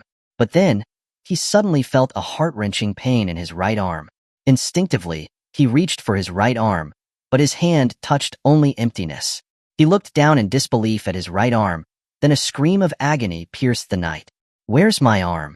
Realizing he'd lost his composure, Z grabbed the wound on his arm and vanished into the shadows once more. He, a trained assassin, had completely lost the calmness he'd spent years cultivating. He had the constant feeling that Meng Hang was hiding in the shadows, playing with him like a cat with a mouse. And to make things worse, his dimensional ring, with his right arm, had disappeared mysteriously. He'd also lost the communication device he used to contact his superiors in the Dark Pavilion. He had no way to warn C and D about Meng Hang's abnormalities. Unbeknownst to Z, as he was running for his life, a crow with crimson pupils was watching him from above. Seeing the assassin had escaped, Meng Hang stretched and yawned lazily and then went back to sleep. He wasn't interested in killing the assassin right now. With Meng Hang's petty personality, how could he let people try to assassinate him every other day? This time, it was his turn to pay them a visit. The next day, a disheveled figure ran through the forest, constantly glancing left and right. It was Z, wounded by Meng Hang the night before. After a night of treating his wound, the bleeding in his right arm had stopped, but the limb itself was lost forever. He had spent the night on edge and was only just now sure that Meng Hang hadn't followed him. He finally decided to report the incident to headquarters. The Dark Pavilion's main base wasn't in any specific city. Instead, it was in a remote ancient battlefield that they had control of. The Imperial City was only a branch, and it was currently being managed by the 3rd and 4th rank members of the 10 heavenly stems, C and D. After a long trek, Z finally arrived at a concealed cave entrance. He didn't rush in, but called out loudly, 12 earthly branches, Z, request an audience with the 2 leaders. Inside, C, who was in the midst of meditation, frowned slightly, muttering, "That's Z's voice. Why isn't he on a mission? What would he be doing here?" D, who was busy eating a lollipop, didn't care about all that and excitedly shouted, "Heavenly King, cover the earth." Z's lips twitched when he heard the passphrase from outside. While embarrassing, there was nothing he could do about it. It was D's idea for the password. Thinking about the things D was capable of made him tremble slightly, and he quickly replied, "Chicken stew with mushrooms." In an instant, the surroundings underwent a dramatic transformation. The simple cave entrance turned into a lavishly decorated 2-story building. The door opened, and a tall man and a Lolita wearing a Gothic-style dress came bounding out. Chapter 103, Cruel. Seeing the 2 figures emerge, Z quickly knelt on one knee and respectfully said, "Greetings, my lords." Z asked with a stern face, "Why are you here?" Z dared not conceal anything, replying quickly, "My lord, I failed my mission last night. That kid was extremely peculiar, and I came to report it to you." "Oh, peculiar?" C, who had been serious and had intended to ask more questions, suddenly frowned and coldly asked Z, "Were you followed on your way here?" Z replied confidently, "Impossible. I was extremely careful the entire way. If I lacked that level of vigilance, I wouldn't be the head of the 12 earthly branches." C pointed at a tree behind him and coldly asked, "If you weren't followed, then what is that?" Hearing C's words, Z's expression changed, and he hurriedly turned around to look. On a tree not far away, a crow with blood-red pupils was staring coldly at him. It was the same kind of crow that he'd seen near the villa last night. "Impossible. When did this beast start following me?" Z exclaimed in disbelief. C's face darkened like a storm cloud. With his large, iron-like hand, he grabbed Z's neck, lifting him into the air. Z's eyes rolled back as his hands frantically tried to pry C's massive hand from his throat, his legs flailing wildly. But no matter how hard he struggled, C's hand remained as unmoving as a vice. Z opened his mouth, trying to explain, but the feeling of suffocation overwhelmed him, rendering him speechless. "You revealed the branch's location. You deserve to die," C coldly declared, and with that, his left hand transformed into a blade and pierced Z's heart. C withdrew his hand, emotionlessly flicking off the warm blood, and tossed Z's body aside like trash. He ignored the corpse and looked at the crow in the tree. "Now that you're here, come out in the open." At the same time, hundreds of kilometers away in his villa, Meng Hang watched the entire scene unfold through the crow's shared vision and smiled with interest. As expected of the Dark Pavilion, so ruthless and heartless even with their own. The next second, Meng Hang disappeared from his room, reappearing near the 2 dark web assassins. C frowned at the bizarre way Meng Hang had appeared. "Kid, your ability is invisibility?" Then he rejected his own idea with a shake of his head. "Not invisibility. There was a spatial disturbance when you appeared. You're a rare spatial ability user." Meng Hang didn't answer the large man's question. Instead, he looked at the little girl next to him. "You guys are too inhumane. You even hire child laborers? You can't leave even little kids alone?" Hearing Meng Hang's words, the porcelain doll-like Lolita's eyes instantly filled with tears. She looked at him helplessly, as if he were a lifeline. Big brother, save me. The Lolita cried out, a sound that would break the heart of any adult. She pulled her small hand out of C's grasp and rushed towards Meng Hang, ignoring the wooden doll that had fallen to the ground. Seeing the Lolita break free and run toward the other man, C raised an eyebrow, but did not try to stop her, merely observing the situation. Just as the Lolita was about to throw herself into Meng Hang's arms, a flash of cold light passed through, and her body was instantly decapitated. Her petite body fell limply in front of Meng Hang, her head rolling twice on the ground before stopping with its face up. Meng Hang could still see the disbelief on her exquisite and innocent face. Meng Hang stared at the corpse on the ground speechlessly, seriously wondering if this Lolita was mentally deficient. Did she really believe I'd think she was an innocent and harmless kid just because of that comment? But in the next second, Meng Hang noticed something amiss. Not a single drop of blood was coming from the Lolita's decapitated body. His forehead instantly bulged with veins, and a surge of rage filled his chest. He realized that the little girl was merely an empty shell. Her internal organs had been removed, and she'd been transformed into a doll with unknown methods. Looking at the little girl's innocent face, even someone who'd killed countless people like Meng Hang couldn't believe that there were people this cruel, using such a horrific method on a child. D. It seems your ploy didn't work on this kid. C. Seeing the Lolita die so tragically in front of Meng Hang, didn't show any anger, and instead smiled, rather gloatingly, and spoke to the air nearby. Bastard! Bastard! How dare you destroy my favorite toy? I'm going to flay your skin, rip out your tendons, and turn you into a doll. A screeching, owl-like voice rang out through the air. The grating sound was like nails on a chalkboard, making Meng Hang shudder. Meng Hang looked around, surprised to find that the wooden doll that had been lying on the ground next to the large man was now standing on its own. The doll's empty eyes were staring at him with intense hatred. This wooden doll was actually D, the fourth-ranked member of the 10 Heavenly Stems. Meng Hang stared at the wooden doll with a grim look and asked, "Did you do this to that child?"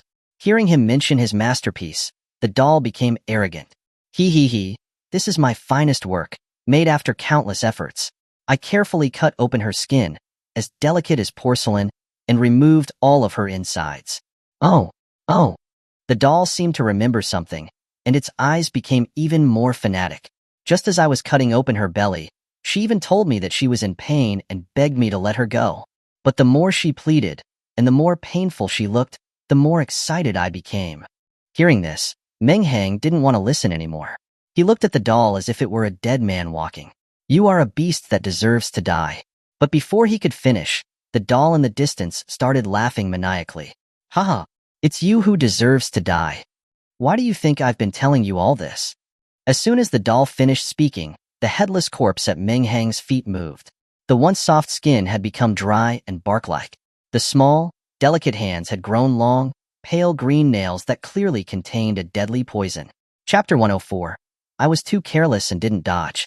The headless little girl, now like a demon, took advantage of Meng Hang's distraction and mercilessly pierced his heart with her claws. The wooden doll, D, seeing the surprise attack had been successful, laughed maniacally. Haha, don't worry, kid. I won't let you die so easily. Those claws have a nerve-paralyzing poison. They won't kill you, but you'll be unable to move. I will have the pleasure of watching you while I cut open your belly, pull out your innards one by one, and then you'll die in agony. Enough with the noise. Unable to listen to it any longer, Meng Hang activated his Kamui and teleported her entire being to the Kamui dimension. Meng Hang decided to deal with the big man first.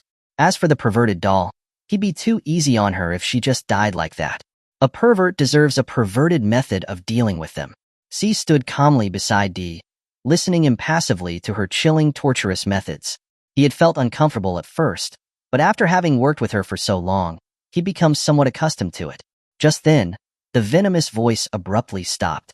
At first, C didn't react, thinking she was simply taking a break. But after several seconds without her speaking, he felt that something was wrong and glanced at her side. And what he saw was so shocking it almost made his eyes pop out of his head. Where was she? Was this a ghost story? How could a living person simply disappear like that? He immediately looked at Meng Hang, and the demonic little girl, now out of control, was lying still on the ground. And the kid named Meng Hang was still standing there unscathed, glaring at him coldly. Kid, where did he go? Is it your doing? Instead of answering the large man's question directly, Meng Hang replied mockingly. She was standing right next to you, and you don't know where she went. How would I know? Himph, you're asking for a beating. Soon you'll experience the horrific methods of the Dark Pavilion when interrogating enemies, C declared, his foot striking the ground, causing the ground to collapse beneath him. The resulting shockwave ripped trees out of the ground for tens of meters around. The power of a fifth-tier ability user was terrifying. Meng Hang was foolish.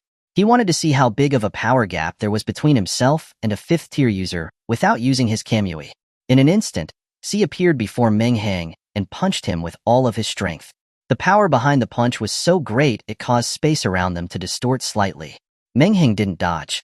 He also threw a punch, attempting to use the raw power of his late empty tier body to withstand the full force of the attack from a prime tier.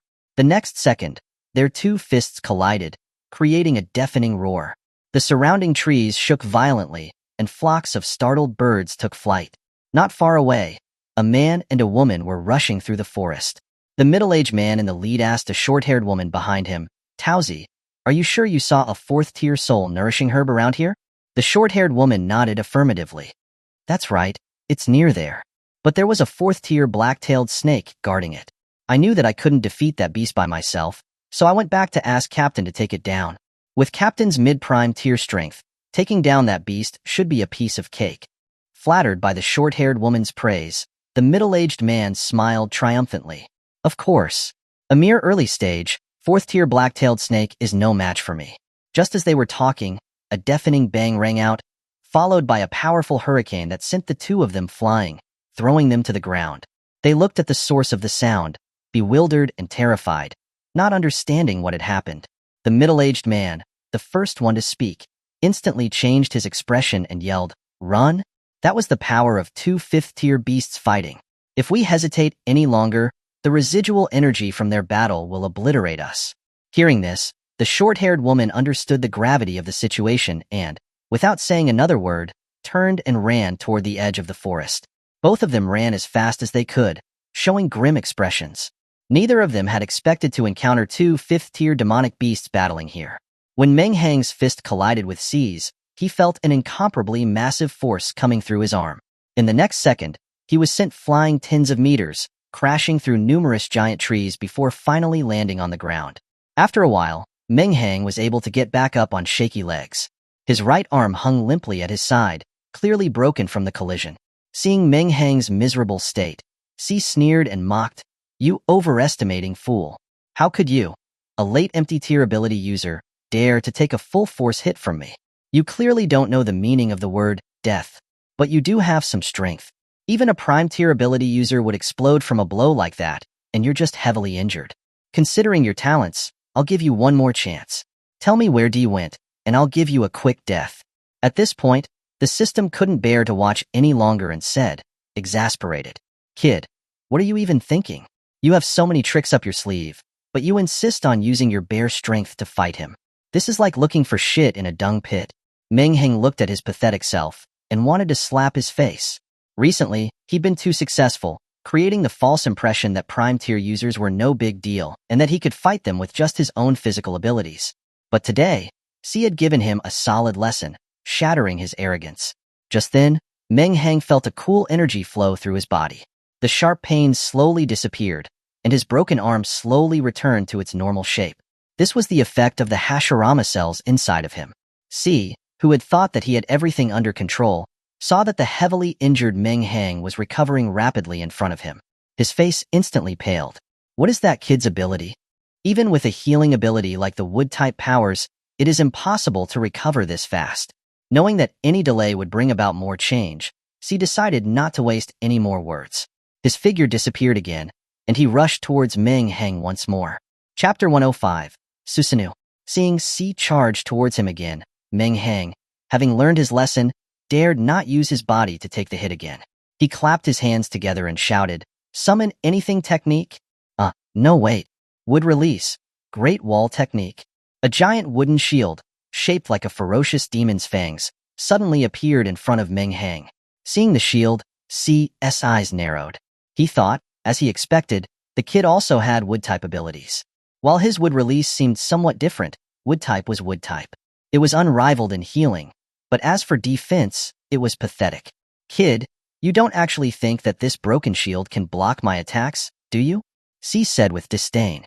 At the same time, he arrived in front of the shield and punched it. Boom! A deafening roar echoed.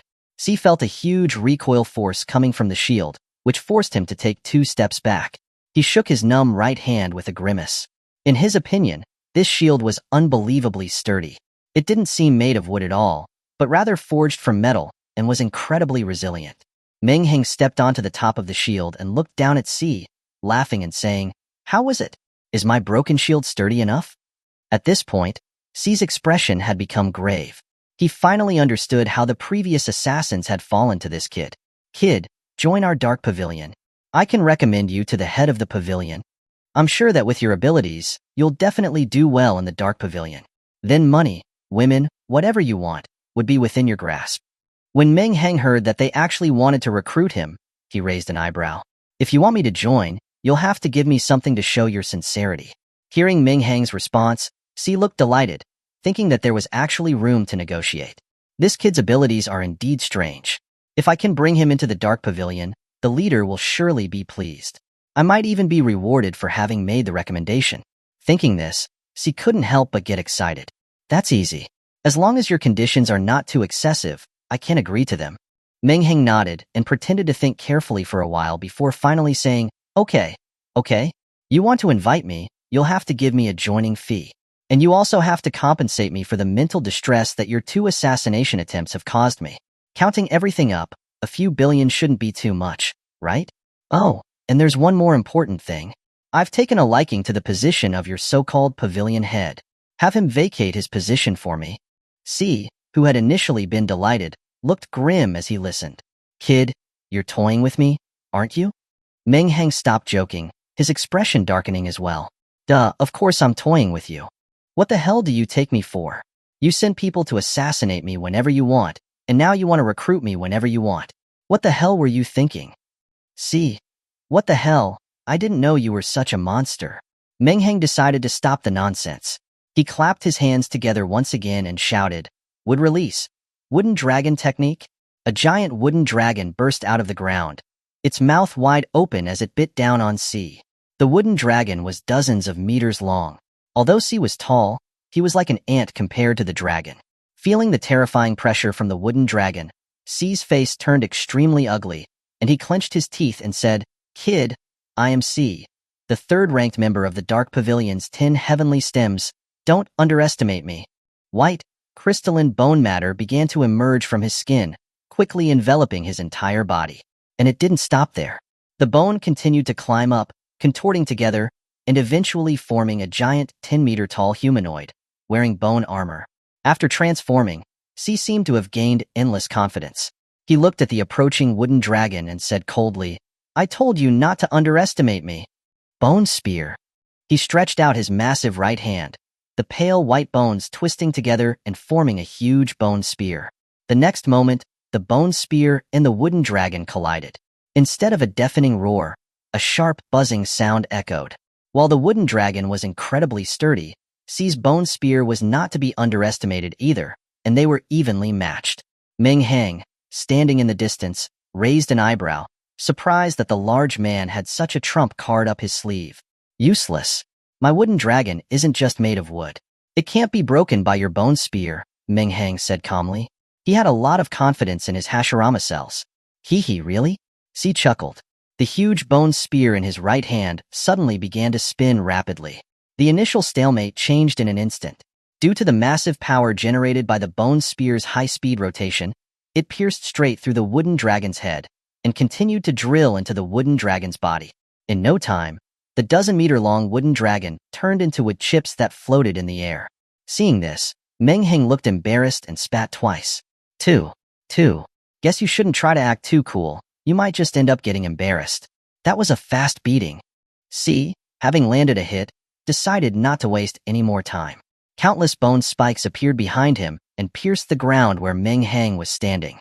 In an instant, hundreds of bone spikes shattered the ground, causing smoke and dust to billow into the air. Only after several seconds did C stop his attack. He looked at the forest, which had been utterly destroyed for almost 100 meters. The ground was shattered into pieces. He couldn't help but look smug and sneered.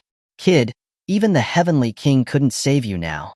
But his smugness froze the next second. From the dust, Meng Hang's voice rang out calmly. As expected of the masters of the 10 heavenly stems, you do have some skills. I like to return the favor. Since you're using a giant mecha, then I'll play along. Boom. A light blue energy shot into the sky.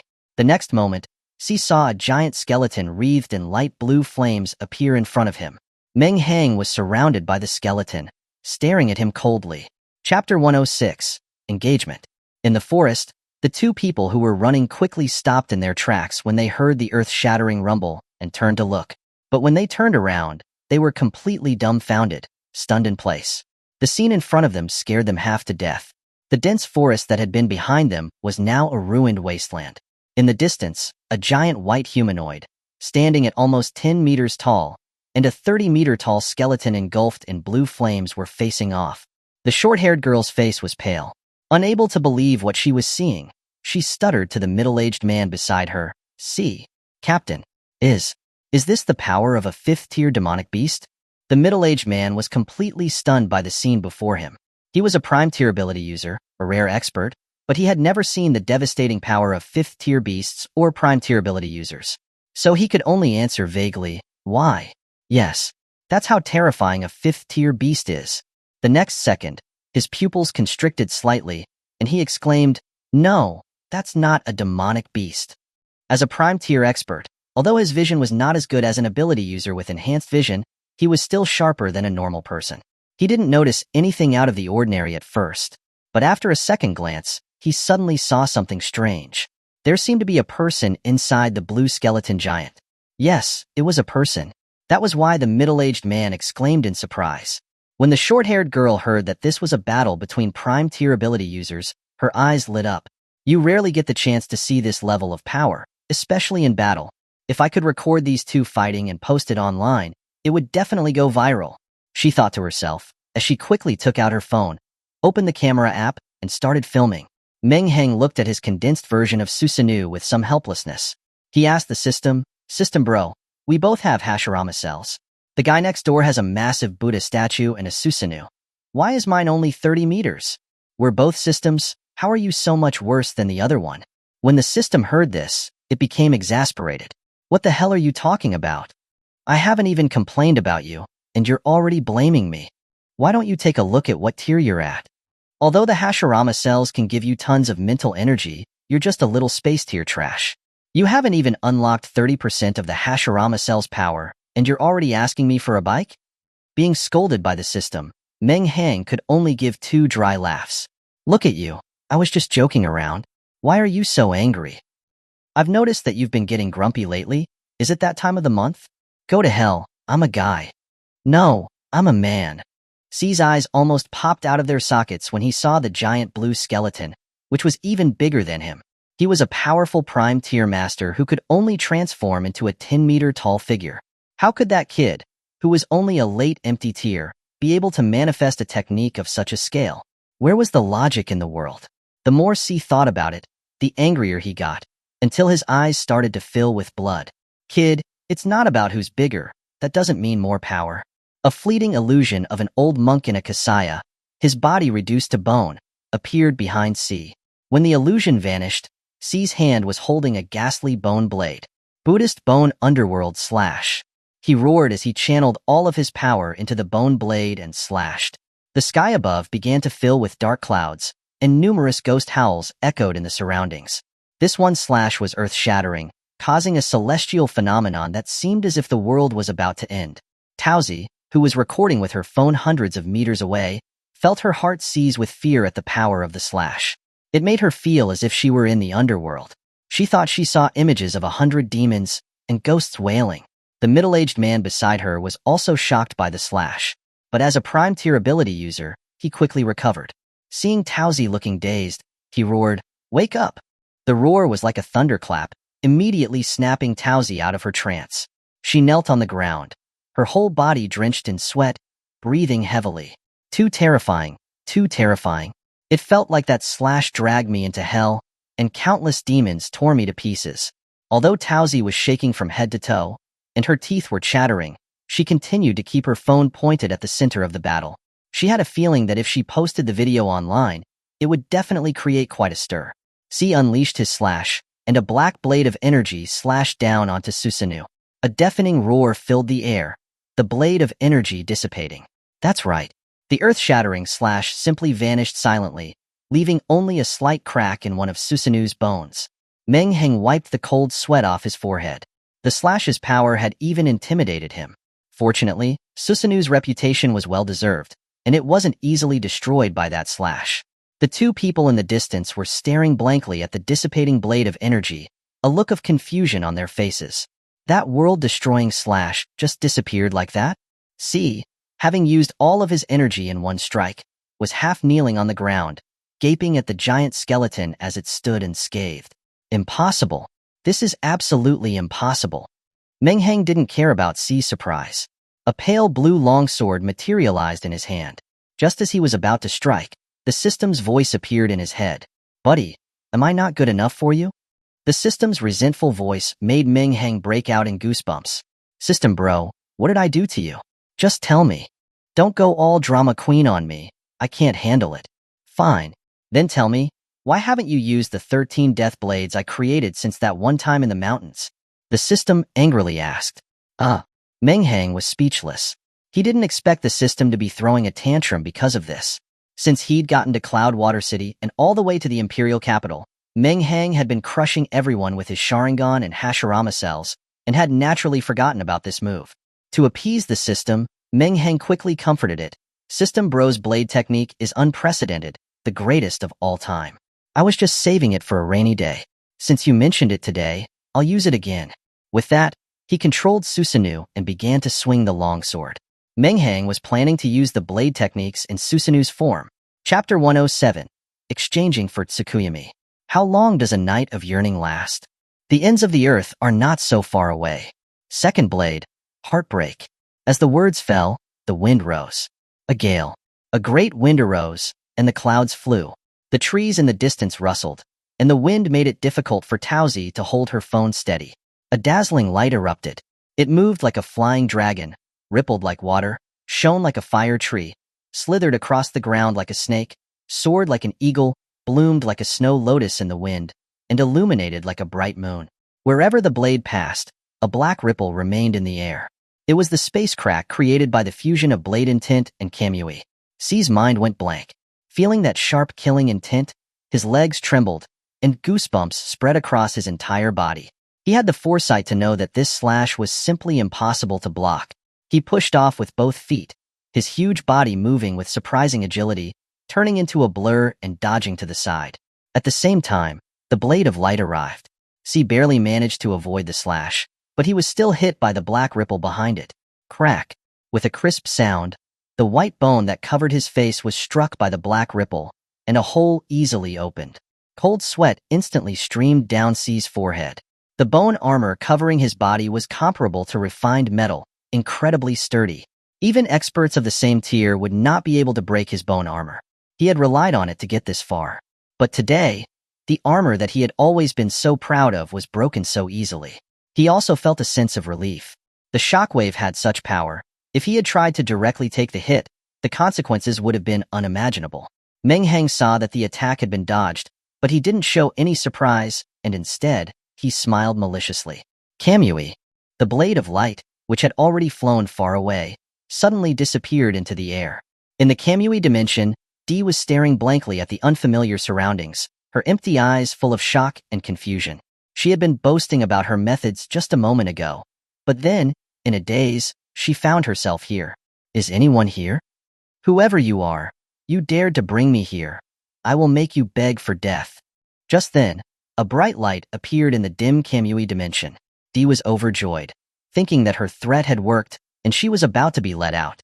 But then, she saw that it was a terrifying blade of light that was heading towards her. Dee shuddered in fear, and her small body instantly hit the floor. The blade of light passed through her body, disappearing without a sound in the Kamui dimension. Once again, everything became dim. Seeing the blade of light disappear, the wooden doll, Dee, slowly sat up and wiped the cold sweat from her forehead. Though, the author also doesn't know if a wooden doll actually sweats. As he was secretly celebrating his survival, a streak of light appeared silently beside him, less than half a meter away. What the hell? Where did that come from? Those were the only two thoughts he had before his massive body was cut in half, falling to the ground with a thump and becoming silent forever. The blade of light did not slow down. It flew directly towards a distant mountain peak. The next second, the giant mountain peak was sliced in two, and the light flew into the sky, disappearing. And the mountain peak was now split in two, like a mirror. Hiss! Taozi and the middle-aged man, who were holding onto their phones and recording, both gasped, stunned by the power of the blue skeleton's single slash. System bro, I have to say, your blade technique is something else. Seeing that the 5th tier C was so easily taken care of with just a single slash, Meng Hang smacked his lips and said to the system, "Of course, don't underestimate the one who created the blade technique." The system replied smugly, "Huh." Meng Hang let out a soft gasp as he looked towards the place where Taozi and the middle-aged man were. When the two of them saw the giant blue skeleton looking in their direction, their legs went weak, and they almost fell to the ground. "Run!" The middle-aged man yelled in terror, pulling the short-haired girl and turning to flee. Although this was not a demonic beast, who knew if that big shot would get angry and slash them in half with a single strike? He didn't want to leave his fate in someone else's hands. When Meng Hang saw that they were just two humans, he didn't pay much attention to them. He had more important things to deal with. Now that C was gone, D was still waiting for him in the Kimuri dimension. "Wait a minute, buddy." Just as Meng Hang was about to enter the Kimuri dimension, the system hastily stopped him. "What now, system bro? I already used the 13 death blades. Do you have any other instructions?" "Buddy, look, killing that prime tier expert has given you a lot of killing points. Shouldn't you redeem something?" The system said in a fawning manner. Meng Hang could even hear a hint of eagerness in his words. His mouth twitched and said, "Don't tell me you're in a rush to use my points to play mahjong." Hearing this, the system got agitated. "What are you saying? What is that supposed to mean?" "I'm doing this for your own good, to help increase your strength. How can you think of me like that?" Meng Hang shook his head helplessly and opened the killing space. Looking at his killing points, even he was shocked. Unknowingly, he had accumulated over 50,000 points. He roughly calculated that he had gotten 25,000 points for killing the 5th tier bone demon and had spent 5,000 of them, so he had a total of 20,000 remaining. In the past 2 days, he had killed another assassin that was sent to assassinate him and had earned a total of 2,500 points. Now, with killing this prime tier assassin, he had gotten another 25,000. Adding the demonic beasts he killed in the Cloud Water Mountains, he had accumulated 50,000 points. "My dearest host, my store has everything. What would you like to buy?" Meng Hang felt a chill go down his spine. He could imagine the system's impatient expression. As for what to redeem, there was no need to ask. Meng Hang had already decided. It was Itachi's Manjikyu Sharingan, Tsukuyami. When Meng Hang first saw Itachi use Tsukuyami on Kakashi, he was amazed. It had left a deep impression on him. He never thought that he would also be able to use such a cool and powerful technique one day. And it would be the eternal Manjikyu Sharingan without any side effects. "System bro, redeem the eternal Manjikyu Sharingan, Tsukuyami." "Alright, buddy." His points instantly went down to 0. Meng Hang felt a hot sensation flowing through his eyes. He knew that the redemption was complete. Thinking about the cruel methods that D had used on the little girl, he smiled cruelly. "Want to play at being a pervert? Let's see who's the real pervert." With that, the space twisted, and he entered the Kimui dimension. Chapter 108. Tsukuyami Dimension. Dee was shaking as she lay motionless on the ground. The earlier attack had nearly scared her out of her wits. When Meng Hang entered the Kimui dimension, he saw her hunched over on the ground, her wooden arms covering her head, trembling. He was speechless. She had just been teleported. Why was she so scared? "Hey, what are you doing?" Dee was shocked by the sudden voice.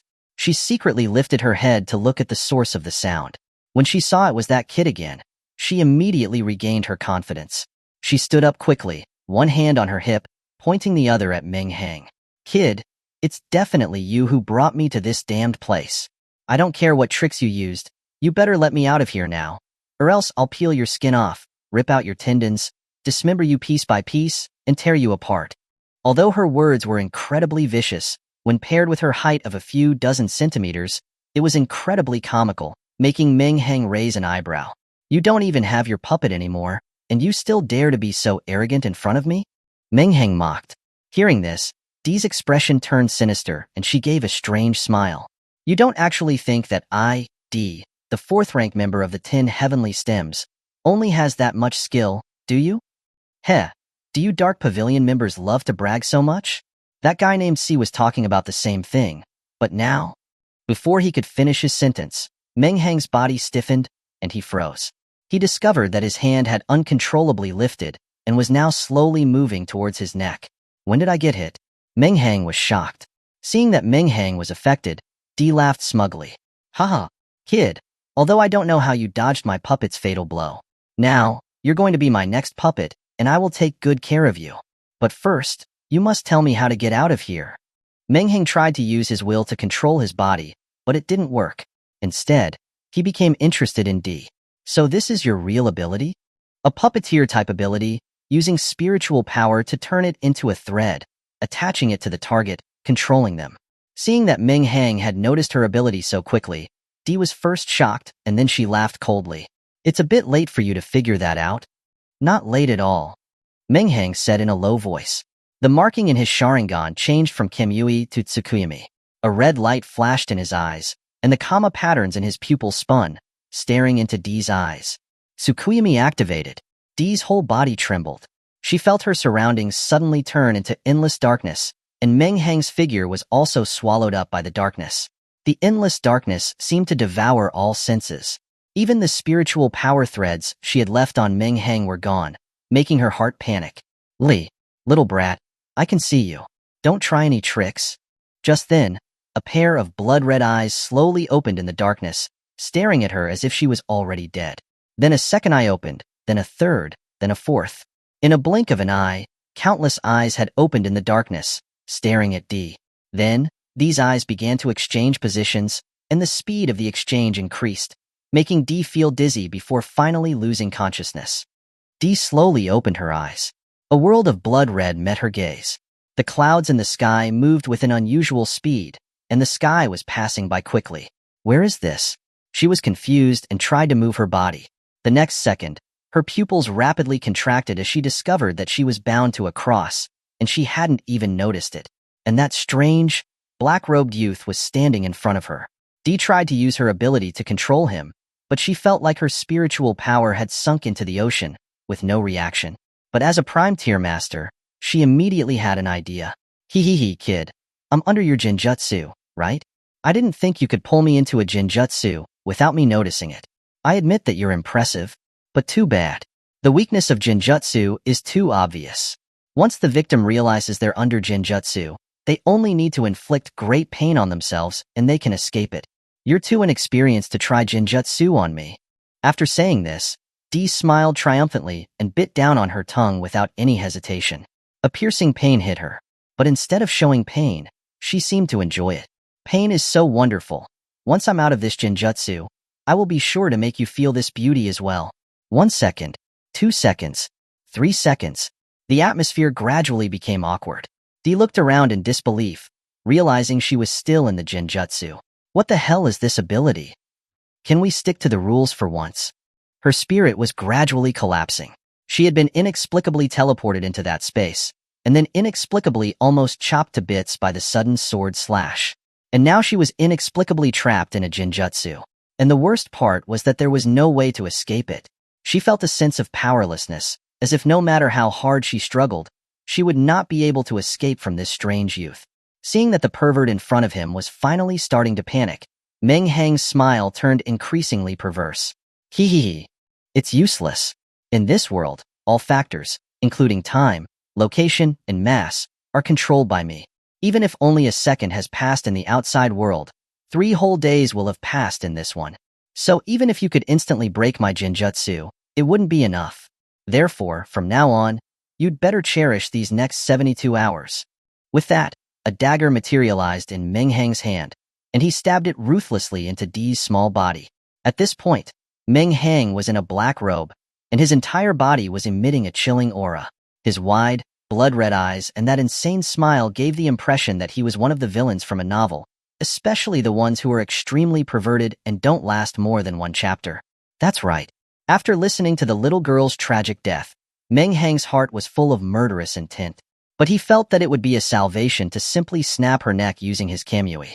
To deal with a pervert, you had to use a perverted method. So in that moment, he had become a complete and utter pervert. Chapter 109. A Pervert versus a Pervert. Although Dee's body was that of a puppet, she still possessed her 5 senses. Therefore, when the dagger pierced her, she could feel the pain clearly. Ugh! A cry of pain rang out, but it wasn't followed by pitiful pleas for mercy, but a maniacal laugh instead. Haha, this feeling is so wonderful. Dee stared at Meng Hang, her eyes filled with excitement. Quick, give me another stab. This feeling of pain mixed with terror is just so amazing. How long has it been since I've experienced this? Meng Hang, holding the dagger, looked at her speechlessly, his face full of confusion. This isn't how it was supposed to go. Shouldn't she be screaming in pain and begging for mercy?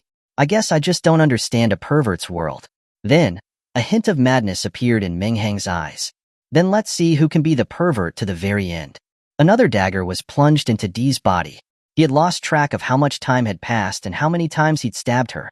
At this point, Dee had also lost her initial madness and had become listless, but her eyes still held a hint of disdain.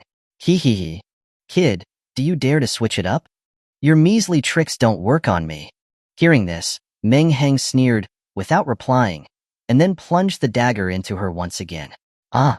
Although she had been stabbed countless times, the pain didn't lessen with habit. When Dee regained her senses after the pain, she didn't have her usual expression. Instead, she looked stunned. She realized that she was still bound to the cross. But not far away, a puppet that looked exactly like her was also bound to a cross. And that black-robed kid was holding a dagger, looking coldly at the puppet that looked just like her. Don't you like watching people getting dissected right in front of you? Then you should enjoy this gift I've prepared for you. As Dee was staring blankly, Meng Hang's voice actually sounded in her ear. This made her shiver, and her eyes became fearful. Faced with this bizarre scene, she was really starting to get scared. Heh, kid, do you think I'd be scared by these tricks? Dee said to Meng Hang, who was next to her, trying to sound tough. Heh, is that so? Meng Hang next to her didn't speak, but the Meng Hang holding the dagger in the distance turned his head towards her and gave her a strange smile. He slowly moved the dagger into the puppet's body, which was a perfect copy of her. Ah. 2 identical screams rang out. After the screams, the 2 puppets looked at their counterparts with terror. Dee realized that the 2 puppets were copies of herself, and when one puppet was hurt, the other one would feel the pain. The 2 Meng Hangs walked up to the 2 puppets and slowly plunged the daggers into Dee's body, wiggling them around. The Tsukuyami space was filled with increasingly horrific screams. She realized that the pain caused by being injured simultaneously by both puppets would amplify. When Dee opened her eyes again, the scene in front of her made her want to go insane. Meng Hang was still standing in front of her with the dagger, and in the distance, the one copy of herself had turned into 2. At the same time, 2 Meng Hangs were standing in front of them. This time, the 3 Meng Hangs didn't waste any time. They all plunged the daggers into her body. The pain was tripled, and Dee screamed even more horrifically. You little beast, if you dare, then just kill me. The clouds in the sky rolled and drifted. Everything here was quiet except for the occasional screams that broke the peaceful atmosphere. An unknown amount of time had passed. The Tsukuyami space was now filled with countless Ds. At this point, she had lost her initial arrogance. She looked listlessly at Meng Hang, who was standing in front of her. There were now hundreds of Ds, so Meng Hang's every stab made her feel the pain of being stabbed hundreds of times. Seeing Meng Hang approach with the dagger again, she shivered. She finally couldn't take it anymore. With tears streaming down her face, she cried out, "Big brother. No, big boss. Father. I was wrong. I shouldn't have tried to attack you. I shouldn't have threatened you. I'm not asking for your forgiveness. I just beg you to give me a quick death. Oh, come on. I'm not done having fun yet. How can you beg for mercy? It's only been 24 hours. You still have another 48 hours to enjoy yourself. So don't yell so much. Save some energy." Meng Hang smirked and said with a laugh. His smile revealed his white teeth. With his current chilling aura, in Dee's eyes, he looked like the devil himself. Looking at the knife that Meng Hang was slowly approaching with, she started trembling uncontrollably, and her lips were also quivering. The horrific screams rang out again through the space. A total of 72 hours, or 3 days and 3 nights, passed in the Tsukuyami space. But in the real world, only a second had passed. When Meng Hang came out of the illusion, Dee was curled into a ball, twitching uncontrollably. Her eyes were blank and lifeless, her former arrogance gone. She just kept muttering, "Kill me, kill me." Meng Hang moved his body. He realized that the spiritual power threads she had attached to him were gone. He drew his longsword and approached Dee. Seeing her pathetic state now, Meng Hang nodded with satisfaction. A villain needs to be dealt with by another villain. A pervert needs to be dealt with by another pervert. Now that his goal had been achieved, he didn't waste any time and slashed off her head. Now that things were settled, Meng Hang wanted to return to the real world, but he froze in place. He slowly turned his head and saw that her head, which had been decapitated and had rolled to the side, was still muttering to itself, "Don't kill me, don't kill me." This scene made Meng Hang dumbfounded. What the heck is this? Is this not her real body either? That's not right. If it wasn't her real body, how would she have been affected by my Tsukuyami? He carefully approached Dee's head, slowly squatting down, and poked her on the face. "Hey, what are you exactly?" Being poked by Meng Hang, the round head shook twice. Dee finally regained some sense from the brink of collapse. When she saw Meng Hang still standing in front of her, she begged him in terror, "Bro, big bro, please kill me." Hearing her say this, Meng Hang scratched his head helplessly. "I did kill you, but it seems I can't kill you." Chapter 110. I love Lolis? Hearing Meng Hang say that, Dee was also stunned. Then she glanced at her lower body, her eyes widening in surprise. "Holy crap, I'm not dead even like this." Meng Hang was a little confused by her words. He asked curiously, "Didn't you turn yourself into this? Why do you seem more surprised than me?" "That's bull. Are you an idiot? As if I would have nothing better to do than turn myself into this creepy thing. Can you say that again?" Meng Hang grinned at her, his face beaming. Seeing this, Dee subconsciously recalled the expression he had when he plunged a dagger into her over and over again. Her whole body trembled, and she dared not say anything else. "My lord, you must not know, but I also had a human body, but during a mission, I ran into an old pervert. I was no match for him. After he captured me, he didn't kill me. Instead, he extracted my soul and put it into this puppet to keep me as his plaything. Fortunately, I managed to escape when he was careless." Meng Hang opened his eyes wide in surprise and said, "So there are actually people with the ability to control souls? That person was quite the pervert too." Dee's mouth twitched. She thought that no one was more of a pervert than you. Of course, she only dared to think these words in her mind. The world is so vast, and all kinds of abilities are possible. There are many strange abilities that we have never heard of. Just like your abilities. I've never heard of them before. At this point, a bitter smile appeared on Dee's stiff face. Meng Hang nodded, agreeing with her statement. And he had heard from Fatty that among this year's college freshmen, there were twins who were called the Black and White Impermanents and were famous for their soul-snatching abilities. After learning about her experience, Meng Hang stroked his chin and thought about how to deal with her. Meng Hang muttered to himself, "I can't kill her no matter what. Should I just throw her into the Kimui dimension and see if she'll starve to death?" When Dee heard this, she immediately panicked. If she were thrown here, even if she didn't die of starvation, she would still suffer from the pain of hunger. And with the endless loneliness, that would be even worse than death. So she quickly begged for mercy. "My lord, Meng Lord, please, I beg you. Please don't throw me here alone." "Oh? Then tell me, what is the use of me bringing you out?" Meng Hang asked with interest. Dee's mind raced, and after thinking for a while, she finally said, "My lord, you destroyed the Dark Pavilion's branch in the Imperial City. The pavilion leader won't let you off. As Dee, a member of the 10 Heavenly Stems, I know the Dark Pavilion's methods of assassination extremely well. I can be your night watchman. You thought for so long, and all you could come up with was this terrible idea?" Meng Hang said disdainfully. "You think I'm afraid of the Dark Pavilion's revenge?"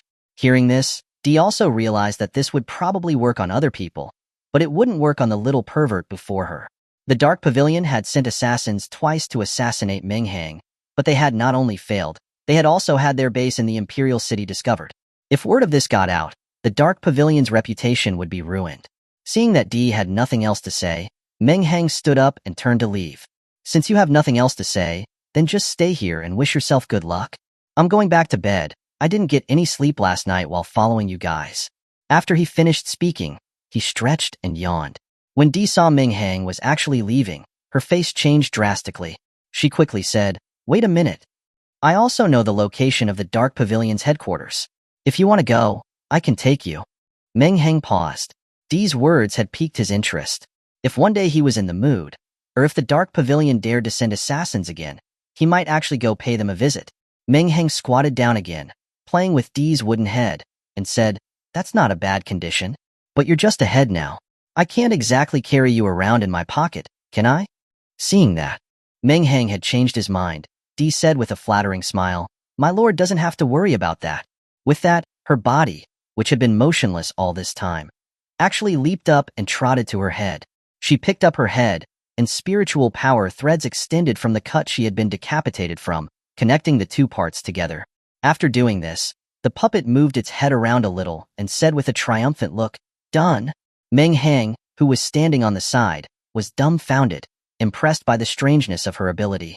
Then, his face turned cold, and he solemnly said to Dee, "Although I agreed to let you go and keep you with me, if I ever find out that you're wantonly killing innocents and using those cruel methods to turn people into puppets, you will be stuck here forever." Hearing the chilling coldness in Meng Hang's words, knowing that he wasn't joking around, Dee quickly nodded. "My lord, please rest assured, from now on, Dee will do whatever you command." Meng Hang shook his head and said, "Your name is too terrible, let's change it." Dee didn't care about this. She had forgotten her real name long ago when she joined the Dark Pavilion. The name Dee was just a title she got after climbing to this position. For her, a name was just a code. "Please, my lord, give me a name." Meng Hang stroked his chin, thinking for a moment, and then said, "Why don't you call yourself I Love Lola then? The Lola from Loli." When Dee heard this, countless black lines streaked across her forehead. "My lord, even if you like Lolas that much, you don't have to give me such a name." Is it that obvious? What do you think? Then let's call you Lola. It's easier to remember." This time, Dee didn't say anything else. She just nodded. After finishing up her business, Meng Hang searched the Kamuri dimension again. He finally found the right arm he had twisted off Z and took off the dimensional ring from it. Seeing this arm, Lola's eyes narrowed slightly. Now, she finally knew why Z was missing an arm, and also roughly understood how Meng Hang used his abilities. She knew, but when she thought of the years of experience she had in that illusion, she still shivered and didn't dare to act rashly. Meng Hang excitedly took the ring and put it together with the one he found on C, then contentedly left the Kamuri dimension with Lola. Chapter 111. The Terrified Fatty. Meng Hang had already marked his room, so when he emerged from the Divine Might space, he went straight to his bedroom. Afraid that Fatty and Master Les Han would worry, he went to the living room to say hello. Seeing Meng Hang walk out of his room, they both breathed a sigh of relief. They weren't too surprised by Meng Hang's sudden appearance from his room, as they had already grown accustomed to his terrifying spatial abilities. When Fatty saw the puppet on Meng Hang's shoulder, he couldn't help but be stunned. The puppet's eyes were empty, and its mouth was sewn shut with thread, making it look particularly eerie. Fatty couldn't resist joking, "Hey, Mengji, did you pick that puppet out of a trash can? You're a grown man, and you actually like this thing? Though, I guess its creepy style does match your gloomy aura." Hearing Fatty's words, Luo, who already had a volatile temper, immediately flared up. Standing on Meng Hang's shoulder, with her arms akimbo, she pointed at him and cursed loudly. "You fatso! You're the one who was picked from a trash can. Your whole family was picked from a trash can. If I don't rip your skin off today, I'll be letting down my title as one of the 10 heavenly generals." With that, her right hand began to move skillfully, manipulating Fatty. Fatty, who was still in a state of confusion after being startled by the puppet's sudden speech, suddenly felt his body go out of control. His right index and middle finger were moving toward his own eyes. Just as Luo was gleefully watching this scene unfold, the temperature in the whole room suddenly plummeted. Meng Hang's chilling voice sounded next to her. "A dog can't change its nature. Have you already forgotten what I just told you?" Luo's whole body stiffened, and her hands' movements stopped. Fatty's body also went limp, and he collapsed on the floor. He pointed at Luo with a terrified expression and asked Meng Hang, "Meng, where did you get this this puppet?" He had almost said monster, but fearing that the word might offend Luo, he quickly changed it to puppet. Meng Hang gave an apologetic smile, and the temperature in the room returned to normal. "I forgot to tell you. This is the 4th ranked of the Dark Pavilion's 10 heavenly generals, Ding. I subdued her for certain reasons. You can call her Luo now." The Dark Pavilion's 10 Heavenly General, ding? Master Leshan jumped up with a shout upon hearing Meng Hang's words. Although the Dark Pavilion was shrouded in mystery, the names of the 10 Heavenly Generals were still well known outside. Don't tell me, she's that legendary Ding, who likes to turn living people into puppets and is known as the Bloody Puppet Master. Hey monk, I didn't expect you to know a thing or two. Before Meng Hang could speak, Luo answered triumphantly. Meng Hang gave her a slight glance, which was enough to frighten her into silence. Hiss! Since the person herself had admitted it, Leshan and Fatty both gasped and took 2 steps back, looking at Meng Hang in disbelief. Leshan couldn't help but ask, Little Meng, how did you bring this big shot back? Meng Hang shrugged helplessly. I originally wanted to just finish her off, but this guy is too strange. Even after I chopped off her head, she didn't die, so I brought her back to guard the house. Fatty looked at Luo in fear, still shaken by the strange control he had just experienced. Then it'd be better to put her in your space. What if she goes wild in the middle of the night and turns us into puppets? Hearing Fatty's words, Luo wanted to lash out again. However, meeting Meng Hang's cold gaze, her face immediately fell, and she jumped off Meng Hang, scurrying to Fatty's side. Though she was only a few tens of centimeters tall, she was exceptionally agile. With one leap, she jumped onto Fatty's shoulder. Fatty felt his whole body stiffen upon seeing this evil spirit on him. He didn't dare to move. Once on Fatty's shoulder, Luo lightly patted his shoulder with her small fist and said in an extremely fawning and ingratiating tone, Dear Fatty brother, please don't let the young master send me back to that space. I'll give you a massage every day. If you're still not satisfied, tell me what kind of woman you like, and in a few days, I'll go into the streets and find 2 to turn into puppets to serve you. Fatty now felt like he was sitting on pins and needles. Being climbed on by such a menacing figure was making him uncomfortable. He straightened his back, sweat pouring down his face, and gave a forced smile that looked worse than a cry. How could I trouble you for a massage? I was just kidding a moment ago, just a slip of the tongue. Mengji won't really send you back in there. You agree, Mengji? He desperately winked at Meng Hang, begging him to quickly remove this little troublemaker. Meng Hang, seeing how embarrassed Fatty was, couldn't bear to let Luo tease him anymore, and said with a smile, Okay, Luo, come back? I won't send you back now, but whether I will in the future depends on how you behave. Hearing that Meng Hang wasn't planning to send her back, Luo was overjoyed. She patted Fatty's shoulder, said, Consider yourself lucky, then did a backflip and landed back on Meng Hang's shoulder, where she enthusiastically started massaging his shoulders. Taozi, who had escaped from the tiger's mouth in the mountains, returned to the city. The first thing she did was upload the video she had recorded to various online platforms. She even added an eye-catching title, Unprecedented Battle Between 2 Grand Realm Experts in the Outskirts of the Capital. Don't miss it. The words, Grand Realm Expert, immediately sparked heated discussions online. It was rare to see a Grand Realm Expert, let alone witness them in action. In the video, a small giant wearing white armor was facing a blue skeleton that was twice his height. The forest within 100 meters of them had already been reduced to ruins. Is this the power of a Grand Realm Expert? If those 2 fought in the city, a good part of the capital would probably be reduced to rubble. Someone commented below the video, Grand Realm Experts, terrifying. I can feel the intensity of the battle just through the screen. Am I, a terrestrial level ability user, supposed to be watching this? How dare you destroy my cultivation? Just as the audience was in an uproar, the giant in white armor swung his blade, and dark clouds filled the sky. At the same time, they seemed to hear the howling of countless ghosts. The comments paused for almost a minute, and then countless new comments flooded in. Holy crap! What was that thing?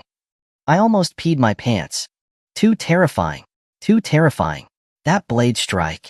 I felt like my soul was being seized through the screen. I can't even imagine what it would have been like on the scene. And what's that blue skeleton? How can it be all right after such a terrifying attack? Chapter 112, Zhao Sanpong's Call. So, do we have Grand Realm Experts with such abilities in our capital? Who knows, maybe it's some reclusive big shot. Too bad the video is too far away, can't see the features of the blue skeleton. At Capital City Guard official, is it one of our hidden big shots? Hey, does anyone think this blue skeleton looks a bit like the 100-meter giant who killed the Crimson Serpent in Cloudwater City? Get real. Although both of them were surrounded by blue flames, that guy was 100 meters tall, in imposing armor, and with wings. Look at this one, it's just a skeleton. it is still impressive, but way different. As the video went on, when they saw the blue skeleton not only instantly kill the opponent, but also slice off the nearby mountain peak, they were completely fired up. Holy crap, that is so awesome. What the hell kind of swordsmanship is that? I'm going to go and beg for apprenticeship? Expert, that's a real expert. The video quickly went viral. The city guards in the capital also rushed to the scene at the first instance based on the location in the video. Leading them was a tall woman with a sharp look in her eyes, followed by 4 team members. When they saw the mess at the scene, they were all stunned. Although they had seen the intensity of the battle in the video, seeing it in person was way more impactful. A young man with a crew cut swallowed hard before saying to the sharp-looking woman, "Captain, when did we get 2 such big figures in our capital? We didn't even notice." The sharp-looking woman's expression was also extremely unpleasant. She had reached the cosmic realm at the age of 25 and had always been very proud of it. But after seeing the destructive power of the battle between 2 Grand Realm experts, she realized she was still a frog at the bottom of the well. Stop with the useless words. Let's check if there are any survivors nearby. When they came to the center of the battlefield, they saw the body that had been cut in 2 and fell silent. A Grand Realm expert had fallen just like that. It felt unreal. One move to kill an opponent. What realm is that person in? The sharp-looking woman said in disbelief. The group then went to check the building. They were certain it was the base of the notorious Dark Pavilion in the capital. The woman took out her phone and skillfully dialed a number. "City Lord, we have confirmed that a certain expert clashed with the Dark Pavilion's Bing. Bing has been killed on the spot." There was a moment of silence on the other end of the phone before the voice said, "Are there any survivors nearby?" "No." "Okay, bring your men back. Tighten security in the city. I feel like things won't be peaceful in the capital for a while." "Understood, City Lord." The woman answered neatly, her expression becoming solemn. After the city guard had searched the place, the authorities released an explanation online about the battle. It mainly stated that a mysterious expert had attacked the Dark Pavilion, destroying their base in the capital, and asked the public not to panic. Yiyun, Huang Mao, and the others, who had been closely watching Meng Hang, were staring at each other in the villa. "The Dark Pavilion has been destroyed?" Huang Mao asked in a trembling voice. "Could it be Meng Hang?" Another person said with a pale face. "Bullshit. That was done by a Grand Realm ability user. How could that kid who just took the test be capable of that?" Yiyun said with a gloomy expression. "Is it possible that it was someone behind him?" "Heh." Yiyun sneered, his eyes filled with disdain. "That country bumpkin from a third-rate city? The City Lord of Cloudwater City is only a Cosmic Realm ability user. Why would he have a Grand Realm expert protecting him?" It was Huachio who said this. He had been to Cloudwater City and knew the situation there. It must be that the kid was lucky. The Dark Pavilion suddenly had a problem and didn't have time to deal with him. "Should we find someone again?" Huang Mao didn't finish his sentence, but made a throat-slitting gesture. Yiyun thought for a moment and shook his head. "As long as that kid is in the capital, he won't get away. School is about to start. We can think about how to deal with him after new students have enrolled." Zhao Sampang was sipping tea leisurely in his room. It felt like Cloudwater City had become much more peaceful after Meng Hang left. With nothing else to do, he picked up his phone and started surfing the web. The top item on the trending list caught his eye. Battle between Grand Realm experts? The location is in the capital. Looks like things aren't peaceful there either. He clicked on the link excitedly. He had rarely seen this level of fighting. PFF. The next second, when he saw the tall blue skeleton, he spat out his tea. Zhao Sampang opened his eyes wide, staring at the skeleton. When he was fighting the Crimson Serpent King, he had witnessed Meng Hang using Susanoo from the beginning, with the skeleton appearing, all the way to the final armored form. He was 100% certain that the blue skeleton in the video was Meng Hang. As for the white giant, he had an idea. He must be the legendary third-ranked Bing of the Dark Pavilion. Why is this kid always so troublesome? How did he get mixed up with the Dark Pavilion again? He quickly took out his phone and called Meng Hang. Meng Hang was chatting casually in the living room with the others when his phone suddenly rang. He curiously took it out. Seeing Zhao Sanpeng's name on the caller ID, he frowned. He didn't know why that old man would call him. As soon as he answered, Zhao Sanpeng's barrage of furious roars began. "You little brat, were you born to cause trouble? Can you just settle down for a bit? You've barely been in the capital for 2 days. How did you anger the people in Dark Pavilion again? Even if you're powerful, those Dark Pavilion people are masters of assassination and won't hesitate to kill." Listening to Zhao Sanpeng's incessant nagging, Meng Hang felt helpless, but also grateful. He knew that old Zhao was worried about him, and that's why he was so agitated. Okay, old Zhao, I've already dealt with the other party. You know nothing. Zhao Sanpang was even angrier at Meng Hang's words. Do you know who you killed? I do. Isn't it the third ranked of the Dark Pavilion's 10 heavenly generals, Bing? Meng Hang answered nonchalantly. Chapter 113. Advancement to the Cosmic Realm. Is that not a big deal? Zhao Sanpang's tone on the other end of the phone increased by several decibels. That's a Grand Realm expert. Do you even know how many Grand Realm ability users there are on the surface in Dragon Country right now? And, most importantly, it's said that Bing and Ding are never separated. They're like two sides of the same coin. Although I don't know why those two were separated today, you'll have to live on edge from now on. Ding is a psychopath who kills without blinking. She likes to torture people in all kinds of ways before turning them into puppets. I would rather you dealt with Ding first than have such a psycho targeting you later. Luo, who was sitting on Meng Hang's shoulder, heard their conversation clearly. Her expression became extremely ugly, and she quickly shouted, "Young master, don't listen to this kid's nonsense. Now that I have submitted to you, I will definitely be completely loyal to you, and never have any divided loyalty." Then, she leaned toward the phone and said to Zhao Sanpang in a menacing tone, "Kid, I don't know what your relationship is with my young master, but if you smear me like this in front of my young master again, when I find you, I will mince you and feed you to the dogs." Ah. Zhao Sanpang choked on the sudden voice. He was silent for a long time before cautiously asking, "Little Meng, who was that talking just now?" "It's that psycho you were talking about just now, who kills without blinking." Meng Hang replied awkwardly. "She's calling you young master? Submitted?" "Haha, little Meng, I just remembered I have something to do. I'm not going to bother you anymore." With that, he quickly hung up the phone. After hanging up, Zhao Sanpang wiped the cold sweat from his forehead and kept muttering to himself, "Psychopath! Psychopath! This kid is a psychopath. He actually subdued the famous Ding? And I was even worried for him." Hearing the phone hang up so abruptly, Fatty and Les Han, who had been silent all along, both revealed gloating expressions, especially Fatty, who almost stretched his mouth to the back of his head. Although they didn't know who was on the other side of the phone, they could imagine the embarrassed expression on that person's face, which made them feel much better. Meng Hang went back into the house and suddenly thought of something. He looked at Luo with a mischievous gaze. Luo shuddered all over under that gaze, thinking Meng Hang was about to kill her because of the harsh words she just said. She forced a smile. Young master, I was just joking with that person a moment ago. He's young master's friend. How could I ever attack him?" Meng Hang shook his head, narrowed his eyes, and looked at Luo, saying, "That's not it." "Then what is it?" "I've already told young master everything. Didn't I miss anything?" Luo asked somewhat fearfully. "Why don't I see your spatial ring?" Ah. Her legs, which were already trembling under Meng Hang's stare, became even more unstable. Her expression turned extremely strange when she heard what he said. She had secretly rejoiced that Meng Hang had taken the space rings of those two, but forgot about hers.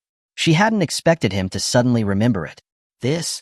Luo lowered her head, tapping her two index fingers on each other as she considered how to wriggle out of it. "Stop talking nonsense and take it out right now, or else I'll throw you back in there." Meng Hang bent down and said to Luo fiercely, looking like a villain bullying an innocent kid. Luo's big eyes instantly became teary. Not daring to hesitate any longer, she opened a hidden compartment on her body and obediently handed the ring over to Meng Hang. "Damn, there's this trick too." Meng Hang opened his eyes wide. He hadn't expected her to have a little mechanism on her body specially for storing her spatial ring. Luo looked at Meng Hang pitifully as he unhesitatingly took her spatial ring. "Young master, this is all of my savings over all these years. At least leave some for me." Sure." Although he nodded repeatedly, he wasn't listening to Luo at all. Instead, he was excitedly opening the 3 rings he had obtained. Meng Hang added up the assets of the 3 rings. Altogether, they only had about 200 million. Although it was a large sum, it was far less than he had hoped. He couldn't help but curl his lips and say to Luo, who had already lost all hope, "You guys are still 2 Grand Realm experts, plus 1 Cosmic Realm expert. How do you only have this much money in total?" Luo twitched her lips when she heard this. "Young master, we need energy to cultivate too, okay? And at our level, the energy cores needed for a single level are astronomical. If it wasn't for our recent lack of time to exchange them into cores, you wouldn't even have this. Besides, this is 200 million. You are a little piece of trash at the late stage of the Void Realm. No. A late-stage Void Realm expert, 200 million is enough for you to absorb for half a year. It can directly push you to the late stage of the Cosmic Realm, okay? And you're still not satisfied? After listening to her explanation, Meng Hang shook his head awkwardly and went out to call Fatty in. Fatty, I need a favor. Hey, Mingji, why are you saying that? With our relationship, there is no need to ask for favors. Meng Hang smiled and said, it's nothing much. I just have 200 million in cash, and I want you to help me convert them into energy cores. How much? Fatty suddenly widened his eyes and looked at Meng Hang incredulously. Mingji, did you rob a bank? Right after he said that, he reacted and said with an envious expression, a horse isn't fat without night grass. The speed at which you make money by killing and looting makes even me, the young master of Tianfu commerce, envious. I've even started to think about whether I should also provoke some big power and make some money. Of course, Fatty was just joking. He was self-aware enough to know that the people Meng Hang killed were at least Cosmic Realm ability users. If he was in their place, his grave would already have tujong, tall grass. An hour later, Meng Hang stared at the 2,000 energy cores on the floor with eyes shining. Not caring that Luo was still around, he activated the Great Freedom Breathing technique and took a deep breath. In an instant, the spiritual energy from the energy cores on the floor spread out and poured into Meng Hang's nose like a dragon absorbing water. The spiritual energy turned into mental power, which surged into Meng Hang's mental world. His mental power, which was originally just a small pond, instantly turned into a lake. He naturally advanced into the early stage of the Cosmic Realm. When Meng Hang opened his eyes again, he saw Luo staring at him with her eyes about to pop out, her mouth wide open. What's wrong? Is there a problem? Meng Hang asked a bit strangely. Do you normally cultivate like this? Chapter 114, Making a Banner. Luo was looking at Meng Hang like she was seeing a ghost. The higher the realm, the faster the speed at which one could absorb energy cores. The amount one could absorb every day was limited. As a Grand Realm ability user, she could only absorb a few hundred cores at most every day, and even that required her to absorb them non-stop for 24 hours. More than that, her brain wouldn't be able to handle it. She had lived for so long and had never heard of anyone who could absorb so many energy cores at once and still be completely fine. Most importantly, after swallowing 2,000 energy cores, which could push an average ability user to the late stage of the Cosmic Realm. You're only at the early stage of the Cosmic Realm?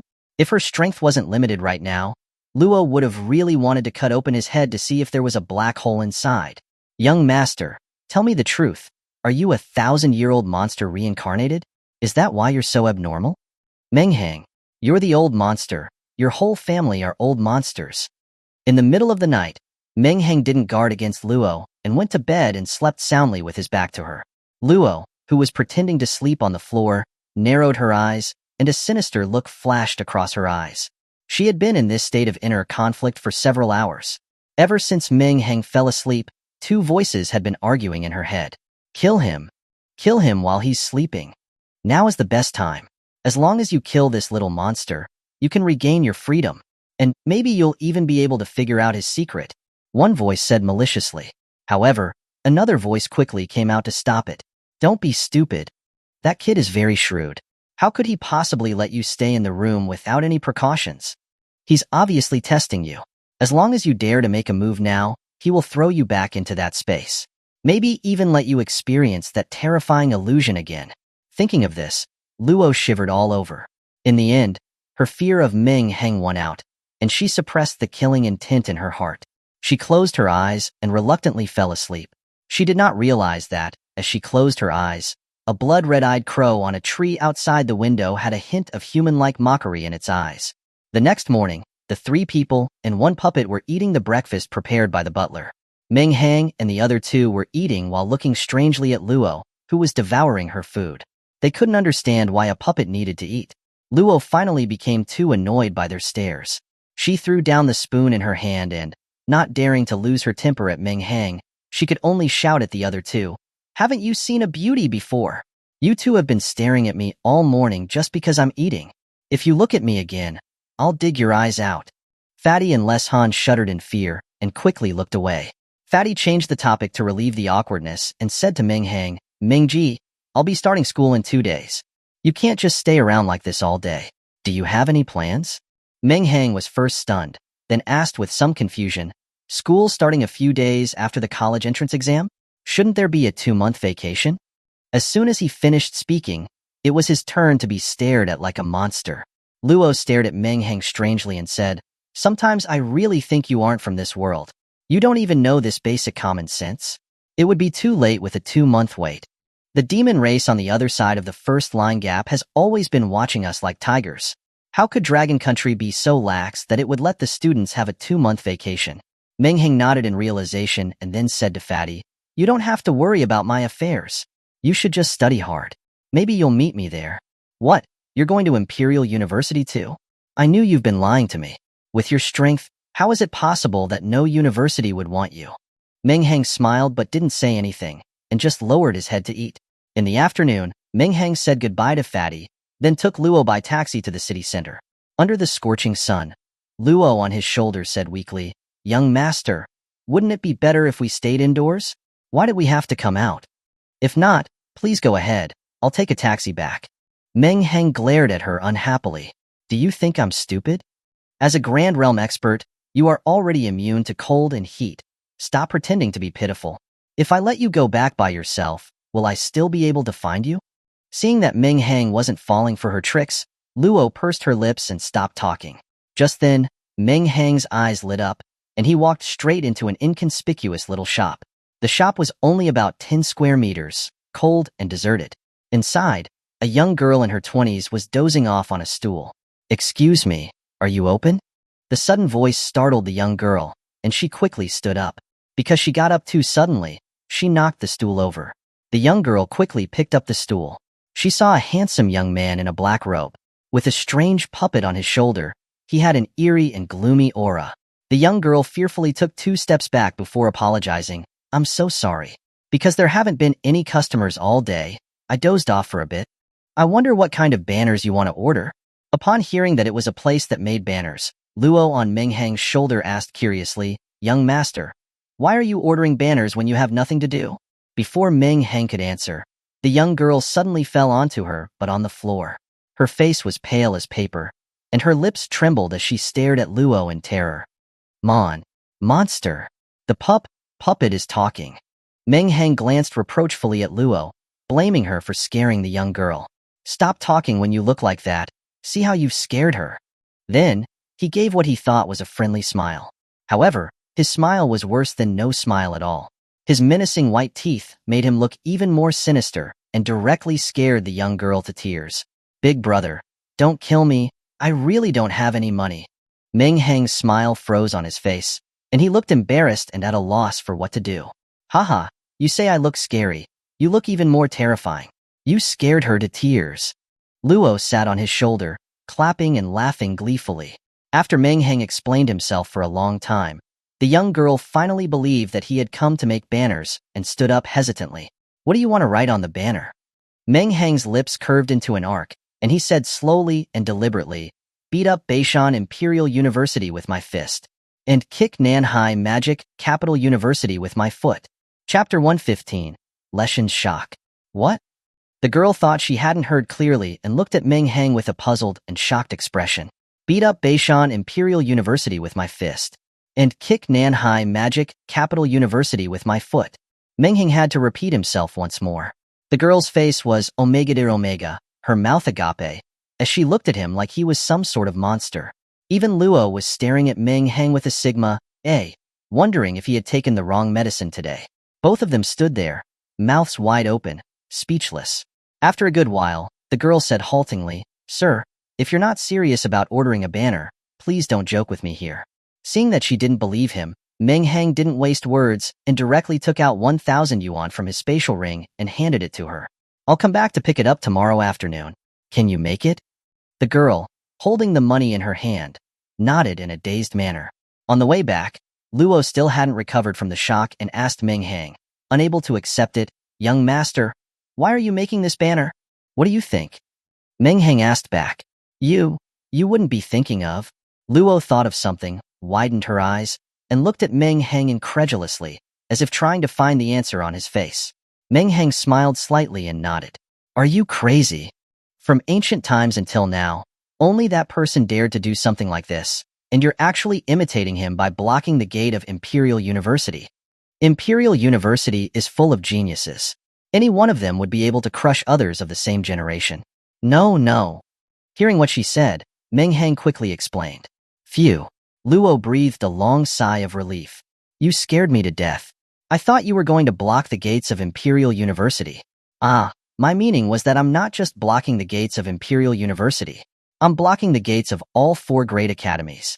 Luo didn't know how to describe her current feelings. Blocking all 4 great academies? Did he think they were just stray cats and dogs that could be blocked just like that? Young master, I advise you to think twice. Meng Hang smiled confidently and said lightly, with your young master's strength, am I not invincible among my peers? With your... Oh yeah. Luo was about to ridicule him, but suddenly reacted.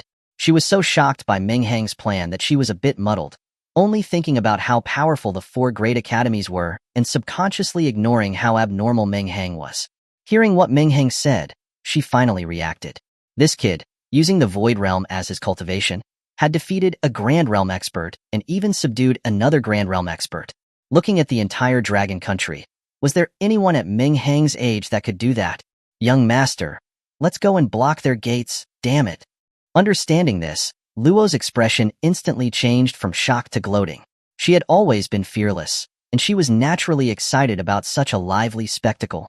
By the way, don't tell Fatty and the others about this yet. I'm afraid it'll scare them. Meng Hang reminded her. Hee, understood, young master. Luo rubbed her hands excitedly. She was really looking forward to seeing what kind of expression Fatty would have when he saw Meng Hang blocking the gates of Imperial University. Time passed quickly. 3 days had gone by. During this time, besides going out to pick up the banner, Meng Hang didn't go out again. He had been meditating in his room. Strategy should despise the enemy, but tactics should respect the enemy. Although he believed he was no worse than any one of his peers, he still wanted to adjust his body and mind to the most perfect state to meet the challenge. In the end, Leshan and Fatty couldn't stand it any longer and forced their way into Meng Hang's room. Little Meng, why have you been acting like a young lady these days, keeping indoors all the time? Master Leshan asked first. Haven't you heard that there have been perverts harassing girls nearby these days? I haven't dared to go out lately. Meng Hang replied. What do those harassers have to do with you? You aren't a girl. What are you afraid of? Fatty interjected, a bit confused by what Meng Hang was saying. I'm afraid of being recognized. The 2 of them rushed in aggressively and then left Meng Hang's room with a look like they had just eaten shit. Luo stood on one side, staring at Meng Hang with admiration. Wow, young master, you really are a sly dog. Early that morning, Fatty woke up early. His usual sloppy image was gone. Instead, he had put on a custom-made casual suit. This sudden transformation made everyone in the villa's eyes light up. Luo was the first to say, hey kid, not bad. Clothes make the man. Just by changing your clothes you suddenly look presentable. Fatty chuckled and said proudly, of course, I am the young master of Tianfu commerce. On such an important day, I certainly cannot embarrass my family. Luo nodded in agreement. Looking like this, it makes me want to turn you into a puppet even more. And I could also get some money from your family.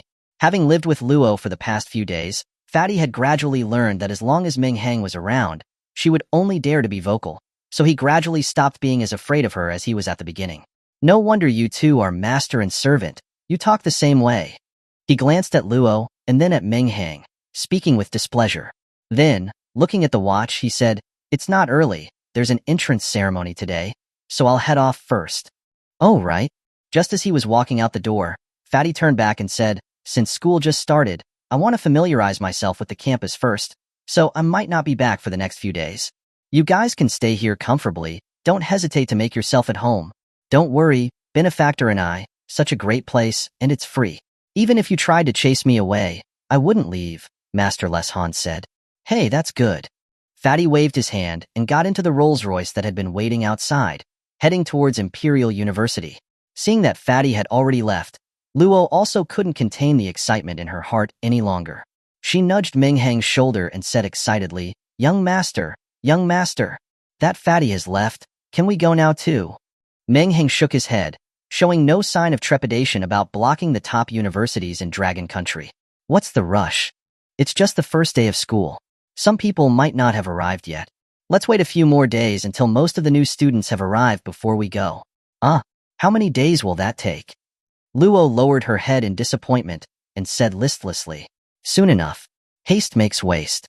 Although Meng Hang looked indifferent on the surface, the gleam in his eyes revealed his inner thoughts. Master Les Han, who had been listening to their conversation, became more and more confused. In the end, he couldn't help but ask, "What do you mean by school just started? Wait 2 more days?" "Benefactor Ming, didn't you say your college entrance exam qualification was canceled? Have you found a good place to go to college now?" Chapter 116. School Starts. Before Meng Hang could speak, Luo, who had been holding back for so many days, had finally found an outlet. She excitedly said to Les Han, "Old monk, what do you know? With my young master's strength, what university is qualified to accept him? He is going to do what Zhao Shanha did back then and directly block the gates of Imperial University and crush all the so-called prodigies." Ahem. It's all 4 great academies, not just Imperial University. Meng Hang coughed lightly, pretending to correct her. "Good grief, I didn't realize you were so vain." Luo thought to herself with some contempt. Master Les Han was stunned in place. He hadn't heard a single word after Meng Hang and Luo. His mind was only echoing the phrase, "Block the gates of the 4 great academies. Block the gates of the 4 great academies." After a long while, seeing that he was still standing there motionless, Meng Hang waved his hand in front of his face. Master, are you all right?" What? You want to block the gates of Imperial University?" He finally reacted to Meng Hang calling him several times and suddenly screamed. Luo almost burst into tears seeing his expression. "Do you know how I've spent these last few days?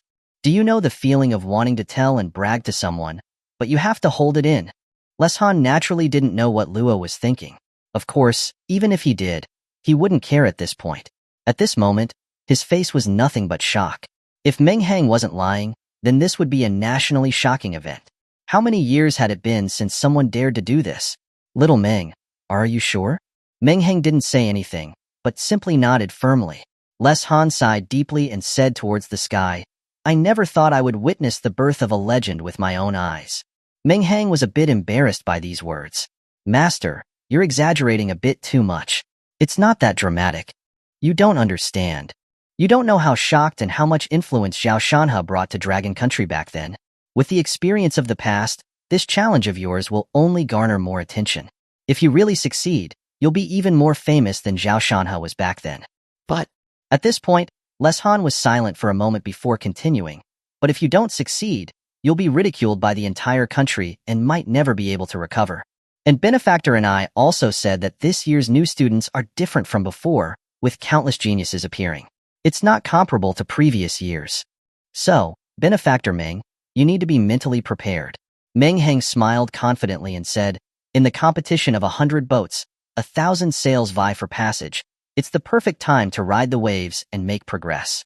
Only powerful opponents can allow me to continue to climb higher." At the same time, an overwhelming aura swept through the entire villa. "Haha, good." Master Les Han clapped his hands and laughed heartily. Imperial University. Imperial University is a famous school that has existed for thousands of years. Countless powerful figures have emerged from here. Most of those who had become strong went to the first line gap to fight against the demon race and made great contributions to Dragon Country. Therefore, since some point, Imperial University had become one of the 4 top academies and a place that every student dreamed of. The sun shone brightly, and the sunlight spilled onto the dense crowd of figures at the entrance of Imperial University. Today was the busiest day of the year at Imperial University, where geniuses from all over the country gathered. The entrance was crowded and noisy, with each new student looking at the 4 big characters, Imperial University, with excitement. "Hey, Mom, can you hear me? I've arrived at Imperial University. You won't believe it, the gate of Imperial University is even bigger than the gate of our village. It's so magnificent." A young boy with a dark face and simple looks, with a woven bag on his back, was saying, "Hick." As soon as the simple-looking boy hung up the phone, a young boy in luxurious clothes said with disdain, "Are you talking about me?" The simple-looking boy's eyebrows rose and looked at the young boy who had mocked him. "I am talking about you. What about it, you hick? A hick like you from the countryside can actually get into Imperial University. Being classmates with someone like you is degrading for me. The young boy in fine clothes said disdainfully. You judge people by their looks. The simple-looking boy was enraged. His feet stomped and the stone tiles beneath his feet immediately turned over, instantly transforming into a soil dragon that bit at the young boy in fine clothes. S-level Earth ability. The crowd exclaimed in surprise. The young boy in fine clothes raised his eyebrows, but he didn't look the least bit flustered. Ice barrier. A shield made of ice appeared out of thin air. Compared to the ice barrier used by the remnants of the Wuxing cult that Meng Hang had encountered, even though they were both ice abilities, the barrier of the young boy before him was not something the other one could compare with. The soil dragon crashed into the ice barrier with a deafening roar. The next moment, dirt and dust flew everywhere. The soil dragon disappeared and fell to the ground, making a mess of the previously tidy ground. The ice barrier also shattered inch by inch due to the huge impact, turning into ice fragments and falling to the ground before disappearing. Another S-level ice ability user. The surrounding people gasped, and they sighed. Not surprising of Imperial University that just any two new students were two S-level geniuses. The crowd didn't mind watching the commotion, and they all gathered around, cheering for the two. Kid, that white-faced guy looks down on people. Kick his ass. Some people shouted loudly, feeling indignant for the simple-looking boy. Sunyong, defeat this country bumpkin. Don't lose face for us people of the capital. There were also people who were familiar with the young boy in fine clothes cheering for him. The senior students who were handling the entrance ceremonies at the gate didn't stop them. Instead, they were watching with great interest. Hee hee, just as I expected, they're fighting again this year. A thin young man in a suit said to a girl with glasses next to him. What's so good about that? Doesn't this happen every year with new student enrollment? It would be strange if they didn't fight this year. The girl with glasses said calmly. Who do you think will win? I'm not guessing. Those two are just some immature kids. I'm too lazy to guess. Don't say that. They are at least S-level geniuses. S-level ability users are considered geniuses at Imperial University? Just as the crowd was completely blocking the main gate, a young man dressed in luxurious clothes with a fair and flawless face, sharp and defined features, thick eyebrows, a high-nose bridge, and gorgeous lips, exuding nobility and elegance, walked over. Seeing the chaotic scene at the entrance that was like a vegetable market, he immediately frowned. Silence. Chapter 117. Conflict. The young man's voice wasn't loud, but it clearly reached everyone's ears. The noisy school gate instantly paused, becoming completely silent. Even the two who had been confronting each other stopped fighting and looked at each other with bewildered expressions. Everyone looked at each other, not understanding why they were so synchronized, too frightened to speak by just one sentence. Every single person present was an outstanding figure from their respective cities. How could they be willing to be suppressed by someone like this? Who? Which kid was talking just now? Come out here if you've got the guts. A youth with a buzz cut, who looked like a troublemaker, walked out arrogantly. He was the direct descendant of a top family in a second-tier city, spoiled and pampered since childhood, and was a well-known playboy in that city. While he couldn't be considered outright evil, he was notorious for bullying men and harassing women. Moreover, he had awakened an S-level ability, which made his already arrogant personality even more domineering. Sometimes, society is just like this. There aren't many face-slapping scenarios. In the first half of his life, with the help of his family's power and his own ability, he could be said to have had a smooth ride. Although he had caused a lot of trouble, it had all been suppressed. Therefore, although he had come to the capital, he still held the attitude that he was number one in the world. Hearing someone speaking to the crowd as if from a high place, although it wasn't directed at him, it made him very uncomfortable. I'm the only one who gets to curse at others, who dares to talk to me like that. So the buzzcut youth was the first to come out, demanding to know who had said that. He looked around and saw the handsome and extraordinary young man standing out from the crowd. His eyes narrowed. You're even better looking than me. Today's your unlucky day. Having thought this, he said to the young man menacingly, Pretty boy, you're the one who said that, right? The crowd followed the buzzcut youth's gaze and were stunned to see a young man with a face that even women would be jealous of. Wow, so handsome. Some girls in the crowd excitedly stamped their feet. Hold me up. I'm about to faint from his handsomeness. Mom, I'm in love. The young man's appearance caused a commotion among the girls in the crowd. Of course, seeing that all the girls' attention was drawn to this person, some of the boys looked displeased and said with jealousy, Just a pretty boy. What's so exciting about him? Exactly. Imperial University relies on strength. Can he eat by being so handsome? Can he use his face to go to the front lines to kill demons? Listening to the discussions, the young man's expression didn't change at all. He was still looking at the crowd indifferently. He also seemed to have ignored the buzzcut youth's provocation and raised his leg to continue walking towards the school gate. The buzzcut youth, seeing that he was actually being ignored, was immediately enraged. Pretty boy, I'm asking you a question, and you're pretending you can't hear? You're giving yourself face. With that, a ball of burning flames appeared in his hand, ready to launch towards the young man. But just as the fireball was about to be released, a faint voice was heard. The use of abilities is prohibited here. As soon as the voice fell, the burning fireball in the buzzcut youth's hand instantly disappeared. The crowd, who had been glad to see another spectacle, looked at the buzzcut youth in confusion, not understanding why one sentence could actually cancel his ability. What's going on with that kid? He didn't use his ability because someone told him not to? For someone who looked so arrogant, why is he such a coward? Exactly, a silver spear with a wax head. All show and no substance. At this time, the buzzcut youth was also confused.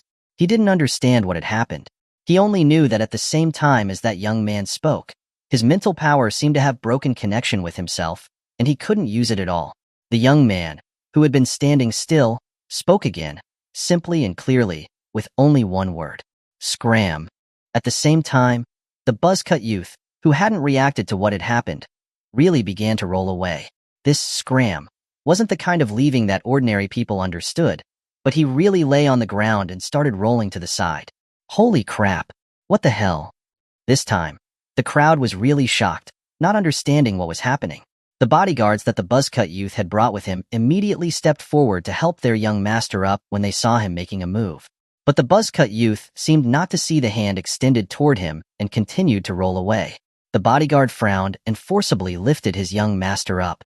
At this time, the buzzcut youth's face was extremely ugly. He didn't care how the young man had done it. For him to be humiliated, he needed to teach him a lesson first. The buzzcut youth, who had regained control of his body, slapped the bodyguard next to him and roared, "Seeing your young master humiliated, and you don't make a move, are you dead?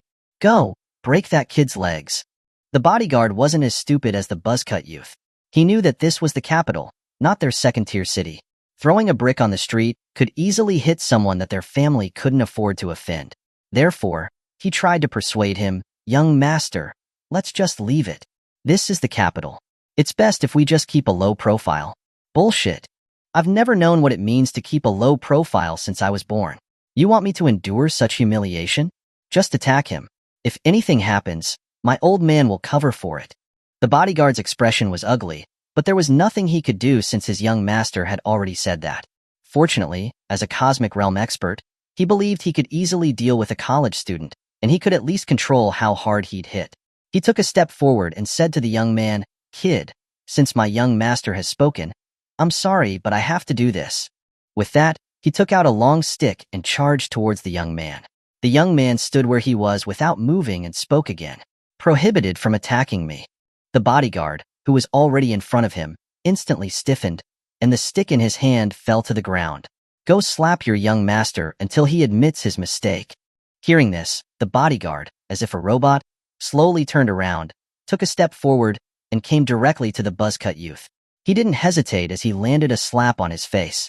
Slap, slap, slap. There was no sound other than the clear sound of the slaps. The crowd was confused as they watched this dramatic scene unfold. The buzzcut youth was stunned and only reacted after taking a few slaps. The veins on his forehead instantly bulged, and he burned with anger. "Damn it, whose bodyguard are you?" With that, he was about to attack his own bodyguard.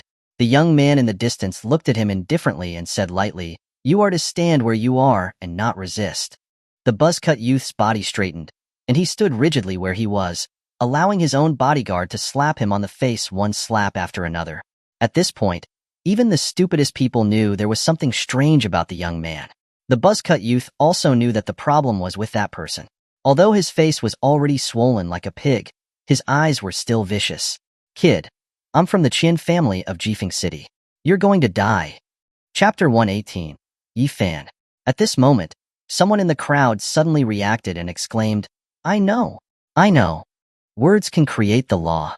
This is the spirit speech technique. He's Yi fan of the Yi family in the capital. Whoa. Hearing that the person before them was actually Yi fan, the crowd immediately burst into an uproar. Is he the legendary Yi fan who can decide life and death with just a word? That must be him. Otherwise, how could it be possible for him to make that kid look so miserable just by speaking? Someone shouted excitedly. Hey, brother. Who is Yi fan? Someone asked the person next to him with a bewildered expression. Dude, are you serious? You don't even know Yi fan. Where did you come from? A primitive forest? The person next to him said with disdain, then continued, Yi fan, a direct descendant of the Yi family, one of the 3 major families in the capital. Of course, that's not the most important thing. The most important thing is the ability he awakened, spirit speech technique. Words create the law. One word can decide life and death. Isn't that terrifying? Holy crap, is he really that awesome? The buzzcut youth, who had been wearing a vicious expression, had his face turn instantly pale when he heard it was Yi fan. Although he was extremely arrogant, he wasn't stupid. He had heard about the Yi family in the capital. Knowing that he had caused a big problem, the buzzcut youth's legs were shaking. If it wasn't for Yi fan's spirit speech technique, he would have fallen to the ground. Not caring that his bodyguard was still, dutifully, slapping him on the face, he looked at Yi fan in terror and said in a trembling voice, Young Master Yi, I was wrong. I really didn't know it was you. Please forgive me. It had to be said that although this buzzcut youth had been tyrannical since he was a child, he was extremely talented when it came to begging for mercy. Perhaps it was because so many people had begged him like this over the years that he had internalized these words. At the same time as he opened his mouth to admit his mistakes, the bodyguard, who had been slapping his young master against his will, stopped moving. But the bodyguard's eyes flashed, and he gave his young master another slap before stopping. Yi fan raised his eyebrows, the corners of his lips curving into a smile, but he didn't expose the bodyguard's little trick. Looking at the buzzcut youth, the spirit speech technique on him was lifted at this time. His body finally regained control, his legs went weak, and he collapsed to the ground, not daring to say another word. Believing today's lesson might make him a little more low-key in the capital. Maybe. No longer paying attention to the buzzcut youth, Yi fan continued to walk toward the school gate. But now, the gate was full of people who still hadn't recovered from the shock of his identity and abilities. Everyone was staring at Yi fan with wide eyes, momentarily forgetting to give way for him to pass. Seeing this scene, Yi fan frowned again and said softly, Make way. The voice was still not loud, but it seemed to be spoken right beside everyone's ears, and it clearly reached them. In an instant, the people present were like soldiers receiving orders from a general. They retreated to the sides in unison, giving way for him to pass through.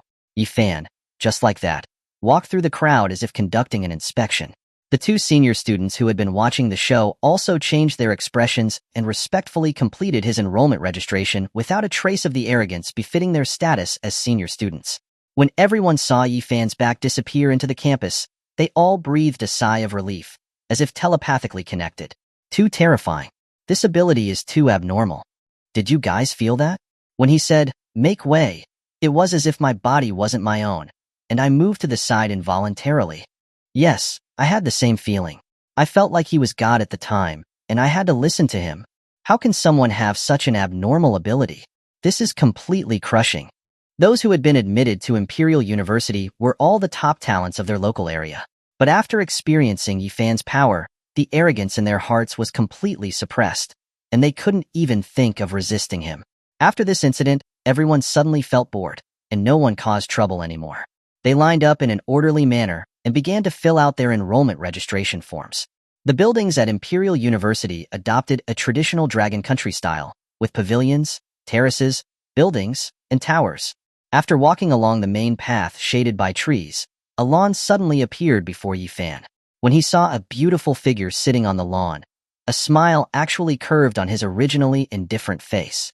If other girls saw this scene, they would definitely be mesmerized by him once again. Yi fan quickened his steps and walked towards the girl on the lawn. Lin Luoxue was sitting on the lawn with her arms wrapped around her legs, looking up at the sky with a dazed and confused expression. I wonder how that bastard is doing now. Teacher is too much, cultivating is cultivating, but why did she confiscate my phone? What if he calls me? Luoxue. Luoxue. At this moment, a gentle voice came into her ears. Lin Luoxue's previously absent-minded eyes suddenly lit up. She blurted out subconsciously, Meng Hang. But when she turned her head and saw that it was Yifan, the light in her eyes dimmed again. She forced a smile and greeted him, "Oh, it's senior brother Yi. Why are you here so early today?" Hearing Lin Luoxue call him Meng Hang, a shadow flashed through Yifan's eyes, but it quickly disappeared. "I went home today. I happened to come during new student enrollment. Although I was accepted by the school in advance, I still want to fill out the enrollment registration form." Lin Luoxue was stunned. Then, she remembered that she hadn't registered either, so she hurried to her feet and said, "Then, I'll go register too." Yifan nodded and said, "Let's go. I'll go with you."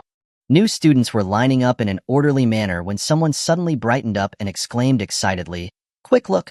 Quick look! Yifan's out again!" The crowd first saw the elegant Yifan, and then saw the tall and graceful figure beside him. Her complexion was pale.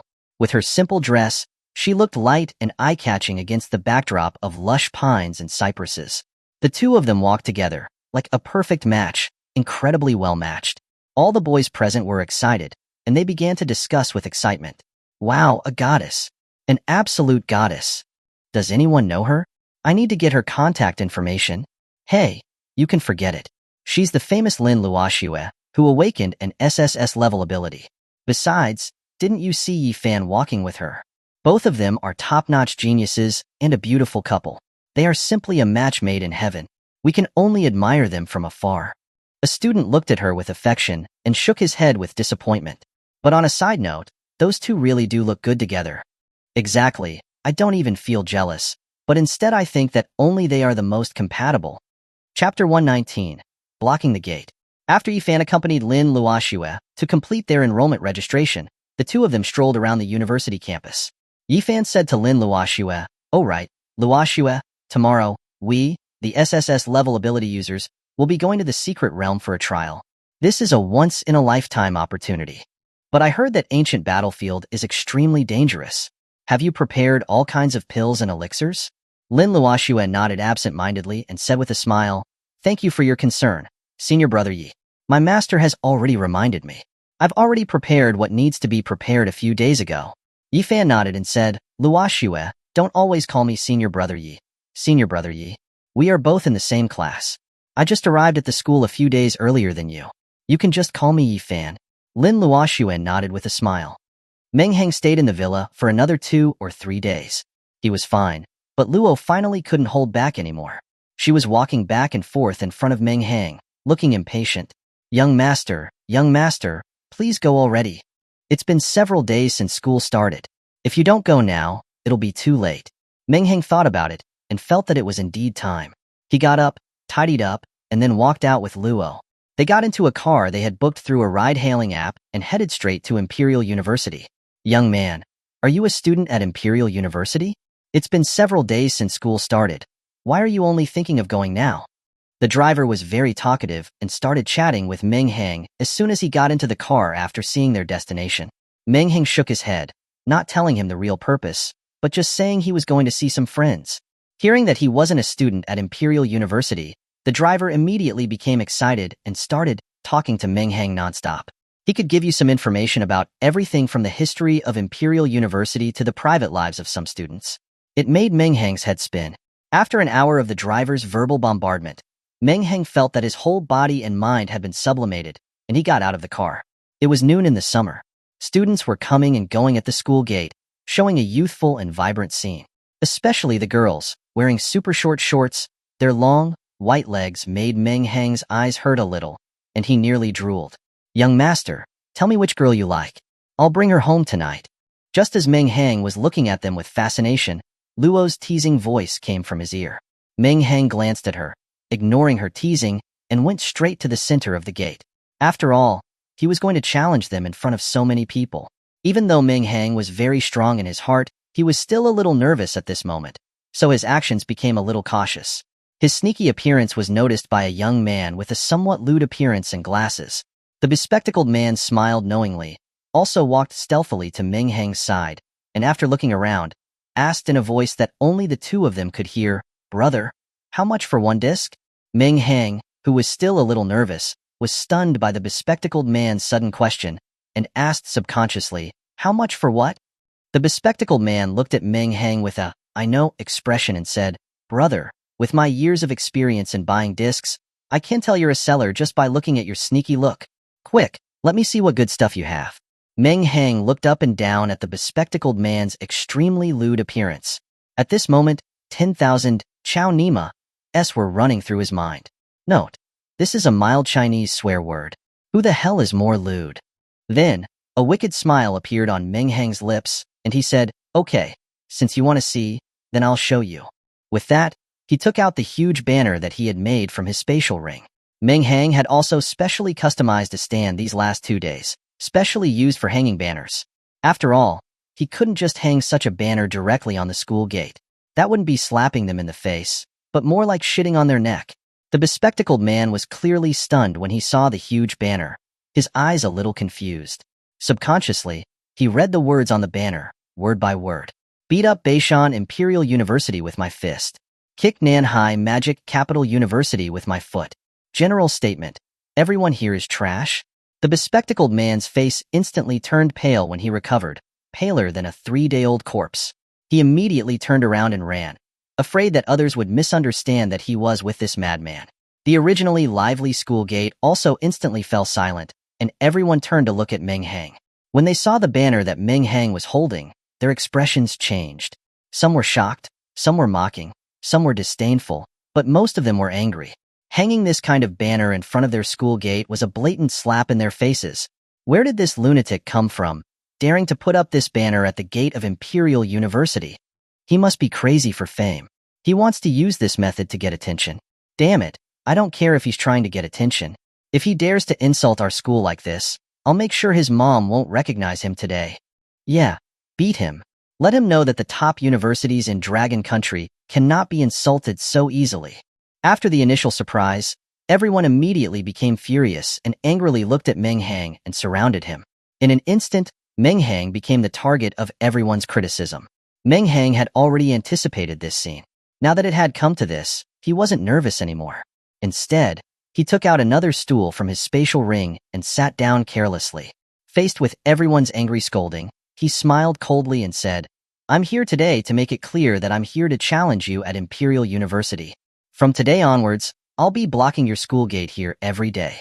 The time for blocking the gate is not fixed until you, the new students of Imperial University, are truly convinced of my strength. All so-called geniuses are welcome to challenge me. As Meng Hang spoke, he deliberately emphasized the words, so-called. His actions made all the students at Imperial University even angrier. Where did this clown come from, trying to get attention here? Today, I will send you home crawling. A voice rang out from the crowd, and then a buzzcut youth squeezed out of the crowd, looking at Meng Hang arrogantly. This person spoke with a domineering tone, but the slap marks that were still visible on his face were quite comical. He was the same buzzcut youth that Yifan had taught a lesson to a few days ago, but looking at his arrogant appearance, he still had not learned his lesson. The buzzcut youth came to Meng Hang's side and looked at him with narrowed eyes. Kid, you're very cocky. You actually dared to block the gate of Imperial University. I wouldn't even dare to do something like this. What do you think you are? Then, he pointed his finger at Meng Hang and said arrogantly, This world is full of temptations, but you shouldn't go around if you don't have the strength. I'll teach you a lesson today. Chapter 120. Another use of the Sharingan. Meng Hang stood up, leisurely put away the stool, and looked at the slap marks on the buzzcut youth's face with a smile that wasn't quite a smile. You were the one who was just taught a lesson, and yet you are still thinking of teaching me? Being poked at his sore spot, the buzzcut youth instantly became furious. Kid, you're courting death.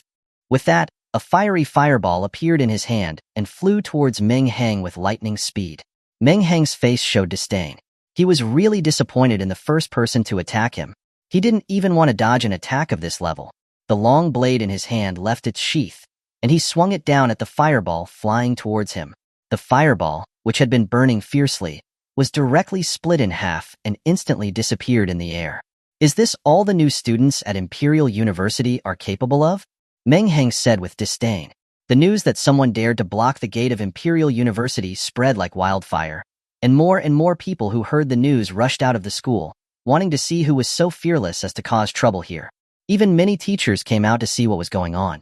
Before long, the school gate was blocked, and some people even took out their phones to start broadcasting live.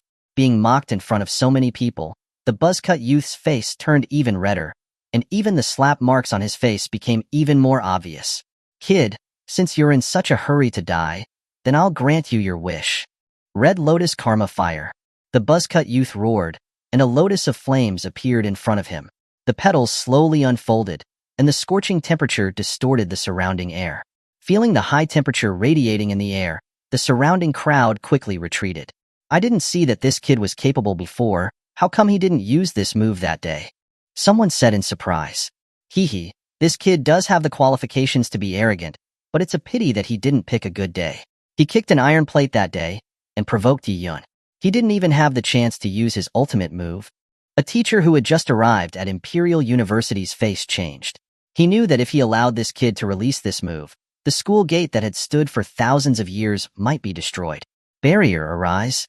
A teacher wearing glasses made a hand seal, and a light blue barrier appeared around Meng Hang and the buzzcut youth, separating them from the surrounding environment. Meng Hang looked around in surprise, a bit amazed. As expected of Imperial University, full of hidden talents, there's even someone who can set up a barrier in midair without using any formations. However, his surprise was only fleeting, and he was quite interested in the move that the buzzcut youth had just used. At this time, Meng Hang's hair had been roasted a bit, but his expression remained unchanged, and the corners of his lips curled up slightly. He muttered to himself, speaking of which, there's one move from the Sharingan that I've never used before. This move is quite interesting. Then, I'll accept it without any hesitation. Sharingan, open. Meng Hang's originally deep eyes instantly turned blood red, with 3 Tomoe evenly distributed within. At the same time as he opened his eyes, he was able to see how the mental power flowed through the buzzcut youth's body when he activated the Red Lotus Karma Fire. Imitating the flow of mental power, Meng Hang also roared, Red Lotus Karma Fire. In an instant, another lotus flower burning with raging flames was created. He's also an S-level fire ability user. A cry of surprise came from the crowd. The buzzcut youth's face turned ugly when he saw Meng Hang could also use this move. Kid, just using this move doesn't mean that your Red Lotus Karma Fire can compare to mine. Explode. Explode. 2 voices sounded at the same time, and the 2 fiery red lotus flowers that were slowly rotating in the air instantly exploded. 2 unparalleled forces collided and devoured each other. The buzzcut youth's Red Lotus Karma Fire was indeed powerful, but it was a pity that he had met Meng Hang, whose mental power was considered abnormal. In an instant, the Red Lotus Karma Fire that Meng Hang had used devoured the other one, and the earth-shattering flames blasted toward the buzzcut youth. His face turned pale. He hadn't expected that his proudest trump card would not only be used by someone else, but also lose so quickly. With a loud bang, the barrier only shook twice under the impact of such terrifying power. Fortunately, Meng Hang held back at the end. The buzzcut youth, who had been swallowed by the flames, only had his expensive clothes torn to shreds. He spat out a plume of black smoke. He still wanted to say something, but his eyes rolled up and he fainted. Seeing this, the teacher in the crowd removed the barrier and quickly went to check on the situation. He was relieved when he saw that the buzzcut youth had only fainted. He ordered someone to take him to the infirmary. Then, he stood up and looked at Meng Hang with a serious expression. Kid, I don't know who you are or where you came from. If you only wanted to use the name of Imperial University to gain fame, congratulations, you have already achieved your goal. In the coming months, many people will talk about your victory over the new students of Imperial University. And our school won't hold you responsible. How about we leave it at this? He wanted to take advantage of the fact that the matter had not escalated and reduce the impact to the minimum. But Meng Hang didn't budge. He stood firmly under the banner, showing no intention of leaving. I'm sorry, but I came here today fully prepared to subdue the first-year students of Imperial University. Until then, I will be here every day. Kid, do you know the consequences of what you're doing? The bespectacled teacher frowned, gritting his teeth as he said to Meng Hang in a low voice, Do you know how much impact this will have on society? This is an impact that you cannot bear. This wasn't a threat, but rather a genuine warning to Meng Hang. Meng Hang smiled, and an aura of invincibility emanated from him. This aura wasn't something a young man could display through fantasy, but was a kind of invincible aura that was built up from always conquering everything in his path.